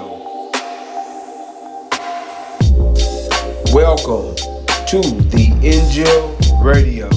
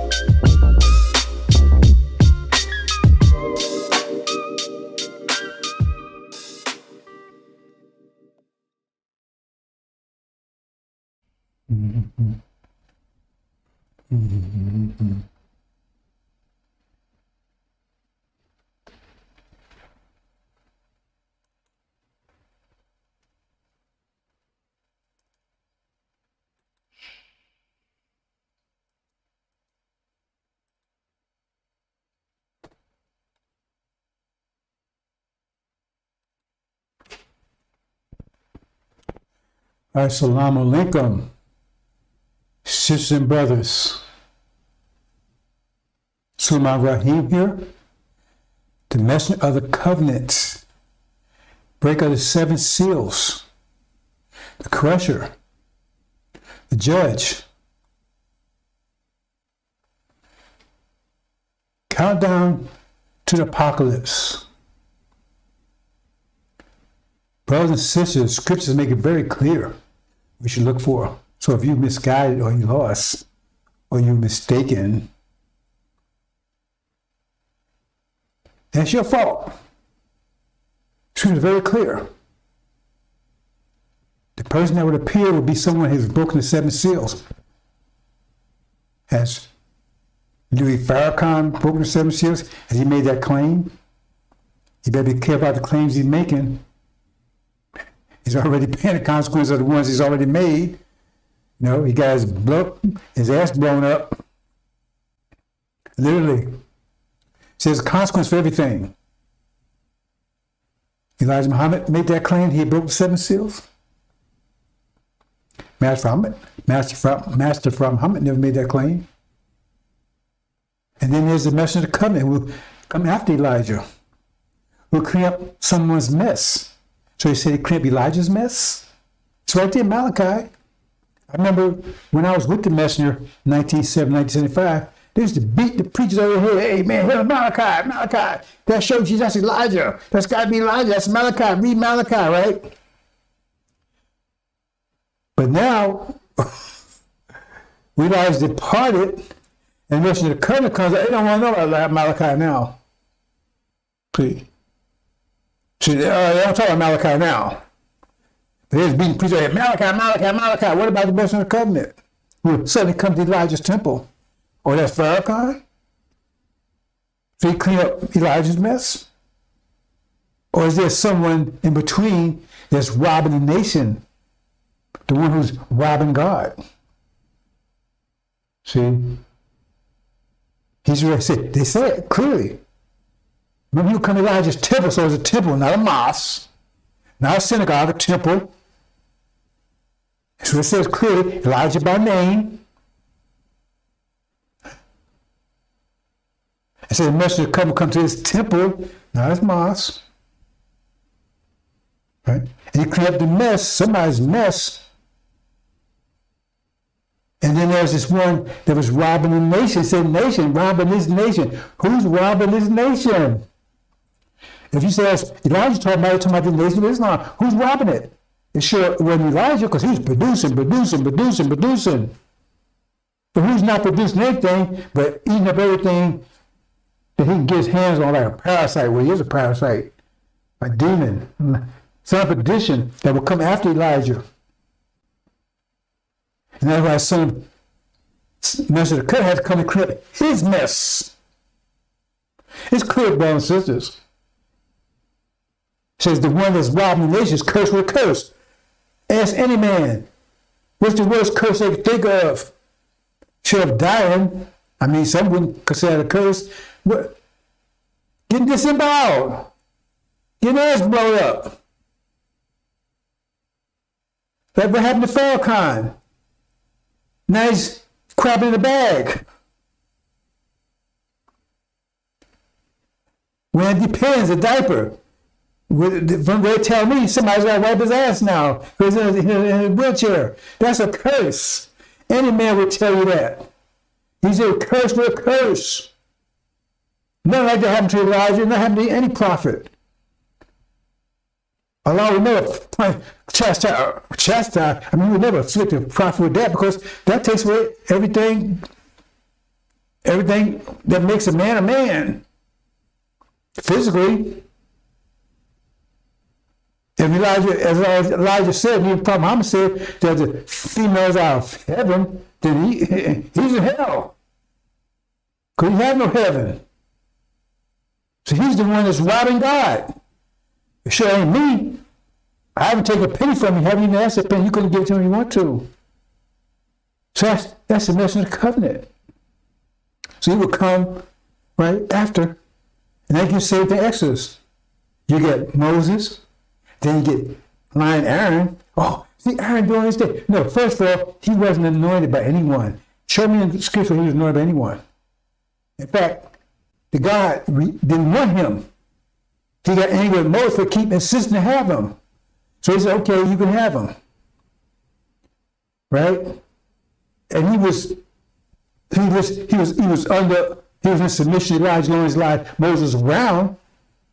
They go, oh, see, he's a witness. He's with Elijah. Well, read it carefully. You don't have to read that carefully. He did all this dirt, his crap, in Moses' absence. And that's what Farrakhan took off. First of all, he betrayed the nation. He would never, he's a good shepherd. He would never lead. Well, that's exactly what he did. He tore the house down. Him and Wallace tore the house down. And then left the sheep exposed. And then ran away and left them. And started something else called rebellions. Left the sheep exposed. Somebody knows Israel fell. It didn't fall. They cast it down. They tore it down. It didn't fall. They'll stop this nonsense. You don't have to take my word for it. Just check it out for yourself. I was there present. And Farrakhan was right there. Wallace was chief minister. Wallace was totally against his father. Totally. You hardly even say it was his father. Totally against him. And Farrakhan was his chief minister, and they both was bad-mouthed the messenger. They tore the whole thing down. They called them rebellions, right? So he left the sheep and banned them. Plus, before he actually, then, after Wallace got what he wanted, then he threw Farrakhan, stupid-ass Farrakhan, into a ditch like a two-bit whore. Get nothing. Farrakhan missed himself. He said, I had nothing. He said, I had nothing. They used him to take control. How did Wallace get control to begin with? How did he get control to begin with when he was officially exiled from the nation? He was officially exiled from the nation that put his ass out for taking the same stuff that Farrakhan teaching right now. For teaching the same stuff, Elijah threw his ass out of the nation. He was exiled. So how did he get control? Because weak-ass Farrakhan, ballless Farrakhan, right, didn't have to stand up. He's supposed to be the one to stand up. He didn't stand up. So they just grabbed him and said, you do what I would tell you what you do. So they said nothing. He said nothing. And so while they went to court and got all the resources, that's what they did. They said that stuff don't belong to these people. So that's what they care about you. That's what they don't belong to them. That belongs to my father. That belongs to Elijah. But I comes right in on it. Remember they got this thing called he had standing, which means he could stand up and protest. Standing means you have to be a party to the situation somehow. And he was the chief man, so he'd be the one that speak up. He didn't say nothing. They told him, you don't say nothing. You don't go to court and challenge this. Because he could have went to court and challenged and said, no, this belongs to the nation of Islam, belongs to the people, and Wallenstein could never got their hands on it, and he could have kept the nation floating. But no, he went in and kept his mouth shut while Wallenstein was 50 out on time, went and got tiptoed to court. Hey, that don't belong to him, that belongs to my father. And they liquidated all the resources, liquidated all of it, and put it in their pocket. And then whenever they got it all, Farrakhan was waiting for his piece. He got his piece all right. He bent over and they got a rob his behind. That's the only piece he got from them.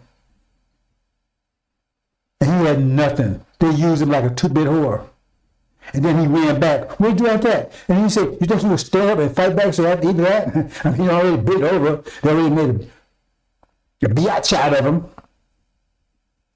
Already done that. And he still don't stand up.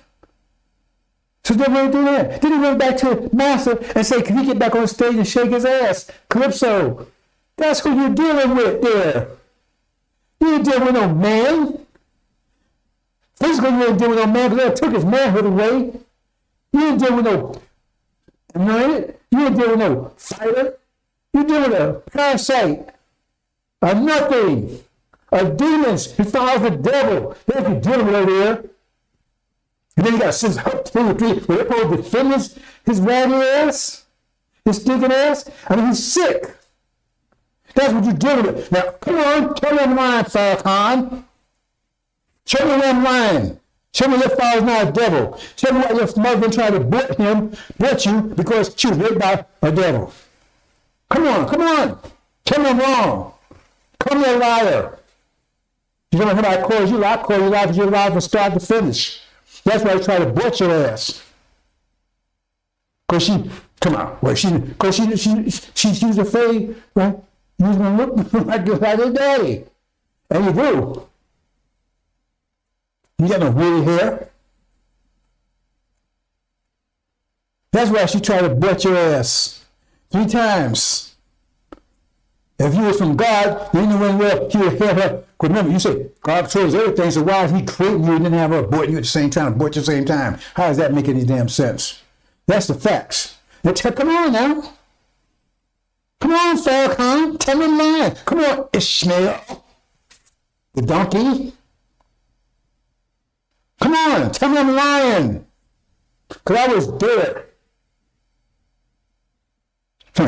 He would ban the sheep. Look, if nation got into trouble, Farrakhan be the first one to disappear. He's a coward. Capital C. From start to finish. He ain't never stripped anything. He's a coward from start to finish. And he's going to lead you to, the thing is, I'm going to mess this a little bit further into here, right? But the reason he ain't going to because the Syrians over there paid them off. Say, stop people talking about that's our land. Stop them people saying that Arabia is their land. So everybody say you ain't going nowhere because they don't pay them off. They paid them off. His whole family and everything already got property and stuff over Arabia right now because when he goes, you're going to disappear.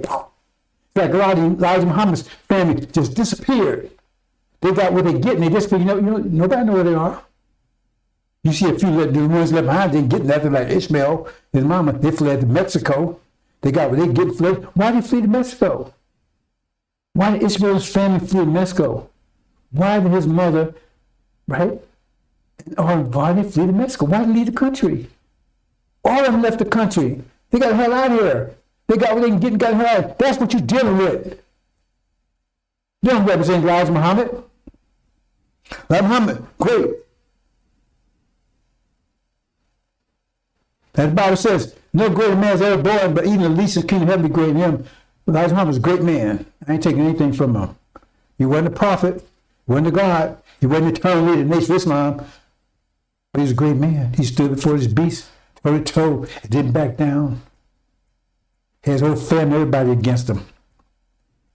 See? So come on, Farrakhan, tell me I'm lying. You out of your mouth, Elijah said you're going to be a hypocrite. It says right in Exodus that you was going to do. It says even they're talking about the Quran. Well, tell the whole part about the Quran. If you so anointed and you so and they're so God and Elijah so happy with you, then why when Moses returned, Elijah returned, he wanted to kill your ass.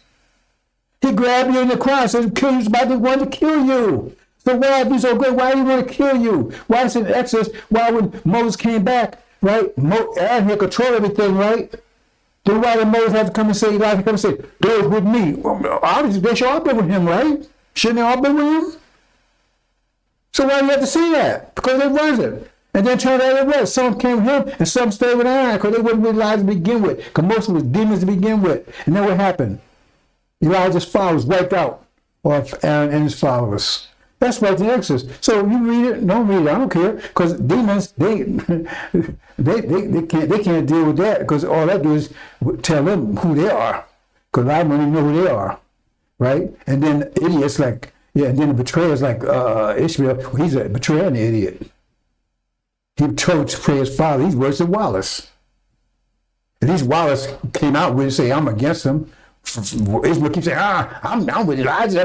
You ain't teaching Elijah's teaching. There's nowhere in the world that you can claim that you teach Elijah's teaching. There's nowhere in the world you can claim that. So you're a liar if you're saying it. All you have to look at the lessons to see how that comports, right? How lessons comport to what they talked about. Going to say the resurrected devils and all this stuff, right? That's not what the lessons say. Totally against everything the messenger said.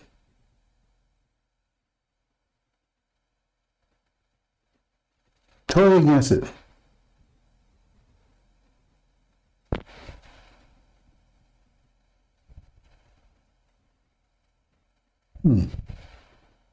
Totally against it.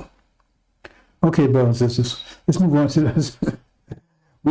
I got quite a bit to come. I'm trying to get back, brothers and sisters. I got a lot of things doing, and I like you. I got to prepare for what's coming. Faith is a big part of this whole situation, brothers. I never met Master Muhammad. I never talked to him. I call out to the ones I think he answered, but that whole situation is very deep. But the thing is that it says when Suleiman come, son of man, that's where Suleiman comes from. Suleiman, son of man, son of David. David's Master Muhammad.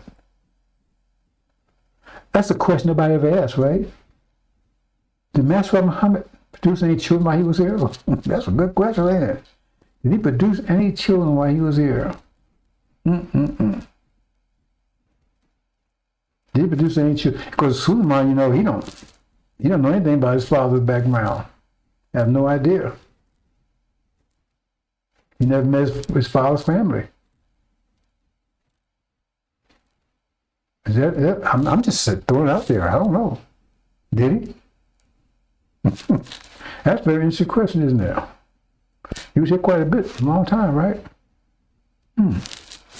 Anyway, brothers and sisters, this morning program. This is the bear and the goat going at it. This is, I believe, it's 14. Let's go into it and let's see how far we get. Let's see.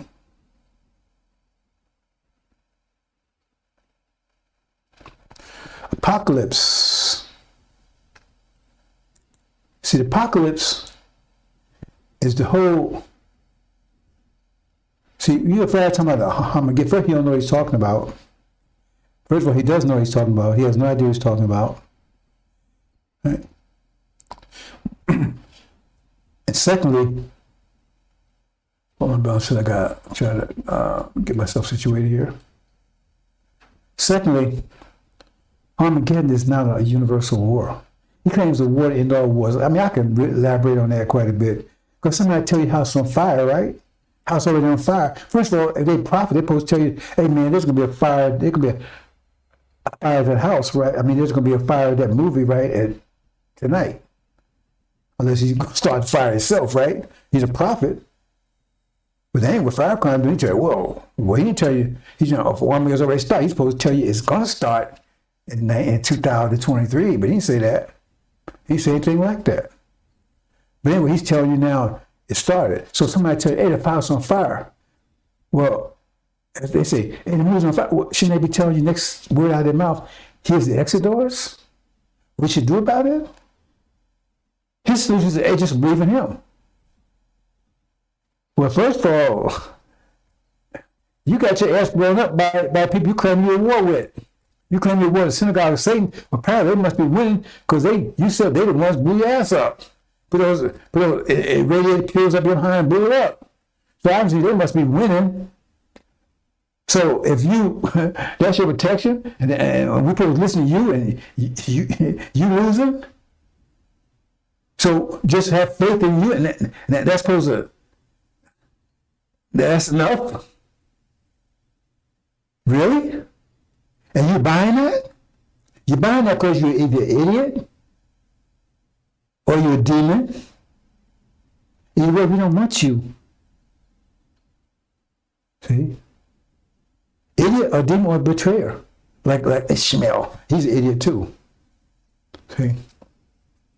So shouldn't we tell you, if this is a war in all wars, that means it's going to be a nuclear war and everything else, right?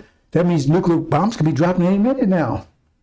That means should be troop movements, right? Battles, not that little thing going on in Ukraine. Whole world should be up in arms, right? Countries mobilizing. People be on a nuclear alert. If this is Armageddon, like he says, it's really Armageddon. See the stupidity of it? And so we know that people buying that, we don't get upset people buying that because we know they just identify themselves as being demons or totally idiots. Or agents.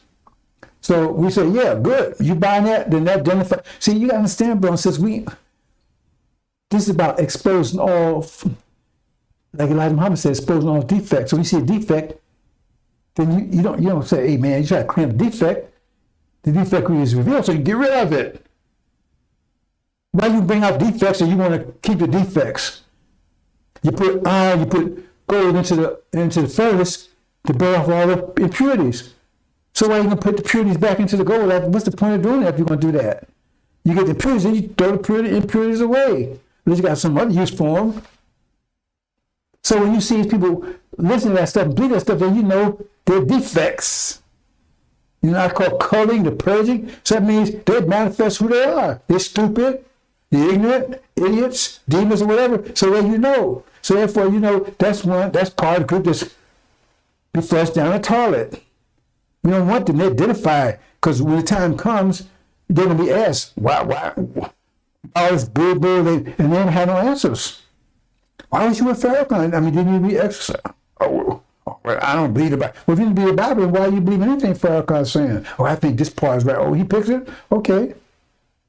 Then we're going to pick the part about your dumb ass being thrown into the lake of fire. We'll pick that part. How about that one? Think about it, brothers and sisters.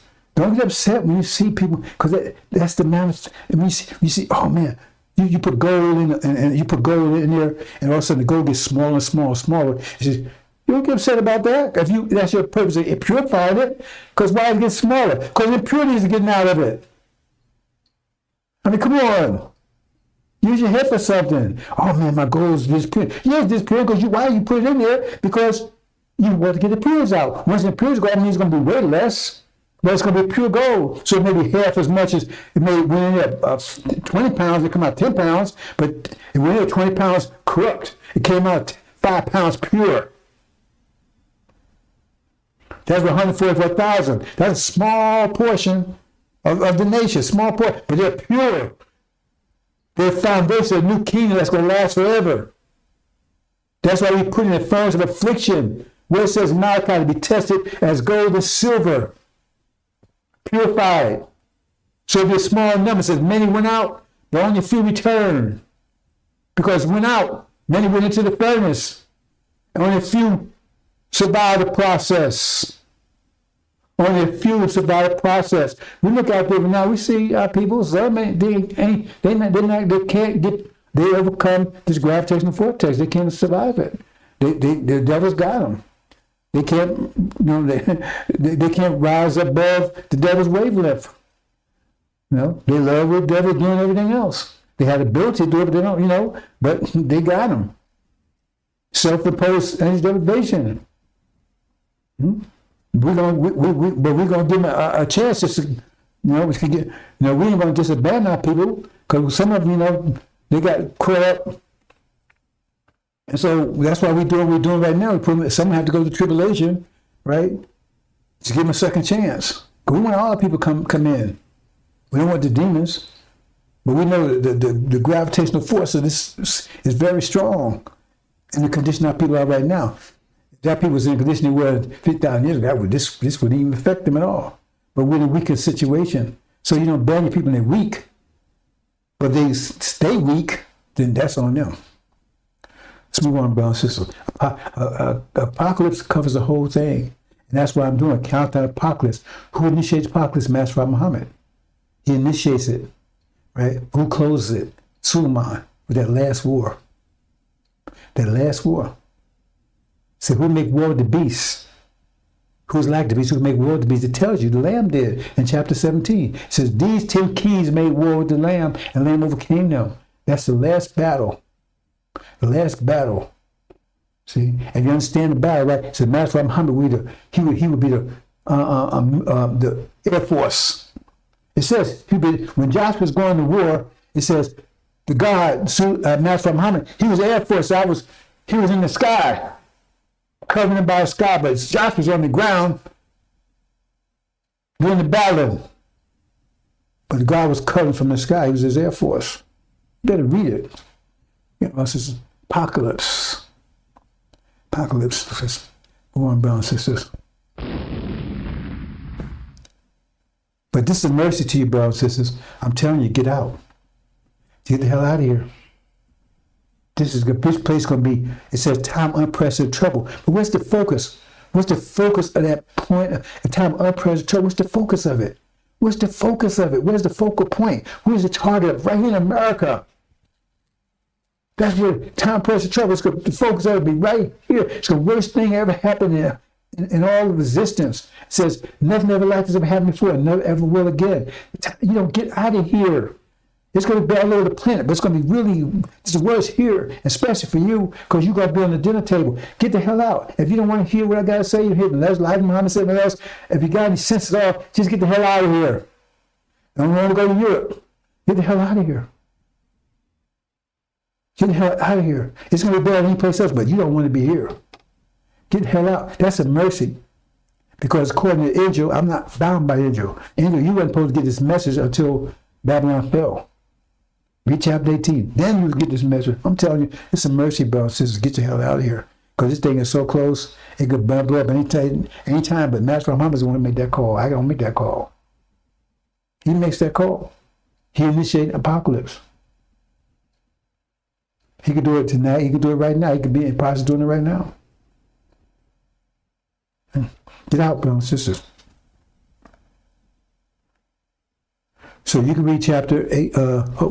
Anyway, let me. This is this is a 15-part series, I believe. That's Countdown Apocalypse. It goes from where it started. The first one, the War in Heaven, chapter 12. That's the Middle East. Michael's angels. Who's Michael? I don't know. That's Master Muhammad. He initiates war. And all the way to the last battle. The last battle. You see. And so I'm talking each one of these points in this series. Now we're up to 14. I think it's maybe one couple of more. And then, one more after this. I believe that closes it out.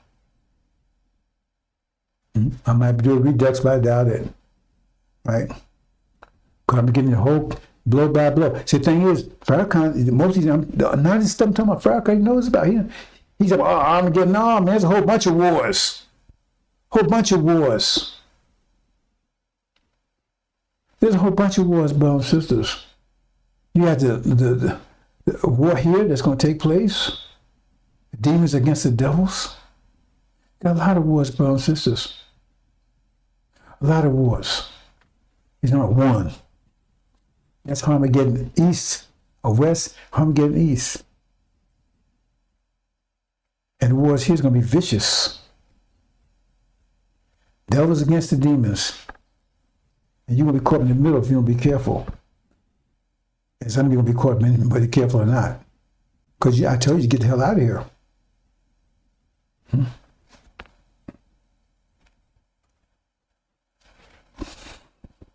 Let's move on to the presentation, brothers and sisters. And you can read chapter 18 on your own, brothers and sisters. See, they originally called it Revelations Apocalypse. And during the Nicene Conference, they wanted to give you the book of Revelation altogether. They said it was just too anti-Christ, according to them. Right? Because they want brothers that Christ is loving person, love everybody, flower child. They wanted to get rid of it. They didn't understand it. But at that time, it was called apocalypse. In fact, the Catholics still call it apocalypse. I think some version of apocalypse, but that's what they still call it. See? Then they got to change to Revelations because it's going to reveal everything. It's revealing everything. And I'm revealing everything. I'm revealing who everybody is, the demons are, jinn is, devils, Satan, Lucifer, Satan, not the same person. See, they got everything all messed up. So you can read it your own, but if you notice in here when you read it, you was told the message to come out was only given until after Babylon, of course, America, God fell. Then you was told to get out of here. No, I'm getting you mercy. Get the hell out, bro. It's going to be terrible. You don't want to be here. This is going to be a terrible place. Time unprecedented trouble. It's going to make your children gray-headed. Nothing in World War II made children gray-headed. It's going to be fierce more than you can imagine. Get the hell out of here. If you got any sense at all, right? If you stick, if you get out of here, but you can help get our people, raise our people up to get out of here, or you can just if you can't handle that, just get the hell out of here. Let's go. It's a mercy from me, brothers and sisters. Okay. Again, this is our condition. See, on the left, they took everything from us. Left us totally naked, put us on the cross 500 years. You got nothing of what all we got is just our bodies, and we don't have control of that. They took everything from us. They left us with nothing. That never happened to so-called false Israel. They had their language, they had their religion. They took everything from us. Our identity, they even took our identity. They got false Israel to pretend they're us. They took everything, they left us with nothing. Not even control our own selves. Not control our own people. Not to our own children. They fed our children with gators. They tell them we put love them, forgive them. You forgive them all you want. I'm not forgiving a damn thing. I'm making straw. I'm not forgiving a goddamn thing. I ain't forgiving nothing. Or you say, well, I don't look. I'm not forgiving nothing. See, if God was going to forgive everything, then why are you going to have a judgment? What's going to have a judgment if you're going to forgive everybody? No, judgment is because you're going to pay a consequence. And the consequence is here, the judge is here. I ain't forgiving nothing. What you did, in fact, chapter 18 says, do double than what you did to us. I don't know how it's possible to do double than what we did to us. I don't know how it's possible to do it, but that's what it says. I know it means something else, but on the surface, I don't know how we could possibly do that. So they sowed the wind, whipped the whirlwind. Now they're trying to back out of it. Oh man, we're all one people. You see, you got to pay attention, because I'm trying to, those people that's paying some attention, I hope they're getting it. You understand? Because all this so-called race making, all that kind of stuff, that's mostly demons doing that. See, at first, my first take was, I was a little upset, man, these Negro. No, it's not Negro, but it's mostly demons doing that. Well, you got some Negro bus caught up. And that's the problem with these demons, because they look like us. And so now they got us on TV and, we American dream and we marrying each other and everything else. No, that's devils marrying devils. Black-faced devils marrying white-faced devils. See, but it looks like it's us with them, but it ain't. Because our nature's totally, you're not going to find no cat, right, making love to a dog. It's just by nature, I don't care how stupid that cat is. You ain't find no lamb making love with a wolf, no matter how dumb that lamb is. See, but you'll find a wolf in sheep clothing, right? Messing around with the lambs. You see that, right? See, because he's pretending. But they made him with wolves. Say, well, why the lamb is messing around with wolves? Because it's a wolf. It's a wolf in sheep clothing. And so once I got, my first reaction was, man. Then I said, oh no, well, that's again, like I pointed out, that's that defect showing up. See, and now everything is coming out. I'm going to say a couple of things. I'm going to move on, brothers and sisters. But one reason, see, remember, Master Muhammad came here and he taught about nuclear weapons before they had it. And read that lesson about he broke a split atom into 16 million parts. I believe I'm paraphrasing. He split an atom. They didn't know about splitting atoms back in 1920. He's talking about a nuclear bomb. When he broke an atom in 16 million parts, I believe it is, right? And so how much does a crack atom weigh? We turn that weight to force. Force and weight means saying weight is force. When you transform that weight from weight to force, right? And you split, and that means those are photons. That's a nuclear blast he's talking about in that lesson. They don't understand those lessons. They're throwing that's going to understand. He's talking about a nuclear explosion in the 20s before they had a nuclear bomb. So the cracked atom was split into 16 million parts of it. How much does a cracked atom weigh? Another way to say how much force does a cracked atom have? That's when you break to force, because look at weight and force the same thing. And when you talk about weight and force in terms of gravity, then you call it weight, but it's still just force. When you walk on the floor, right, that's how much weight you got, how much force you put on the floor. He's talking about a nuclear explosion in the 20s before they had nuclear bombs. So if he wanted to stop them having nuclear bombs, he could have stopped them. He wasn't afraid of having nuclear bombs because he got something way superior to that. And right now they say those vehicles, those are flying, whatever you want to call them, UFOs, they see them all around all the nuclear sites.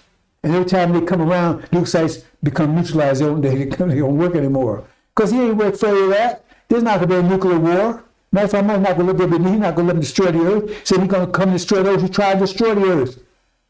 What's the point of destroying them after they destroy the earth? He's not going to let them have. That's why he got the will. You understand? So he let them have it. Why? So they feel invincible. Because when you feel like you're invincible, then you come out. See, because you're bold, then you come out. I feel like I'm a male. I feel like I'm a female. See, because all of a sudden everybody's coming out. It was hard before, but everybody's coming out. And the reason why it's so pervasive right now, why do you think it's so pervasive right now? It's like I tell you, because most of it was like that to begin with. It was hiding. It ain't just a few. You think a few could change the culture like that overnight? No, because most of them was that. And the judges, they the same thing. Because judges, they turn it down because they in it. They doing the same thing themselves. They're happy now that they can do it, and everybody's coming out. Everybody's doing their thing because they feel like they're invincible. That's why they let them have it. So they come out. That's why. See, Master Muhammad's on the case. Master Muhammad's on the case. Because when you think you're powerful, then you come out. You don't. Hey man, now they talk all this stuff. America feel like so invincible. Now they come out and it's trying to spread this garbage all over the world. It was there all the time, but it was bubbling on the surface. But now it's exposed and everything. You got videos and everything else. So hey man, no, I got you on video, man. You was talking about, hey, you was talking this stuff. No, I'm this, I'm that. Okay, yeah, but all the stuff is being expressed. Why? We think a lot of Muhammad said all expose all defects. We think that was tight. We think how that would happen. We think they're invincible now, so everybody's coming out. That's what we want. We want everybody exposed. That's why it says Suleiman would clean house. He would clean house totally. He said he would clean his house totally, be totally clean. Because he's going to lay a foundation going to last forever. So when they come out, yeah, come on out. Yeah, Come on out. Drag queen, come on out. Show your ass. Going you run for cover, it's gonna ain't no cover, don't cover your ass. We got you. Oh man, no, I ain't an old man. I wasn't just kidding. But we ain't kidding. Understand, bro? They took everything from us. They tried to take our nature too. They did it too. Look, all these demons, right? What's all that about? They look like us. So they took their nature, raping our women. Incessantly, relentlessly, 400 years. Again, the lesson's right. 17 million? Just think about it. Elijah Muhammad made it very clear, you are what your father is. That's why Master Muhammad, he may have white skin tone, but he's original. So if that's the case, how in the world you can say there were 17 million original people back there when even then most of them was demons, a lot of them was demons. So you couldn't have said there was 17 million. If you just said there was 17 million blacks, period, right? There were these 17 million blacks back there, and it's one of the consensus, good census. But if you consider the demons in it, there was much less than that. Even if 1/3 of the population was demons, it wasn't anywhere near 17 million. But right now, you got 34 million, half of them, according to Injil, half of them are demons, half of them are 17 million. Why is that number? 17 million original, 17 million demons. Now, see, those lessons are powerful. They dismiss it like they think it's a lot of crap because they don't understand them. And I can really break down those lessons if you want me to, but I'm not. I got so many other things to do, brothers and sisters, right? I'm just trying to get. I'm moving on. Okay, so this presentation is between the goat and the bear, right? But the battle for Zion, I'm going to speak on that in a minute. This still part 14, right? Well, actually, that's wrong. Hope I didn't mix that all the way down the line, because that's part 4. Oh, I hope I didn't make that mistake all the way down the line, brothers and sisters. Okay, we'll see. This probably be 14. I got 4 there, right? Anyway, battle for Zion. I made a mistake. I made it, right? I'm not making an excuse, bro. I don't have a production crew. It's just me. 30 years has been just me. And when I do have people, most of them, it makes things worse because that distracts me. Now I got to focus on them. Right? And I can't focus on what I'm doing, so it's a distraction. See? Because very, very, very rarely I have anybody actually proactive benefit from their presence. Not constantly trying to spend time correcting them and fixing stuff up and all, because that takes away from this message. So it's really harmful. That's why I've chose to be alone, do it alone. I never asked for anybody to help me or follow me anything else. I knew it would be a distraction and take away from what I'm trying to do.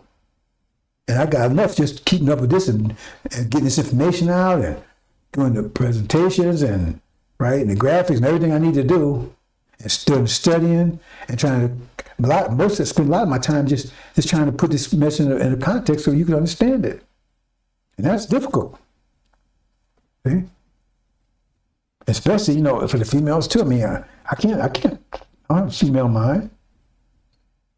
And I try to put it in a way that helps for them too. See? But that brings to mind, see, I go here again, it brings to mind something. Let me say this quickly, brothers, before I get to the Zion. I talked about this the other day, right?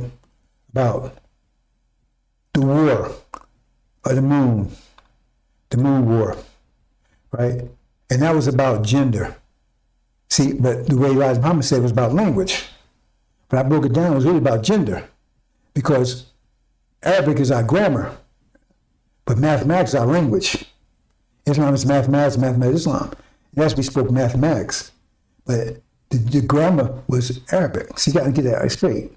If Islam is mathematics, Islam, then we should speak mathematics, which is the mathematical language, because that's what Master Muhammad said. He said you will be successful learning the mathematical language. He said learn Arabic. He said learn the mathematical language, because that's the language. It's right in the lessons. You want to be successful learning the mathematical language. Arabic is the grammar. Mathematics is powerful no matter what language you use, but we use Arabic. And Arabic, right, is the most gender-sensitive language on the planet. But it wasn't in the beginning, because in the beginning there was one being. That means there wasn't any gender. So when it came to the point 66 trillion years ago, when they, I don't want to go too deep in this, brothers and sisters. Oh, God, see, that makes me say something else. Okay, let me say something quickly, brothers and sisters. This is something I'm going to talk about all the time. There's the original being. I told you the other day. The original being, right, that was 25th scientist, Allah. He was in the triple dark all by himself. It says heaven and earth was one. So it means all you see energy out there used to be the atmosphere of the earth. And he was in total triple darkness by himself. By himself. Right? And everything you see, all the things, you know, so everything that had to be done, he did all himself. He was told that nobody knows how long he was in there by himself, because there was no sun and moon to tell time. It could be millions of years in there in that situation, trillions, nobody knows. But he was there by himself. And the whole universe was on his shoulders. All that total pressure of the universe was upon him. He had to be able to withstand the total pressure of the total contracted universe. And that caused it to expand. I'm not going into all the details about that, right? But in short, right, he started, see, they tell you evolution. Evolution is a lie to try to, because if you understand evolution, evolution means the last is the best. That's just a racial lie, and they use a racist lie, right, to use to make them the superior, because they said, yeah, okay, the blacks was big first, right? But we came after them, so they stopped evolving. That means if you stop evolving, you're still human. You're not human anymore. You're not human. That's why in the Constitution it says 3/5 human, because the dogs stop evolving. That's why they're going to be dogs forever. They don't tell you dogs will keep evolving, do they? They tell you bears will keep evolving. They tell you owls will keep evolving. No. They keep evolving. So in other words, we were apes. Apes stopped evolving. Right? We evolved, and then apes stopped. So they're going to stay apes forever. So apes evolved to us, according to them. And then we evolved to them, so now we're going to stay black, Negro, Butch, whatever, forever. And they moved on to the next level. And we're going to stay forever. It's like the apes going to stay forever. They don't tell you the apes going to be evolved in anything else. They don't tell you that. That's the story. So it says, it means they're still evolving. That means we animals now. That's what animal is, something that's not evolving anymore. That's why in the Constitution say you're 3/5 human. Why are you going to pledge these to the Constitution? Say you're 3/5 human, you got your children to pledge these to that kind of thing? That's their lie. So they're still evolving. That means they're still human. We stop evolving. That's why we're still black. That's why apes still apes, because they stopped evolving. And we moved on to the next level, us. And then we stopped evolving because they moved on to the next level. We stay black. So we're not evolving anymore. So a million years from now, we'll be lower than apes, because they'll be evolving to something way beyond, and we'll be in the zoo. We're practically in the zoo now. You understand? That's not the way it happened. What happened is that I explained about it. I'm not going into detail, right? But the universe expanded, right, with tension, so we broke a little piece off. Microbes. They're more complicated until we got to the maximum expansion. We broke something off almost identical to us. That's devils. That's the truth of it. Now the universe started contracting. The first thing we take out is the devils, start putting anything back. But the point I'm getting here is that all the things you see out there, the bees, the birds, the plants, everything, all that function they do, we was doing all of that. The original being was doing all of that. Because all was in him, he had all his attributes. As he started universe, he started breaking the piece off and started getting that responsibility. Okay, the microbes, you handle this, right? The bees, you handle this. Out of himself. The plants, you handle this. All this stuff was in us. The clientele from one being came all life. Also, so we started giving responsibility. Then we came to the point, right, where we said, okay, we split ourselves into two parts, equal parts. And we gave responsibility for childbirth to the female. I mean, it's kind of cold, but that's what we did. They got the beauty, but they got the responsibility of childbirth. We had that before. We didn't want it, so we gave it our second half, which is equal to us. Don't make no mistake. We don't oppress them. They're equal to us. They got the beauty, we got the strength. But we use our strength to, that's not happening anymore. We got strength to overcome them. And now they got a champion. And now once they understand the wisdom of it, pressure is greater than strength. So once they master pressure, our strength will not overpower them anymore. That's physical. Strength is physical. See? And they didn't have that knowledge before. For 72 trillion years, the females didn't have that knowledge. All they saw was the strength opposed to the beauty, and the strength can overcome beauty. They didn't have knowledge. That's why I said Suleiman would reveal all things, make him last forever, and total equality. That's why I met the flag Elijah Muhammad status, total freedom, justice, and equality for all, not just some. So now the women's going to give that wisdom of pressure. And once they have that, then they have achieved total equality. Suleiman's going to give them that wisdom of pressure. Because before they had strength. And the male had strength, so they overpowered them. That's why the Quran says the man was a degree above the female because of his strength. You see? But once they had knowledge of pressure,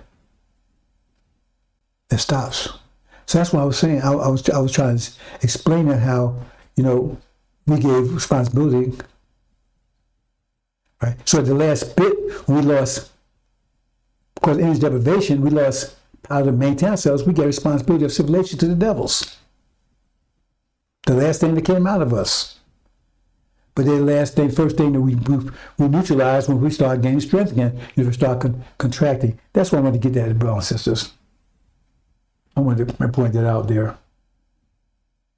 So I'm teaching these sisters very thoroughly. Say, have thorough knowledge self. That means just not the sisters, brothers too. Thorough knowledge self. Once you have thorough knowledge self, they will not, brothers will not master you again unless you want to be mastered. Because it's about pressure, it's not about strength. For 72 years was about strength. Now it's about pressure. I'm telling you, I'm saying reveal everything. Suleiman reveal everything. See? That's why Revelation reveal everything. So now sisters will not be under domination anymore once they have knowledge of pressure, unless they don't want it. Once they maintain it, and that's why I want them anyway. I want sisters to be equal. I love them. I want their beauty to come out. Because right now, the strength, we haven't really seen the beauty of a female. Because we're suppressing them. We're suppressing their beauty with our strength. We don't realize we're doing that. So we're trying to make them cover them. I mean, it should be covered, but because that's what they want. Not because we want it. We force them to do things, right, our way. But if they're going to be our way, then how? I mean, we don't have a beauty. We have some beauty. They have some strength. But we got to let the beauty come out. And we got to stop suppressing them so our beauty come out. Because we haven't really seen the sisters like who they really should be. We haven't seen them yet. But we're going to see them because Suleiman going to release that energy, that beauty. That's what he's doing. And now you're going to see sisters more beautiful than you ever saw before. Even the Quran talks about that. Because you're going to see them in their beauty like you've never seen before. Because now you're not suppressing anymore with your strength. Because now they can fight back with their pressure. And you better be careful, they might dominate your ass. Right? So, but the battle for Zion, brothers and sisters, we got to take back everything that's come back. See, I'm not even going to point this out. I keep talking about battle for Zion. Zion, look at Zion, look at it backwards. What does Zion spell backwards? N-O-I. N-O-I-Z, what's the Z?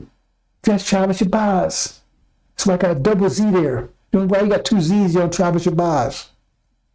You need two Z's? Still, if you have one Z, it still spells the same way. Tribe of Shabazz. Tribe of Shabazz. No, Tribe of Shabazz. That's what it is. You got little things that have an Injil, Farrakhan, they play this little game, they don't know the hell they're talking about. So NOI backwards. Because NOI is backwards right now.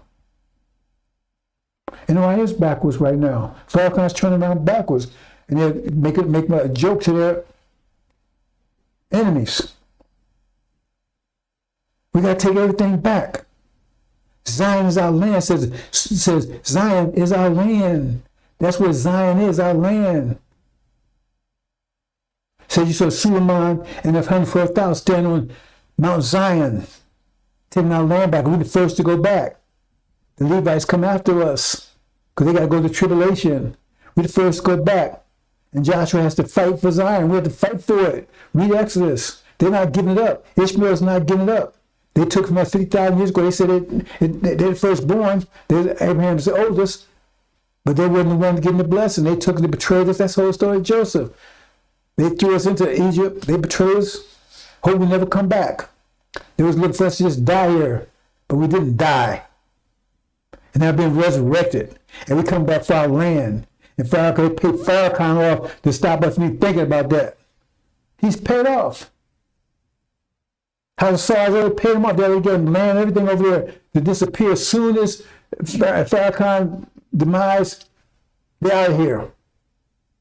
But we turn land back, battle for Zion. And they building up everything over there. What the book says? The book says, we turn home to build what we haven't built. Build what we haven't built. We ain't building none over here, that's for sure. That's for devils. They build it up. They build it up for us. So you have beautiful buildings. Beautiful power. You're going to live in palace and everything else. That's the elect. But we got to battle for it. Battle for Zion. And the whole world is against us on it. It ain't just House of Sword. Pharaoh, the demons, the devils. Remember, the devils don't want us to return.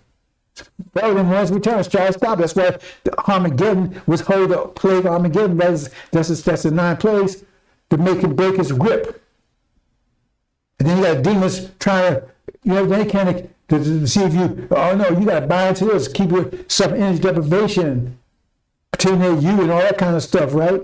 You got false ruler there telling, hey man, you don't have no claim to that. We got the claim. You got the whole world's against you, brothers and sisters. They do not want you to return to battle for Zion. That's what it's all about. That's why I keep talking about battle for Zion, because the apocalypse is all about the battle for Zion. That's the focus of it, the target, the bottom line, the battle for Zion. Because once we go back to Zion, take a Zion, we're back in rulership again. This whole reality comes to an end.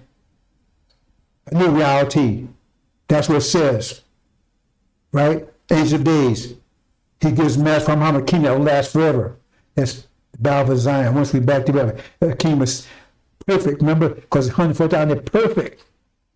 They take Zion, that's the foundation of the new kingdom that will last forever. Battle for Zion. See? It's in the word right there. Where the word come from? Sometimes they call it Sion, S-I-O-N. Why? That gets back to Spaz again. The first letter is S, the last letter is Z. Ain't no coincidence, brothers and sisters. I mean, I can get deeper into these words. So much stuff. I'm focused on the things I focus on things I think that's more impactful. But Zion, that's what it is. Ain't no lie. Nation of Islam. Tribe of Shabazz. That's what Zion is. And we're taking it back. They took it from us 50,000 years ago, we're taking it back. Once you take it back, that's it. That's the end of this reality. That's the foundation of a nation that will last forever. Remember, it's given to the Master from Muhammad. But the ancient days is still sitting here. He gives it to him. How do you get to him? He delivers us. And we go back, then we got to take it from them. That's going to be a battle. Battle for Zion. That's just this last battle. Right now, we're bound for Zion. Now we've been bound for Zion for the last 50,000 years. Who's going to get by Zion? At least for one Zion. That's the bear. We're going to talk about that in probably the next segment. That's that final war. Everybody wants Zion. That means they want control, they want rulership. Master Muhammad is a God. He's going to rule it. Suleiman is the high priest. The battle for Zion. Battle for Zion, brothers and sisters. That's what apocalypse is all about. Battle for Zion. Who's going to get Zion? After all is over, then there's the last battle between Esau and Jacob. Battle for Zion. We're going to talk about that's the bear and the lion. Let's move on, brothers and sisters. Battle for Zion.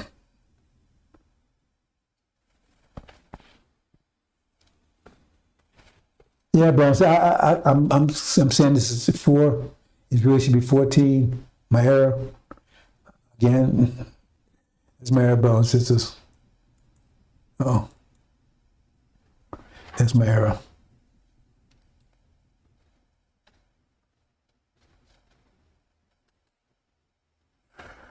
Okay, goat and the ram. That's leading to this. Now we talk about the goat and the ram, right? Now the goat, that represents China, India, right? That's the goat. That's the leopard that morphs into the goat. See, yellow with brown spots. Yellow dominates with brown spots. That's Orient and India, China, India. But it morphs to the goat, right? And it says it comes from the west, feet not touch lands. I talk about those things. I'm not going to talk about it today. I talked about it in the previous one. I'm just laying the groundwork for what's going to happen here. So that's America when it goes to Armageddon. So Armageddon is the war that's going to destroy America here. Because America being in famine. I mean, I don't really only use the word extreme famine, because extreme like there's something left. No, there's total famine, total famine. Only food's going to be his people. And he said that you're going to be on the menu. You're going to be on the menu. If you black in this country, you're going to be on the menu first. When the goat comes in, then they're going to be their own children. But you're going to be eaten by that time unless you're gone, or you've been eaten already. But the demons, right? They're going to be, because they're in the same wavelength as their devils, the devil fathers. But they only got 17 million of them, and you got, 300 million? And so they're going to be food. They're going to be eating flesh and drinking blood like wine. Because they're going to you're going to give up in that battle. It's going to be a total battle. All the demons, all the blacks in America, right? I'm talking about demon ones, the master's children. They'll be totally mobilized. Children, everything. Because if you get caught, you can eat, period. You don't give up. You eat. They'll be crying, oh, Master, why are you killing me? Please, Master. Oh, but he's going to be terrible. You don't want to be here. You can see these demons crying, Master, why are you? Please don't kill me, Master. Cut his throat, and then drain him for the blood so they can have some drink, because they ain't going to water either, brothers and sisters. When the power is cut, that means there's not going to be any food, there's not going to be any water, because water is pumped to you. You ain't going to be able to buy water at the store, because there ain't going to be no money, and ain't going to be no stores anyway. So I mean, you're going to have to eat flesh, and that's all it's going to be. The only food is going to be flesh. The only drink the thing is going to be blood. Because you feel, oh, Master, please, Master. These so-called demons love them so much and everything else, and telling you, heart and all these clowns, oh, what? They have no idea what's about to hit them. That's a demon war between the devil and the demons. And demons have no choice because we don't want them. They got to fight. And they're going to destroy this country. That's Armageddon here in America. They're going to destroy this country. I ain't talking about riots. They're going to level the cities and everything else. That's going to be a war that you can't imagine. And America will be preoccupied because they're going to be a war in Armageddon East. That's over in Europe. I talked about that one. Because they're going to be total cut. When matter of fact, is going to cut off the oil. It's going to cause a famine. No food. And so you're going to have a cannibal war like you can't imagine here. And then after the demon war, that last 5 months, it's called the locust war. After they eat all of them, it says they're going to still be hungry. And that's when the goat rolls in. China and India rolls in on the West Coast. Feet not touching land. Only China and India can say that. Come across the whole earth, come across the ocean. And then they lay siege to America, and that caused the second phase of the famine. Because the first phase, there were 3 phases to it. First, eating the Levites. The demons and the devils were eating the Levites that was out in the suburbs with them. That was, undercover because it wasn't clear at that time. It was deceitful. There's a brief period of time when famine comes in where people are not going to really understand it, and they're going to be eating those Levites out there. And when Levites figure out, because they'll be warned, when they realize what happened, then they won't go to war. So you have the demons at war, and you have the Levites at war. Who's the Levites? These are African immigrants and Haitians, all of them that's over here. They're going to unite. So you got them rocking America, and you got demons rocking it. The Levites is fighting both the demons and the devils. Right? And the demons are focused on the devils. Okay? So you got that. And demons, they lose. They eaten. So that's phase 1, the Levites. Phase 2, the demons. And phase 3, right? First eating the Levites, then eating the demons. And some of you in phase 2, some of the Negro buds in phase 2. And then phase 3, when they eat their own children. That's when the goat runs in, because all of them, the Levites still fighting, the demons are gone. They're all eating. And when the goat rolls in, they're still hungry, and they have nothing to eat. And that's when the goat rolls in, they're going to lay seeds, and then they're going to have to eat their own children. That's what it says, eat their own children. Because the famine is not going to let up. Okay, so that's what's happening there. So the goat comes in. Now, when the goat comes in, right, the bear is with the goat. Now, they talk about the leopard. They talk about the leopard, and they talk about this bear. It says this bear will pluck through it by the roots. The roots is the ram and the goat. See, because he helps the goat take out the ram. So Africa, non-Islamic Africa, is going to be with China when they come in and embark on the West Coast and take out the ram. Because Africa is another country that can come across, right? What part? East Africa. Another part that can come across without touching land. They're going to be with the goat. They're going to take it out. That's the bear. He devoured much flesh.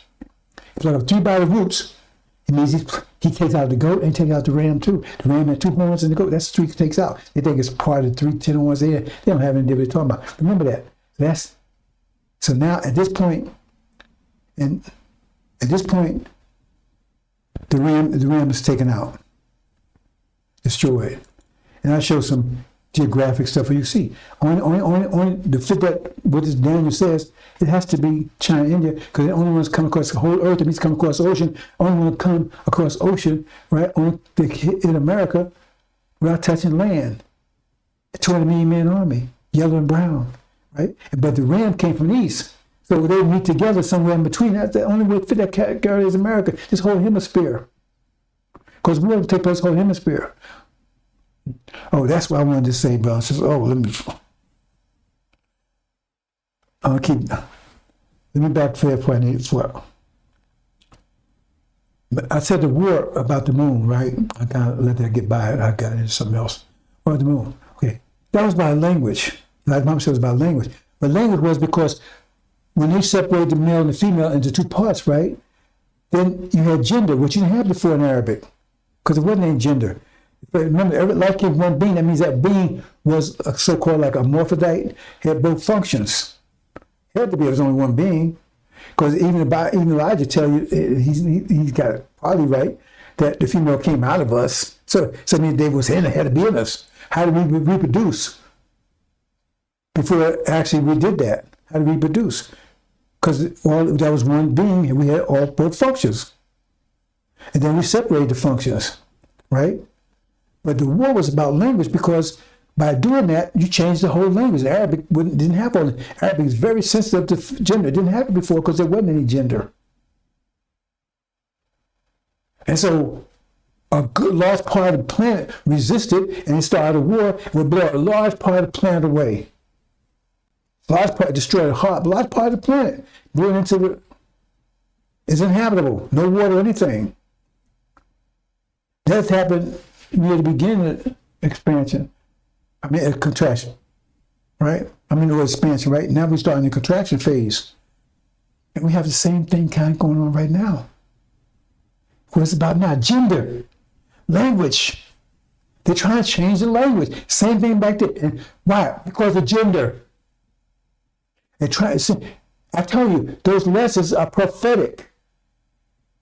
They're prophetic, and you think there's something that's history. They're prophetic, because that's what's happening right now. That's what's going to bring the war, because that brought a war that damn near destroyed, right, a large part of the earth. And that whole hemisphere is going to be destroyed. That's what this whole hemisphere is going to be destroyed, because that's where it's coming from here. Gender. Change it. You can't say he, and they don't start a war over it. You see, Russia's resisting it. Africa's resisting it. A lot of the planet resisting it. It's going to be the other way around this time. See, because the one that was pushing the language change, they're the ones won, and the ones that resisted it, they're the ones that got blown away. It's going to be opposite this time, because the ones pushing, they're going to be blown away. This whole hemisphere is going to be blown up. Because what's going on right now is about language, changing language over gender. Say less. I can go a lot more into that, bro, since Mom, I wanted to mention that, right? See?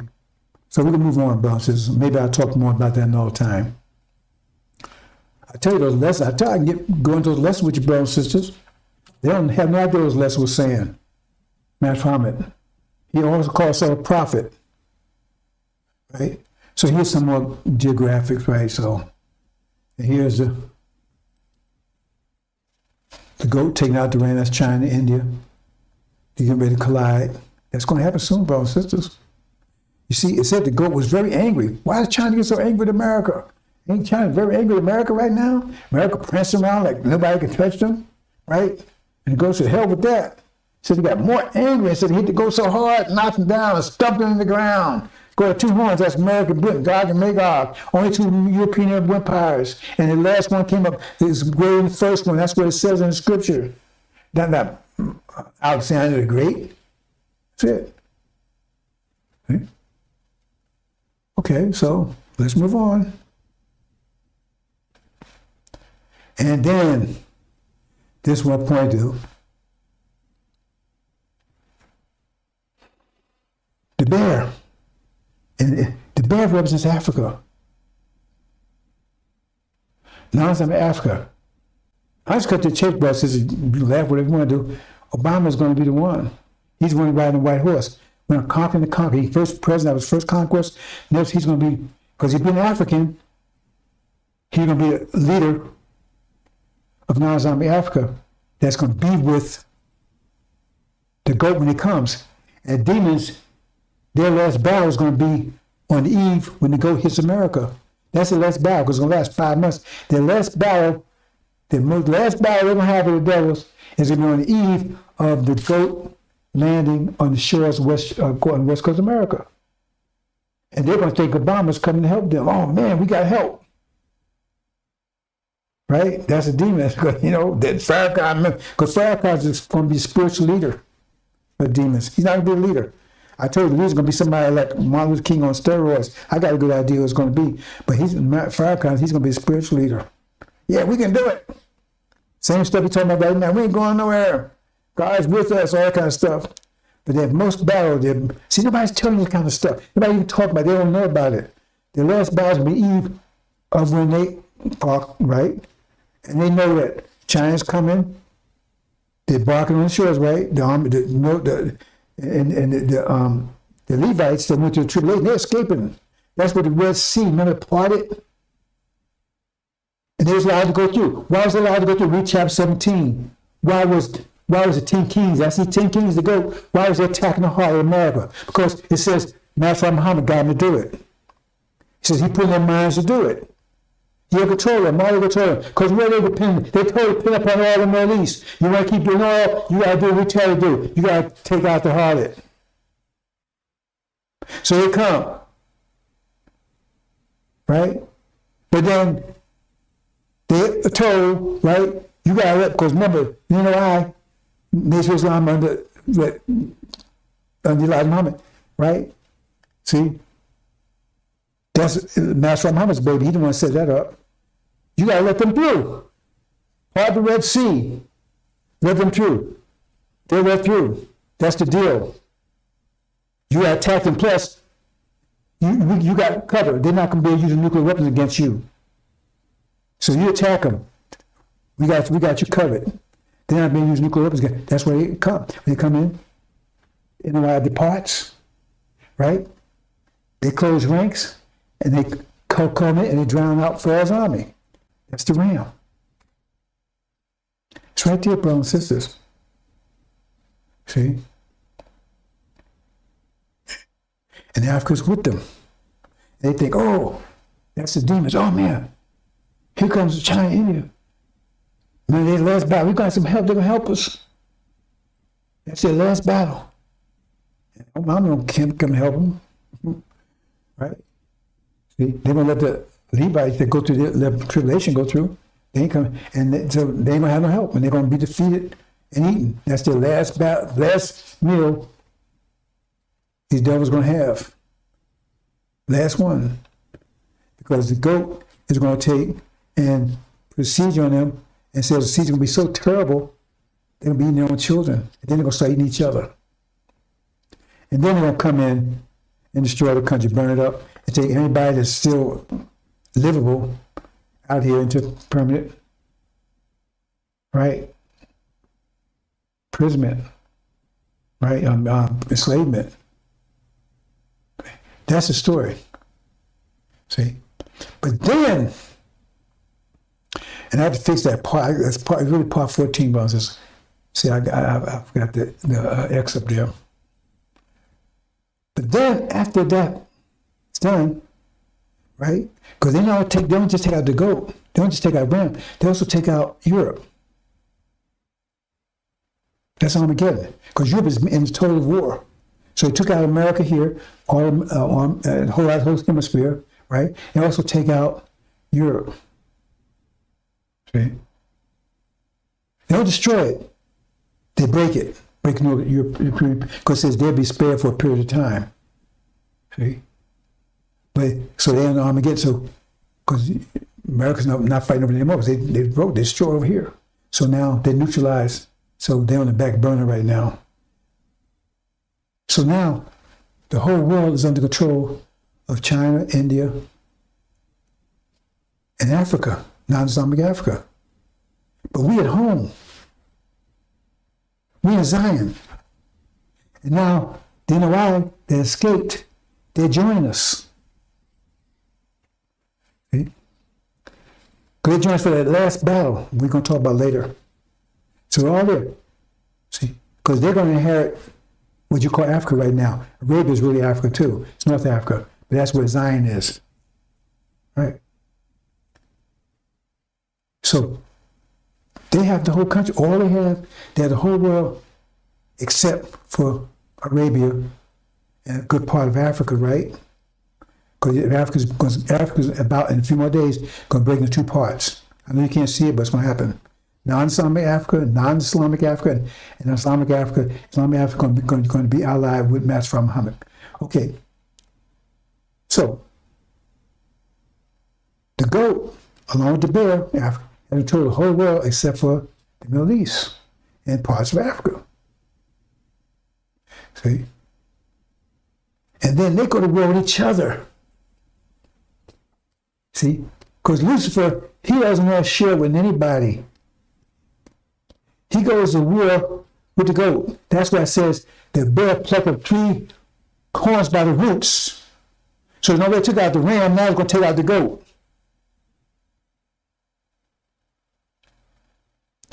So you got non-Islamic Africa, because you got to understand, if Africa, the population of Africa is greater than the population of China. So they say China's, because Africa's divided. But we put all the population together, it's greater than the population of China and India. Not combined, but there's more people in Africa than there's all together than there's in China. There's more people in Africa than there's in India. So when you divide into 2 parts, you have a significant population. And they haven't been on war footing for forever. Ever since colonialism. So they go to war and they defeat the goat. defeat them. But now they have access to the Ghost's armies. They defeat the power structure of the GOAT. They have access to the GOAT 200 million man army. That's Obama. Now he has control. He's Lucifer. Lucifer and Satan are the same person. He says, I'll make my throne. I'll be like the Most High. He's African. But remember, you have the battle between Esau and Jacob. Jacob represents us. Esau represents, right? Both Africa. It was twins. Right? Esau said it belongs to me because he's the oldest. But the heritage went over to Jacob, us. He said, no, it should be mine. I'm the oldest. But he sold it. So now he wants it back. He said he's going to try. He fight. He said Esau going to try to take it back from Jacob. So now we in Zion, we got that back, right? Now he's defeated. Now he's in control of the whole world, including non-Islamic Africa. Right? After he got control of China, India, he got control of all of it. Only thing he has the Middle East. That's what it says. It says, then they will look over, that's Gog. See, when you understand Gog, and make Gog to make all that's China, America, and Britain. Because they came out of the Dark Ages. Chapter 20, I'm not going into details, brothers, but chapter 20, right, is European history. And Gog and Magog is America and Britain. They came out, and they could see, go cover the whole world, right? And Gog is America. Magog is Britain, because it says Magog means mother of Gog, right? But also in the scripture, the one that leads Gog is also called Gog. The president is also called Gog. In fact, and this, Obama he's a Gog, because he was the president of the United States. He's a Gog. That's what says Gog will look over. They're trying to say Gog is Russia. They're going to track false Israel. None of that stuff's going to happen because they got it all wrong. No, Gog is Obama. He was the president of America, and he says we're going to see we are at peace. We took Zion. We're at peace. We're there.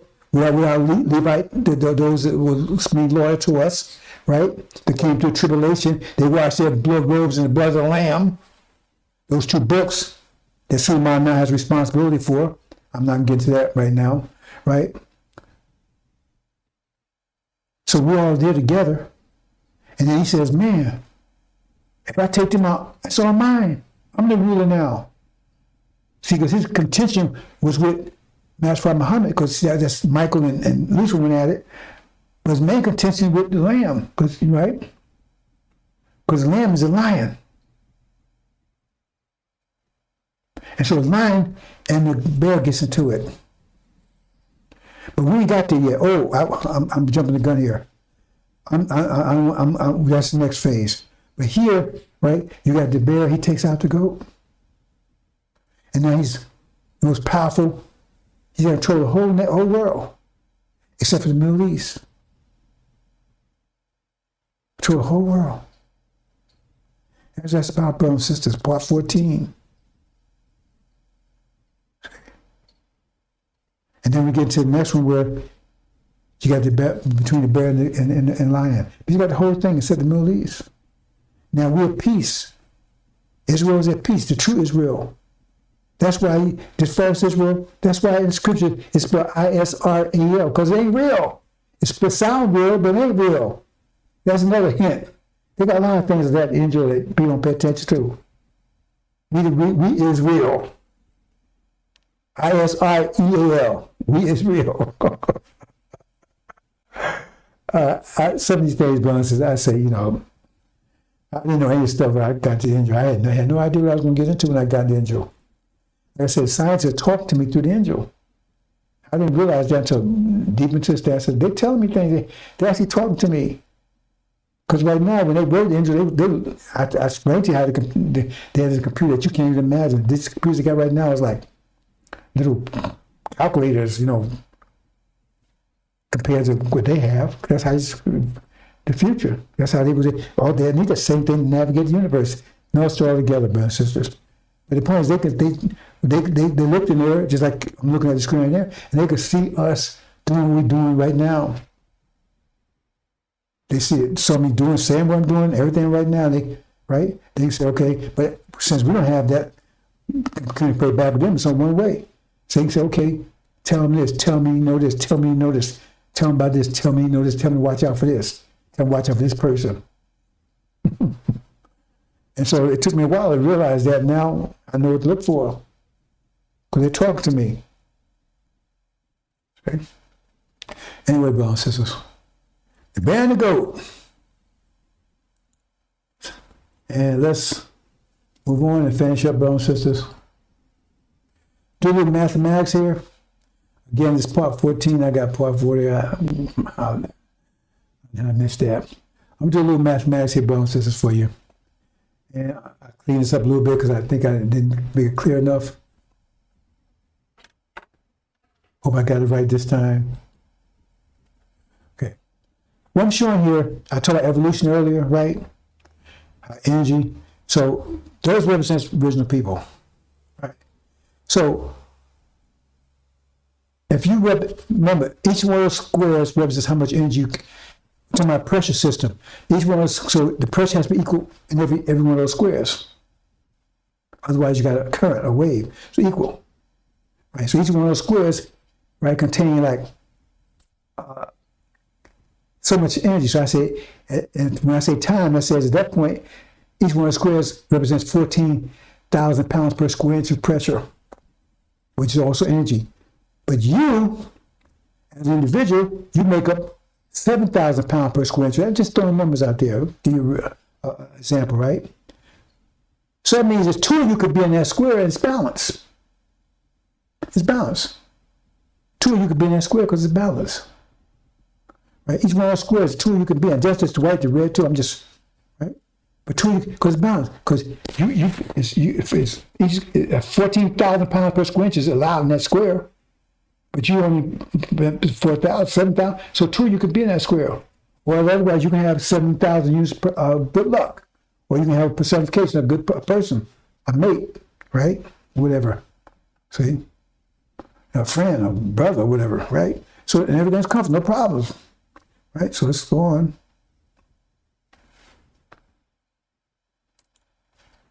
But then say universe expanding, so energy used to be here is out there now. So say it goes down to 7,000. Only one of you could be in those spaces now. Only one of you could be there. And it's balanced. Because your nature, you compose of 7,000 pounds per square inch of energy, and 7,000 allowed. So one unit is fine, it's no problem. Right? But you put another one in there, that won't work. Because now you got 7,000 units per square inch negative energy. If you put another one in there, that will neutralize, you understand, that's 7,000 pounds per square inch of negative energy. Because it has to balance out to 7,000. Okay, let's move on. So, this way. Let's say it goes down to 5,000. Okay, wow.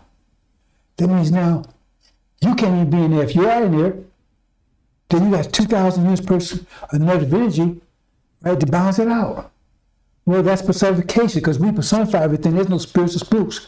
So Star Shaku came along and personified it, and he made a being that's 2,000 units per square inch of negative energy. That's the devils. They're negative. They're not us. They're negative. They make mission shed blood because they're going to do all bad things to us. Take everything away from us. They neutralize us. See? So say each one is worth 2,000. Say each one is worth only 500. Then you got four devils, four devils, each one with 500 negative energy. You got four of them. If that's worth 4,000 or 500. But if you got a big devil, you only got one. He's a big devil. So you got one because he's 2,000 units of negative energy. But if you got big devils, right, Yahoo devils, right? And then only 500 negative, and you got four of them. You got four devils all around you, right? Well, you got a devil wife, devil girlfriend, 2,000 units. Okay? So that's what happened to us, because to balance out our situation for the last 5,000, 6,000 years, especially the last 5 years, we had a lot of devils around us. We had the worst anybody. We was totally surrounded by devils, encompassed by devils. That's the neutralizer, because that was the nature of the energy at that point. You understand, I thought knowledge of self, brothers, it's just a coincidence. That's our situation. Because we was the best. We were 7,000 pounds per square inch. That's the best. Everybody else was like maybe 6,000 for Africans and 5,000 for the Asian and 4,000 for the Orientals, right? So we were the best. So because we were Lamborghinis, they were just Volkswagen beer. So we suffered more than anybody else. Then you got Africa. Then Africa was next. It was colonized. We was enslaved. They was colonized. Then India. India didn't have as bad as Africa had it. They went in there and occupied India, but then they colonized later in Africa. And then China, they went in there, sold drugs, and they neutralized them too. They had it even worse, not even less. Everybody had it. We had the worst. We lost our land, everything. See? Africa, they divided up and everything, controlled land. India, they didn't lose their land. They just lost their sovereignty. And China, they just lost control. I mean, they couldn't put drugs and everything else in there. Understand, brothers and sisters? I'm trying to understand the mathematical situation. So what happens then?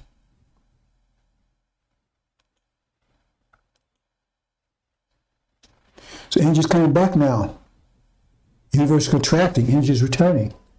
That's what you see is a wave, energy returning. So now we're back up to 7. That's where we are right now. Those have no control. Unless they can fool you and trick you into the American dream and taking their cars and all that kind of stuff, right? Then that means now you instead of 7,000 per square inch, you got all sorts of energy taking it. If you own cars, you own how that's stuff that you're controlling. That's part of energy, your energy matrix. So now you got a BMW. So you boost. Now your basic energy matrix, 7,000 per square inch. That's you, basically you. But you start taking stuff, American dream, everything. Then you increase your energy matrix up to maybe 10,000, 20,000. So that you only can have 7,000 in there. So if you're up to 17,000, all the stuff, you got 10,000 units of negative energy. That can come and form a lot of devils, marrying devils, come all kind of form, cancer and diabetes and every damn thing else. And you can't get away from that. That's mathematics. It's just that's the way it is. That's what we're doing right now. Tricking. Oh, come on, let's be all one together now, interracial and. We're all together, man, and you know, and Democrat, all this. I mean, that's what they're trying to do to keep you below, keep you in a negative zone, keep you in your gravitational vortex, keep from escaping, because you have to give this world life to escape. The Bible tells you have to give it up. They telling you to buy into it. Well, kind of tell you buy into it. Boy, that's the biggest dumb thing you can do. Take reparations. They're gonna pay you for what they've done to you for money. You pay that. Then you it's like a weight. You holding yourself down here. We're trying to get you out of here. You like a weight, like a balloon that's got a 100-pound lead weight hanging to it. So it's stuck to the ground because you got to cut the string, then the balloon takes off. But now it's got that lead weight, and that's the marriage dream. Like I said, the lead weight's holding here. That's what we're trying to do. Farrakhan and all of them. Ring devil and all kind of stuff. That's the lead weight, brothers and sisters. You got to let it all go if you want to get the hell out of here. And that's part of the tribulation situation, right? Because you don't have to let everything go in. Because you don't have nothing. There ain't going to be nothing here to have. That Lamborghini, that Volkswagen, that BMW, none of that stuff going to work. You'll be forced to let it go. See? But you still got to wash your rose in blood and lamb. You still got to raise your frequency up to the level of those 2 books. Otherwise, you get to hear out there, it'd be like somebody 5 years ago come here today, they'd be totally lost. They can't understand computers, they can't understand drive, they can't understand other stuff. They'd be idiots. And you have the minimum amount of wisdom, power you got to have, or how you would call it, thought power you have. The minimum is those 2 books. That's the minimum. That's the starting point. The top is Injil. And that's your starting point. And then you start moving to the future. It's got to get more complicated. Your mind's got to get more powerful. Because remember, the pressure increases. That means your mental power got to increase. They will stand the pressure. Pressure going to increase. You got to keep converting that pressure into your kingdom, your paradise. Otherwise, it's going to crush you. You're going to have all this energy. You got to convert it into what you want it to be. Otherwise, energy, if you don't direct that energy, it's going to crush you. If you don't control energy, energy will control you. Hope you understand that point. Let's move on, brothers and sisters. See, then we get some more energy, right? And now, back where we started, you can have two. Have unity. Stop being together again. See? That's the situation, brothers and sisters. That's the situation. See, so now we got enough energy to do this, but now we need somebody to put you on the right wavelength to do this. To have unity. Otherwise, you're going to be sitting around with a BMW, 3 houses, and everything else, and you have no unity, and you got this big weight holding you down, in the gravitational vortex, and you're going to be right here to be destroyed when the ram is destroyed. We understand, brothers and sisters. I think that's pretty much it. Is there anything else I want to talk about here? Oh, I told you this other day, talk about it again, brothers and sisters. I think somebody might have given this understanding. See, the Shia, they're part of Europeans, but on the Torah side, they're original. But see, the pressure is on the Europeans, so they go to war with each other. That's why the Quran says that some surge against each other, when some surge against others. That's where the war starts right there between them and them. But they win because they're on top. They defeat the Europeans. They don't destroy them, they defeat them. But remember, they're taken up with Shabazz, Master Muhammad, they're with him. So they're not crushed. See, people think, oh, they crushed you. No. Because remember, their gold, that's why I show them his gold there. Because they get combined, right, with the other gold. Because they were Master Muhammad. But they crushed the Europeans. They break their power. That's it. They start the apocalypse. Because what? They destroy their source of this whole reality, which is oil. You understand, brothers and sisters? And then Oriental Asia come and crush the Europeans, right? And then African the bear crushed them. And then now you got the bear and Shabazz left. And they go to war. The bear and the lion. We'll talk about that in the next presentation, brothers and sisters. I want to clear it up. We say, hey man, you want to crush it. So, that's what I'm saying. You know, I talked about this before, right? But I explained the nature of Islam, right? Zion spelled backwards. Why is that? Where that name come from? See? And that was in there before Elijah Muhammad talking about NOI. It's right there. I believe it there, brothers and sisters. Yeah, I'm gonna leave it there. Let me just check, make sure this. I'm not gonna go into. I talked about this enough. Okay, yeah, let's go on. That's Farrakhan.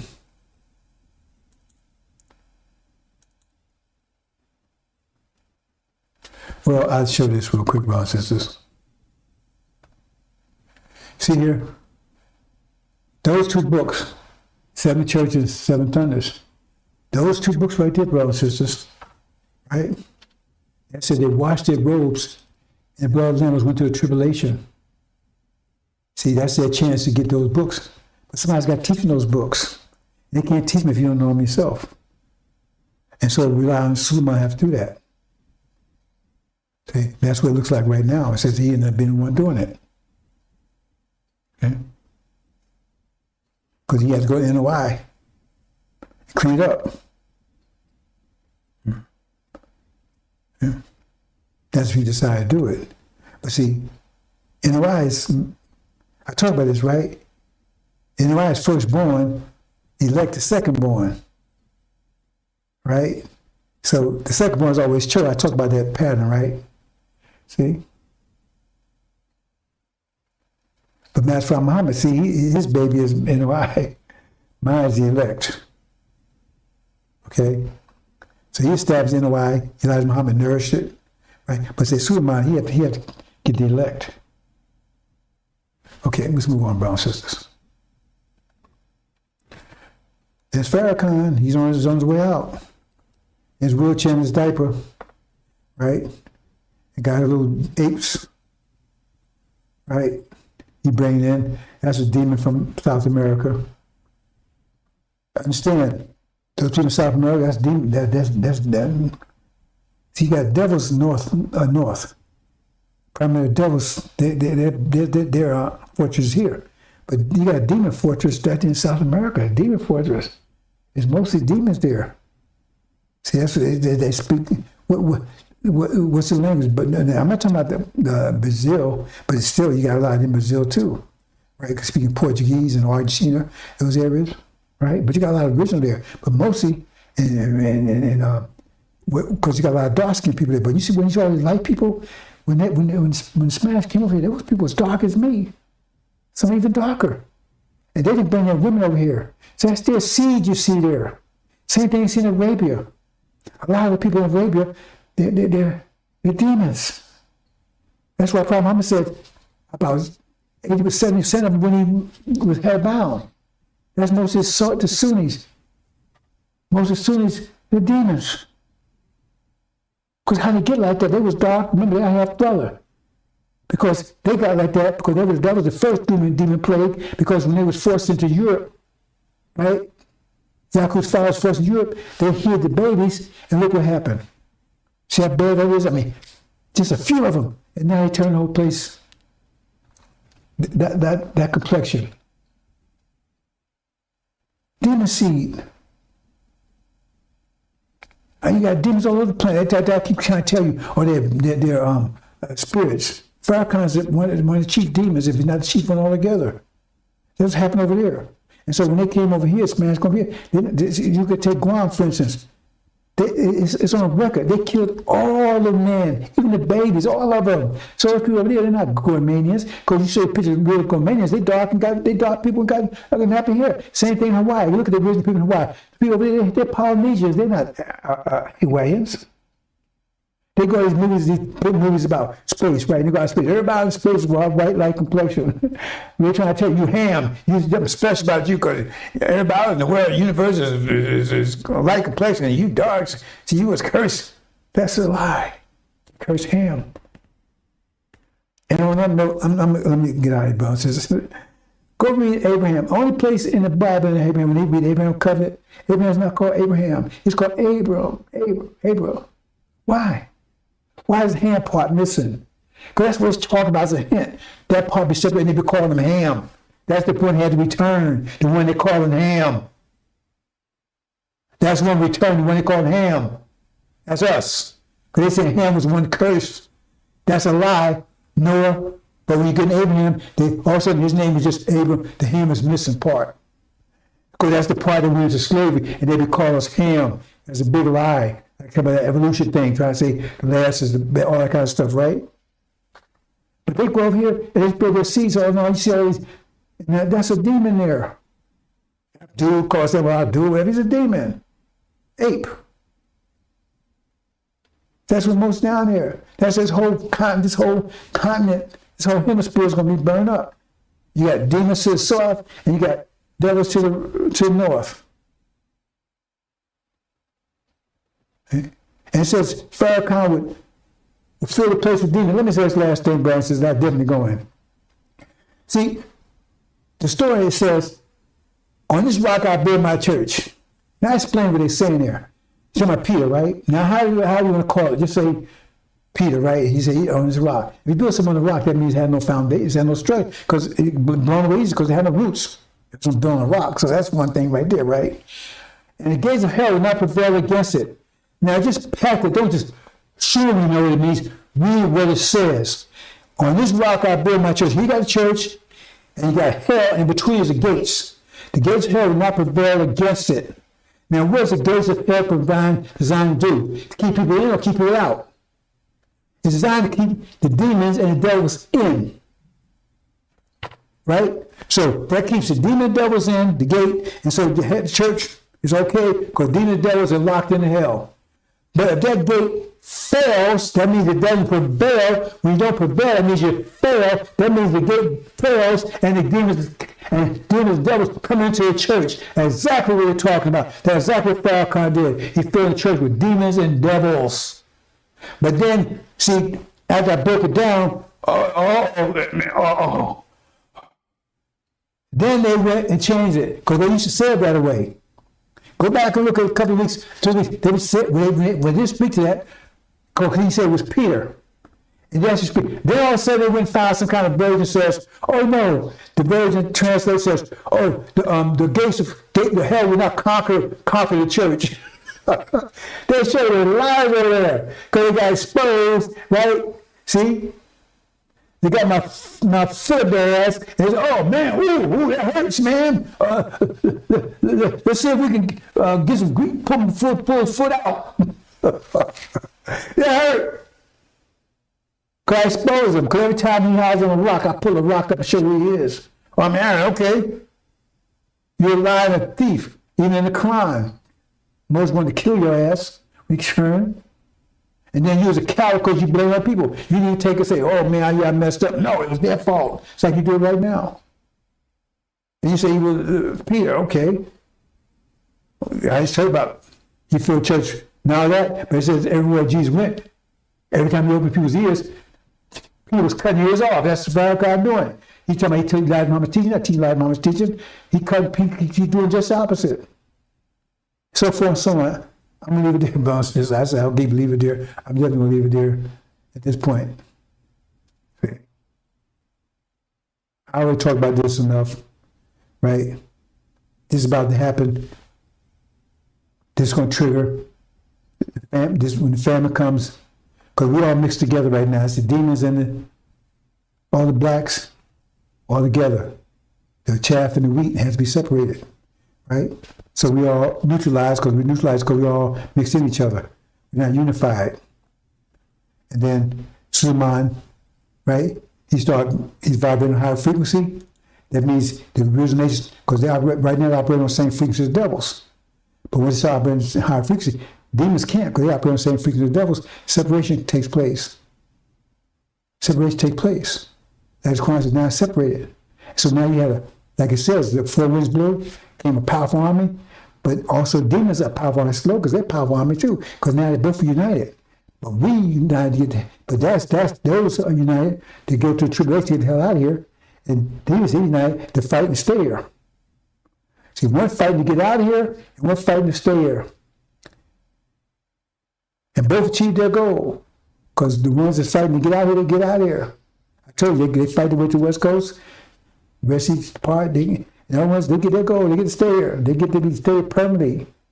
They get to be turned into, let me be nice here, right? Into manure. Human manure. That's what devil's gonna eat them. That's their fate.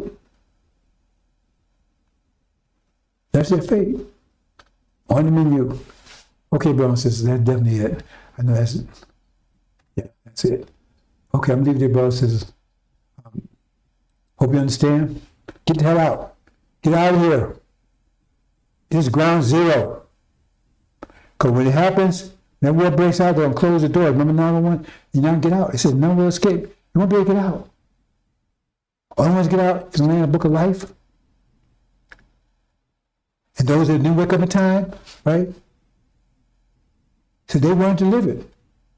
But it says half of them everlasting life and everlasting shame and department, so they got out. But they had to go to tribulation. They had to fight their way out. And that takes anywhere from 5 months to a year. Okay, so brothers, I'm close it. Hope you understand, brothers and sisters. Let me see how I do this. Let's see here. Oops. I'm trying to find the best way to do this. Okay, I'm good to close out, brothers and sisters.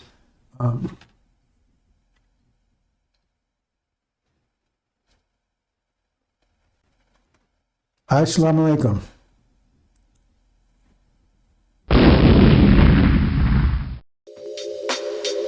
Welcome to the Injil Radio.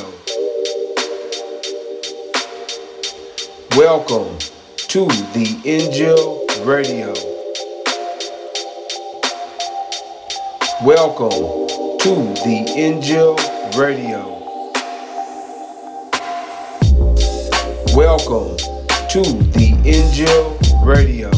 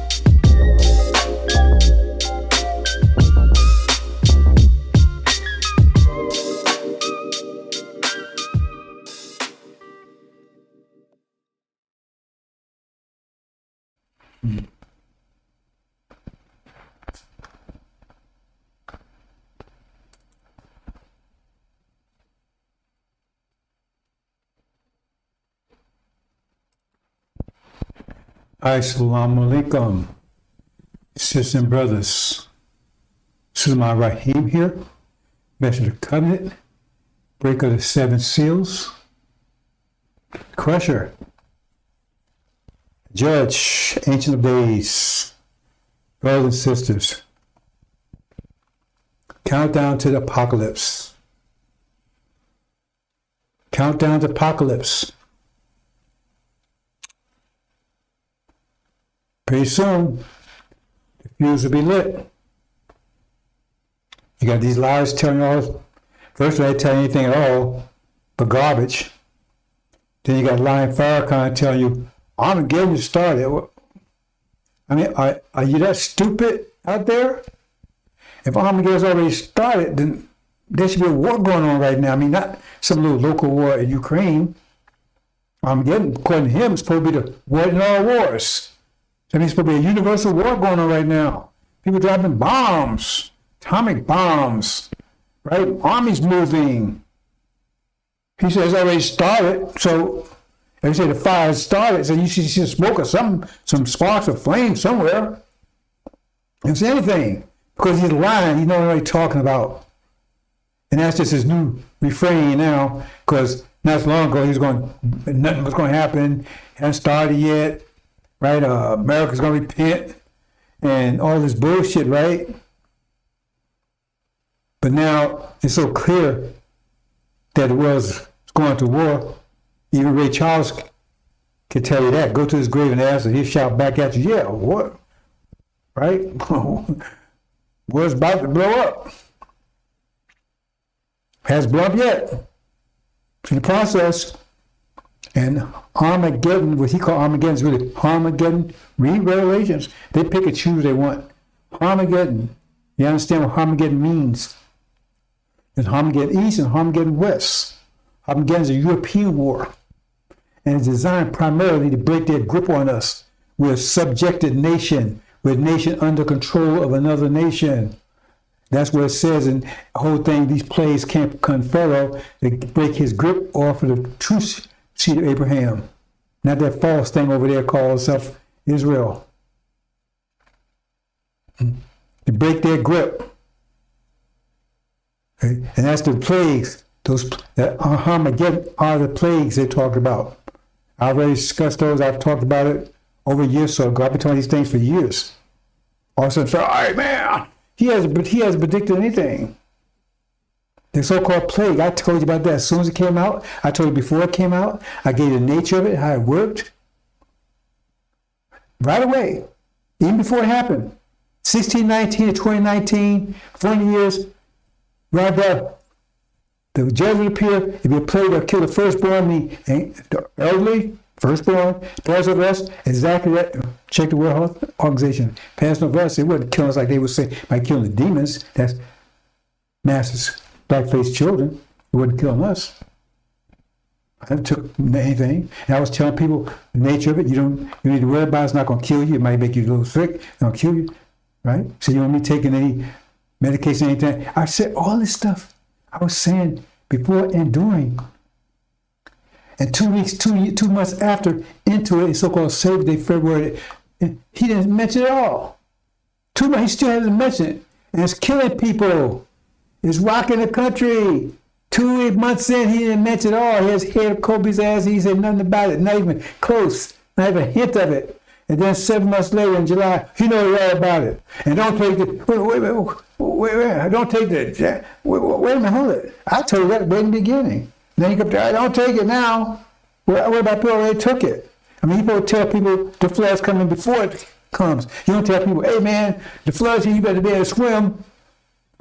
People tell him before, so you build an ark, you have to worry about swimming. Oh shit, man! I tell you that clown, his day's over.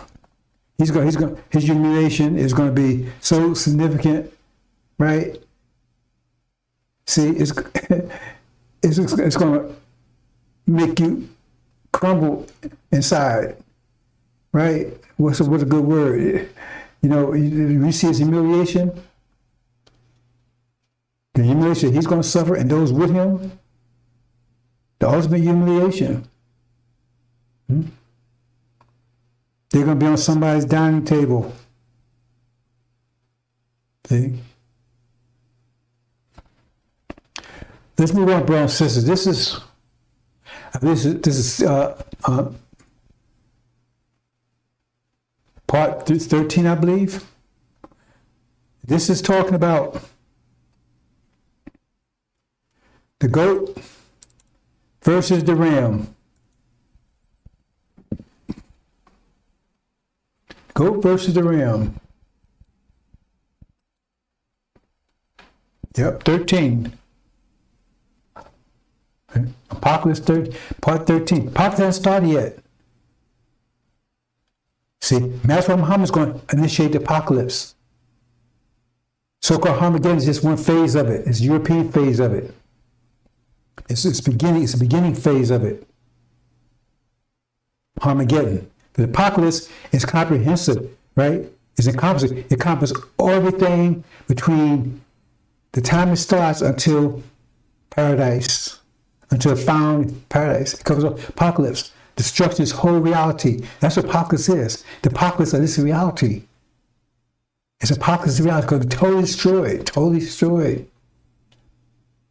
It's like when spring comes in, the wind is totally destroyed. Ice, everything is gone like it never happened. All things make all things new. That's what it means in Scripture. Right? You go from the winter to the spring, the winter may be intensely cold, it may be powerful, it may freeze you to death. It's going to be so cold, so gripping.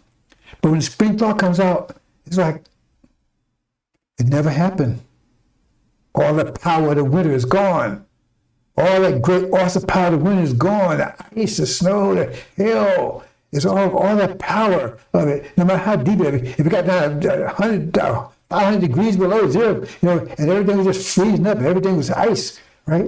The power is broken once the spring comes in.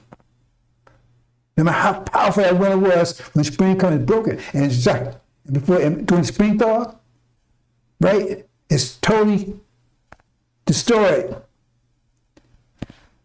And all new life comes in. All things become new. And all the things, the former things are passed away. That's what's talked about. This whole reality is a past away. It's like just the coldest wind we ever went through. See, history is written every approximately 24,000 years. That's 4 times 6. There's 4 seasons Each one 6,000 years long. See, I'm having to explain to you like that, did he? Not taking away from him, but he explained to you like that, did he? For see, we just came out of winter season, the worst winter ever. Worst winter ever. And that matter for hunts, the Lord of the dawn. He comes, he brings in spring thaw. And now you see there's powerful winters melting. Now how powerful ice cold it was, it's melting. See? And he's the Lord of dawn. See? And he's bringing out the sun. What's the sun? The angel. That's why he shows the sun. And he's the one, that powerful sun is just melting that ice like it was. It just melts it all. And like it never happened. Make all things new, all former things to pass away. Now allow me to say something I never really talked about before. Like I said, you know, the angel. See, the angel is much more grown than I've been telling you. I said I tell you as much as I can, but you know, you don't teach a third grader calculus or vectors or tensor analysis, right? Or physics. I mean, you might try, but you got to bring blow by bit by bit. See, the scientists talk to me through the angel. They tell me a lot of things. That's what it's designed, for me to read it, but so they talking to me through the angel. They tell me things that you would be surprised. Tell certain things about people that think I don't know. It tells me things. But let me show you something that you probably never noticed. There's patterns in there also. See, there's all kinds of stuff in the angel. I tell you, it's I call it atomic bomb. It blows the mind away. It blows whole reality away. Let's look at something. I'm going to show you a pattern here. Then we're going to move into the... I figured I was going to talk about this in more detail another time. I'll bring it up right now. Let's go back to Abraham, right? Now, Abraham had two sons. The oldest one was Ishmael. That's the Arabs, right? Our half-brother. But they weren't by his wife, Sarah. Right? They was by his maid. So when God visited Abraham, he didn't bless his son by his maid. He blessed his youngest son, Isaac, right? Who Sarah gave birth to. He was the youngest. But Ishmael says, wait a minute, hold it now, right? What's going on here? Well, he says, wait a minute, I'm the oldest. But no. God said, no, I'm giving it to Isaac. He didn't like that. And we see the result of it because he kicked us out of land about 50,000 years ago. So that's his land. Oldest should be his. See? But keep that in mind. He was the oldest. So he, by right, he should have got it. But God said, no, I'm going to give it to the youngest one. Okay, what's going on all about, right? Then Isaac had two sons.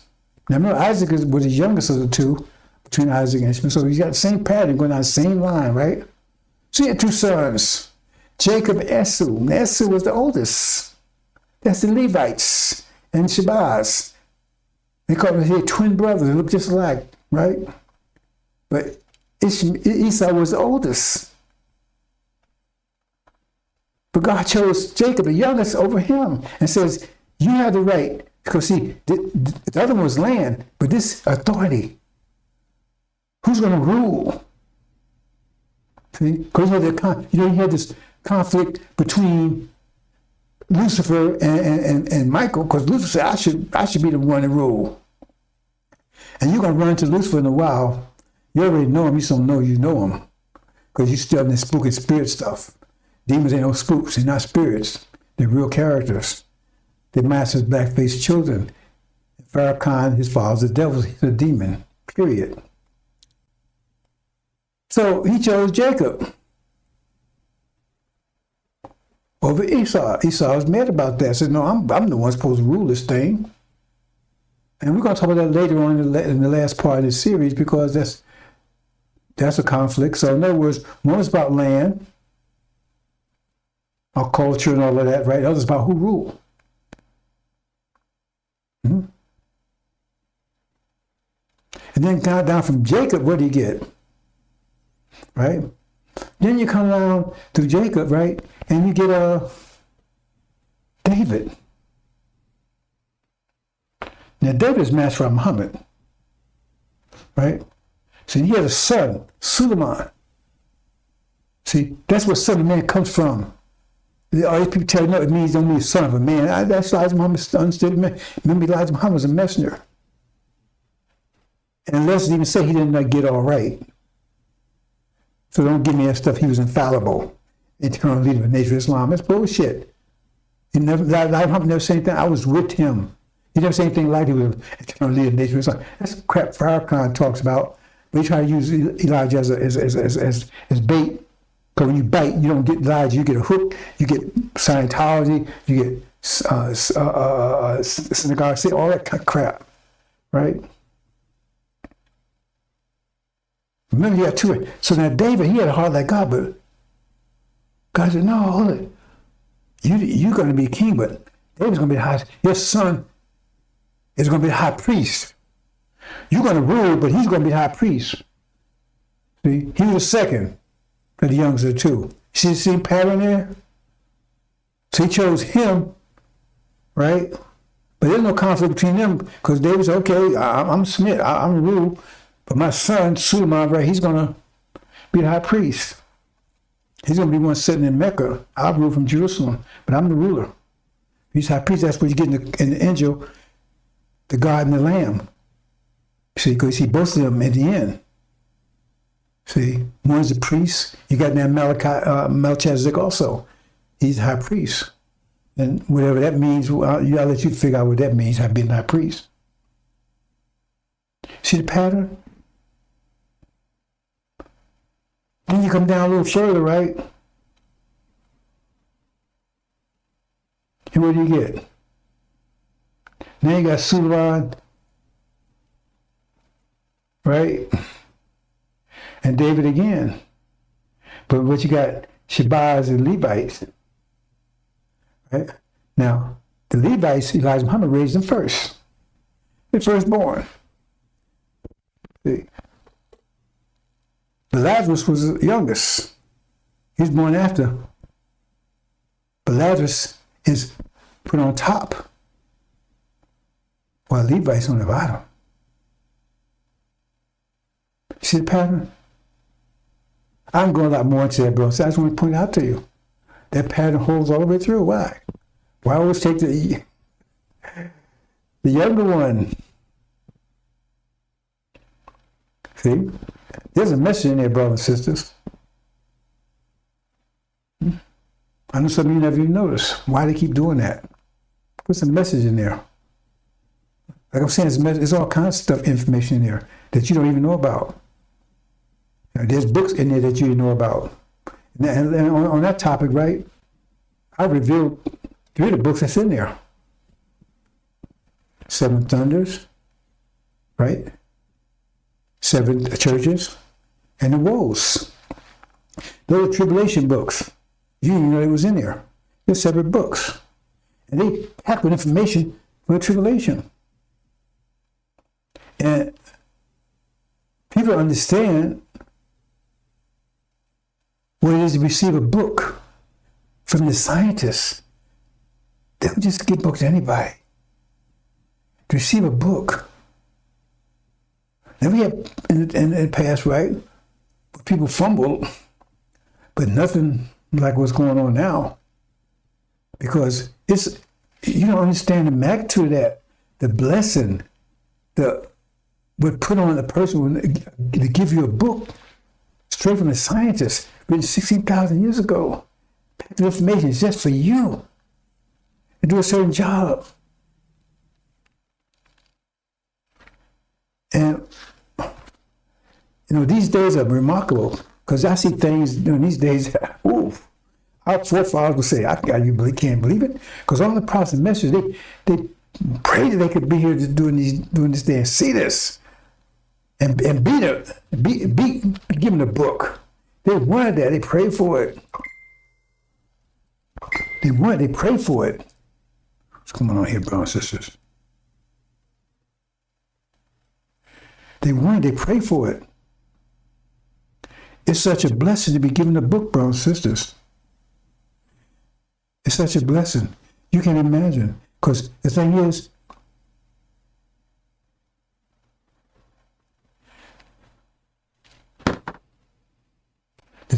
that something going on here, brothers and sisters.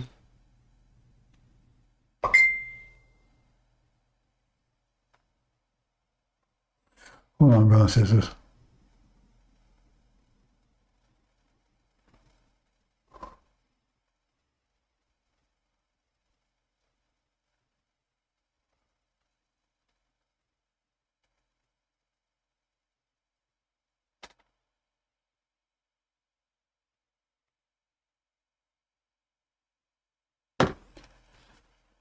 You know, there's two times in history that's most transformative, most profound. That's the beginning of the contraction and the beginning of expansion. Beginning of contraction, the universe is totally contracted. And the only one that exists is Allah, the one, the 25th scientist. He's the only one that, know about how long he was there by himself. In total triple darkness. Because there wasn't any sun or moon to measure time by. How long he was there by himself. Right? But he knew that all of life for the next 73 years, it had to come from him, because Christ said, from one person all life came. He knew, right, that all life, all creation, everything would be established by him. Everything. It depends on him, because what he did was going to affect life for the next 73 years. All that burden was on him alone, all by himself. And you have a similar situation that's in the expansion phase. I mean, in contraction phase, when the universe is totally expanded, now it's contracting. And then they say soon I'll be alone. In one sense, because you got Master Muhammad, it's full of people. See, there was only one being. But it says, soon I walked alone. Because when you look at it, who's the one that established a kingdom that will last forever? He has established a kingdom that has to last forever.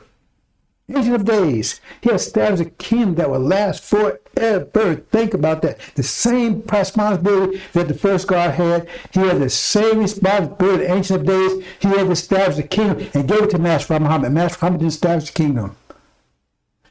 Ancient of days established it and gave it to. And he did it all alone. Nobody helped him do it. No one helped him do it. He did it by himself. There was people, but he looked and no one was to help. Nobody could stand up and handle it. Nobody could deal with it. They walked around and looked and pretended and this stuff, but nobody could say he did it by himself. See, the first guy was only one by himself, but there's many of us. But they say he still walked alone. He established a kingdom by himself. So the Ancient of Days did it by himself. All that on him by himself, he established a kingdom that would last forever. It says right there, Daniel. Who established the kingdom? Master Muhammad didn't, because he came and he had to give it to him. You have to understand what's going on here, brothers and sisters. And to be given part of that and fail? To be given to be part of that and fail? All the science say, all the man, I wish I could have been here. Been a part of that. But yet, no one steps up. Because Suleiman knew he had all that pressure. Once he realized the situation,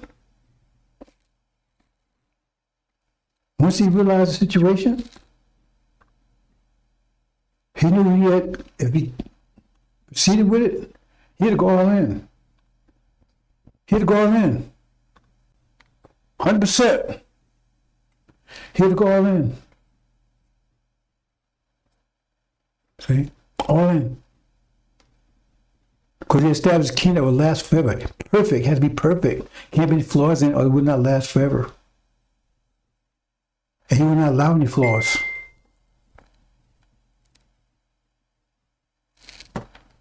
You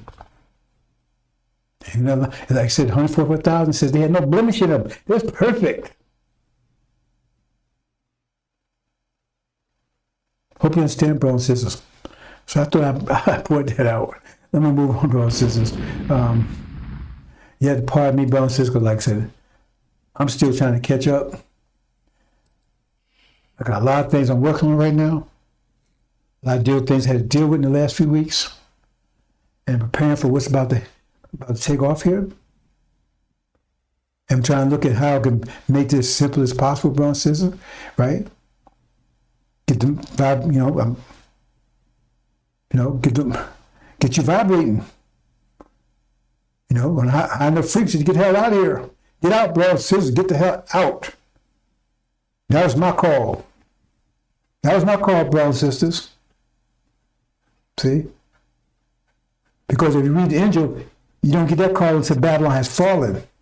You get the call to get out. Get out after Babylon has fallen. This is a mercy to you, brothers and sisters. I'm saying even if you don't like me, you don't agree with me, you think I'm whatever, just get out. That's a mercy. If you take heed, now you're going to be called to account for not standing up, helping, get your people going, but still no, you still save yourself and save your family. Get the hell out of here. That's a mercy. Because you see, if you read, you don't get that call until, I'm not bound by the angel. Because you don't get that call in angel until Babylon has fallen. Babylon's fallen yet. I'm telling you right now, get the hell out of here. Or you're going to be on the menu. Because you have no idea what's about to hit here, brothers and sisters. You have no idea. And you hear from anybody else. What you hear from me, you hear anybody. So they, oh, he's crazy. Well, okay, you call whatever you want to call it. But you won't like what you want. You'll be calling anything, right? If you end up in the oven, somebody's oven. I'm telling you, brothers and sisters, get the hell out of here. Get your families, get the hell out of here.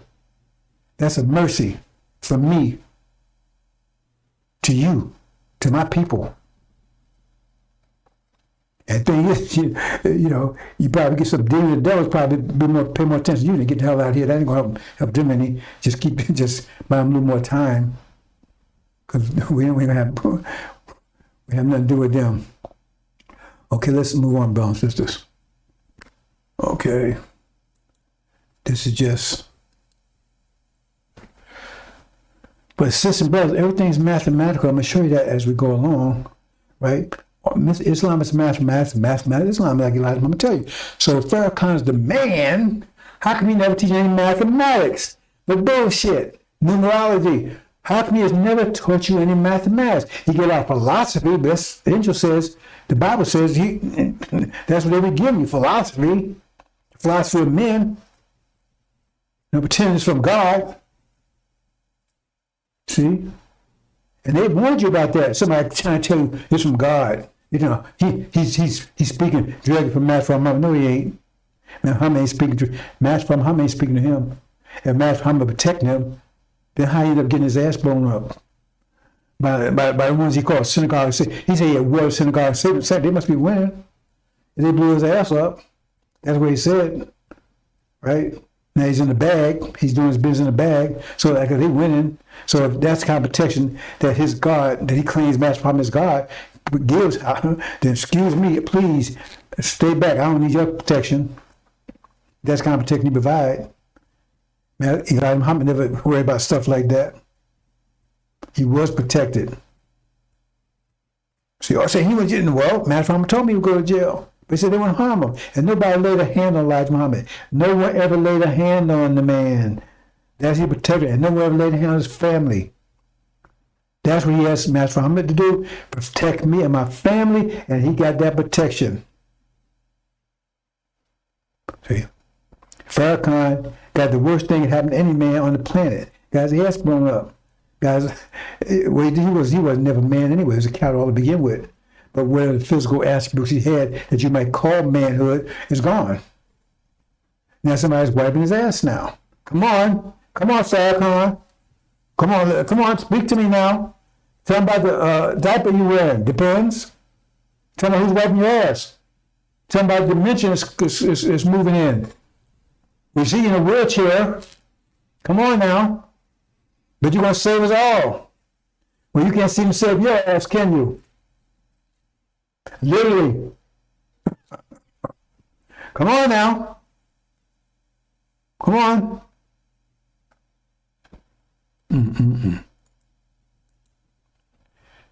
So this is the warning you get from chapter 18. I'm not going to go over it, brothers and sisters. Read chapter 18. So you get the warning that says, right? After these, I saw another angel stepping out of heaven, having authority great, earth light out of glow him. He cried out in a strong voice, saying, she fell Babylon the Great, which became a dwelling place of demons. See, a dwelling place of demons, headaches and spirits and stuff, right? They're in a dwelling place. These are people. Of demons and prison, every spirit unclean in prison, every bird unclean having been hated. Right? And later on it tells you, come out of her, my people, because of this. After Babylon fall, I'm telling you before, I'm giving you advanced warnings of mercy, brothers and sisters. Take or leave it. It's your budget you're playing with. Right? I'm telling you, because brothers and sisters, I know exactly what's about to happen. And I wouldn't wish down a dog. Well, maybe I would, because every dog on this, based on my calculation, I don't think there'd be a dog in America this time next year, because they're going to be eaten. They've never eaten them dogs, but some of you don't eat before they eat a dog, because if it comes to trick or treat eating you and a dog, they'll eat you first. They did it back when Holocaust used Mount Chain. You think we got witnesses, we got proof on that they actually ate some of us. Back during the Holocaust, what you call slavery. They classify you 3/5 human, that gives them carte blanche, that gives them, right, to eat you. That gives them cover to eat you. Because if you're 3/5 human, with an ape is 2/5 human, that means you're not human, that means they can eat you. And they're going to eat you. If you don't study the angel, you got fired, I'm about chapter 11. They don't know what they're talking about. If you don't study the angel, you know right away. They're going to eat you. So this is what they did to us. They crucified us. We didn't want crucified. There's no nation ever been crucified like we've been crucified. No nation ever. They took everything from us. So-called Jews, they say, okay, they was enslaved back in the Roman time and everything, but they still had their language. They still had their religion. Ask them.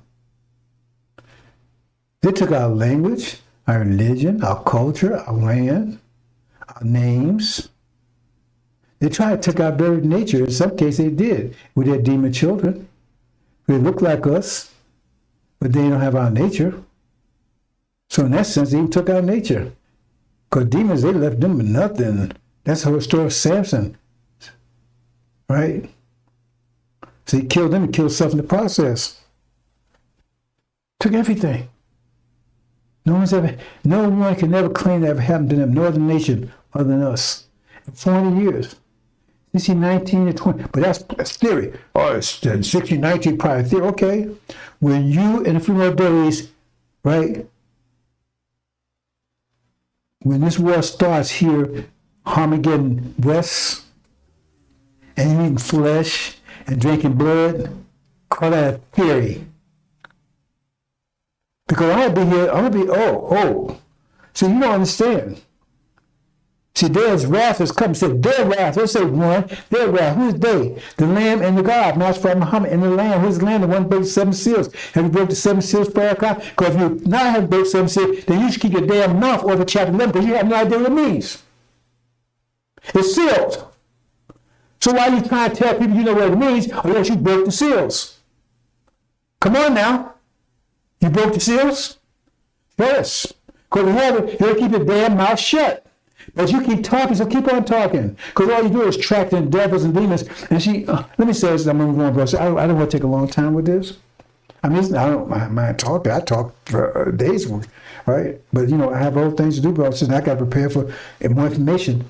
And so I have a lot of information to give you. I'm just trying to figure out the best way to give it to you so you understand it.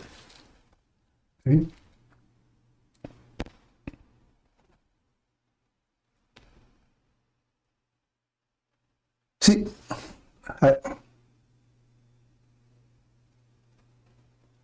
See, if you have not broken the seals, you don't understand what the angel's saying. Period. It's as simple as that. Huh? So they go out and talk about they know what it says. They're lying. But see, Farrakhan, he's a liar, so we know he's lying. I mean, if you pay attention, and you pay attention to what they say every Sunday, they lie from start to finish. Everything we say is truth here. And they lie about everything. Economic program, the whole 9 yards. But see, you understand, America is see, we set everything up for our advantage. It's like, America's totally dependent upon all that. All that was just by design. I explained some of this stuff in detail, right? About oil and how it's too much of it and was mixed, about to mix in with the drinking water and stuff, right? I talked about that. I'm not going to talk about it now. Yeah. But the point is, you had about calling, and I'm not going to go into a lot of detail here, but every nation, had those, the weaker ones,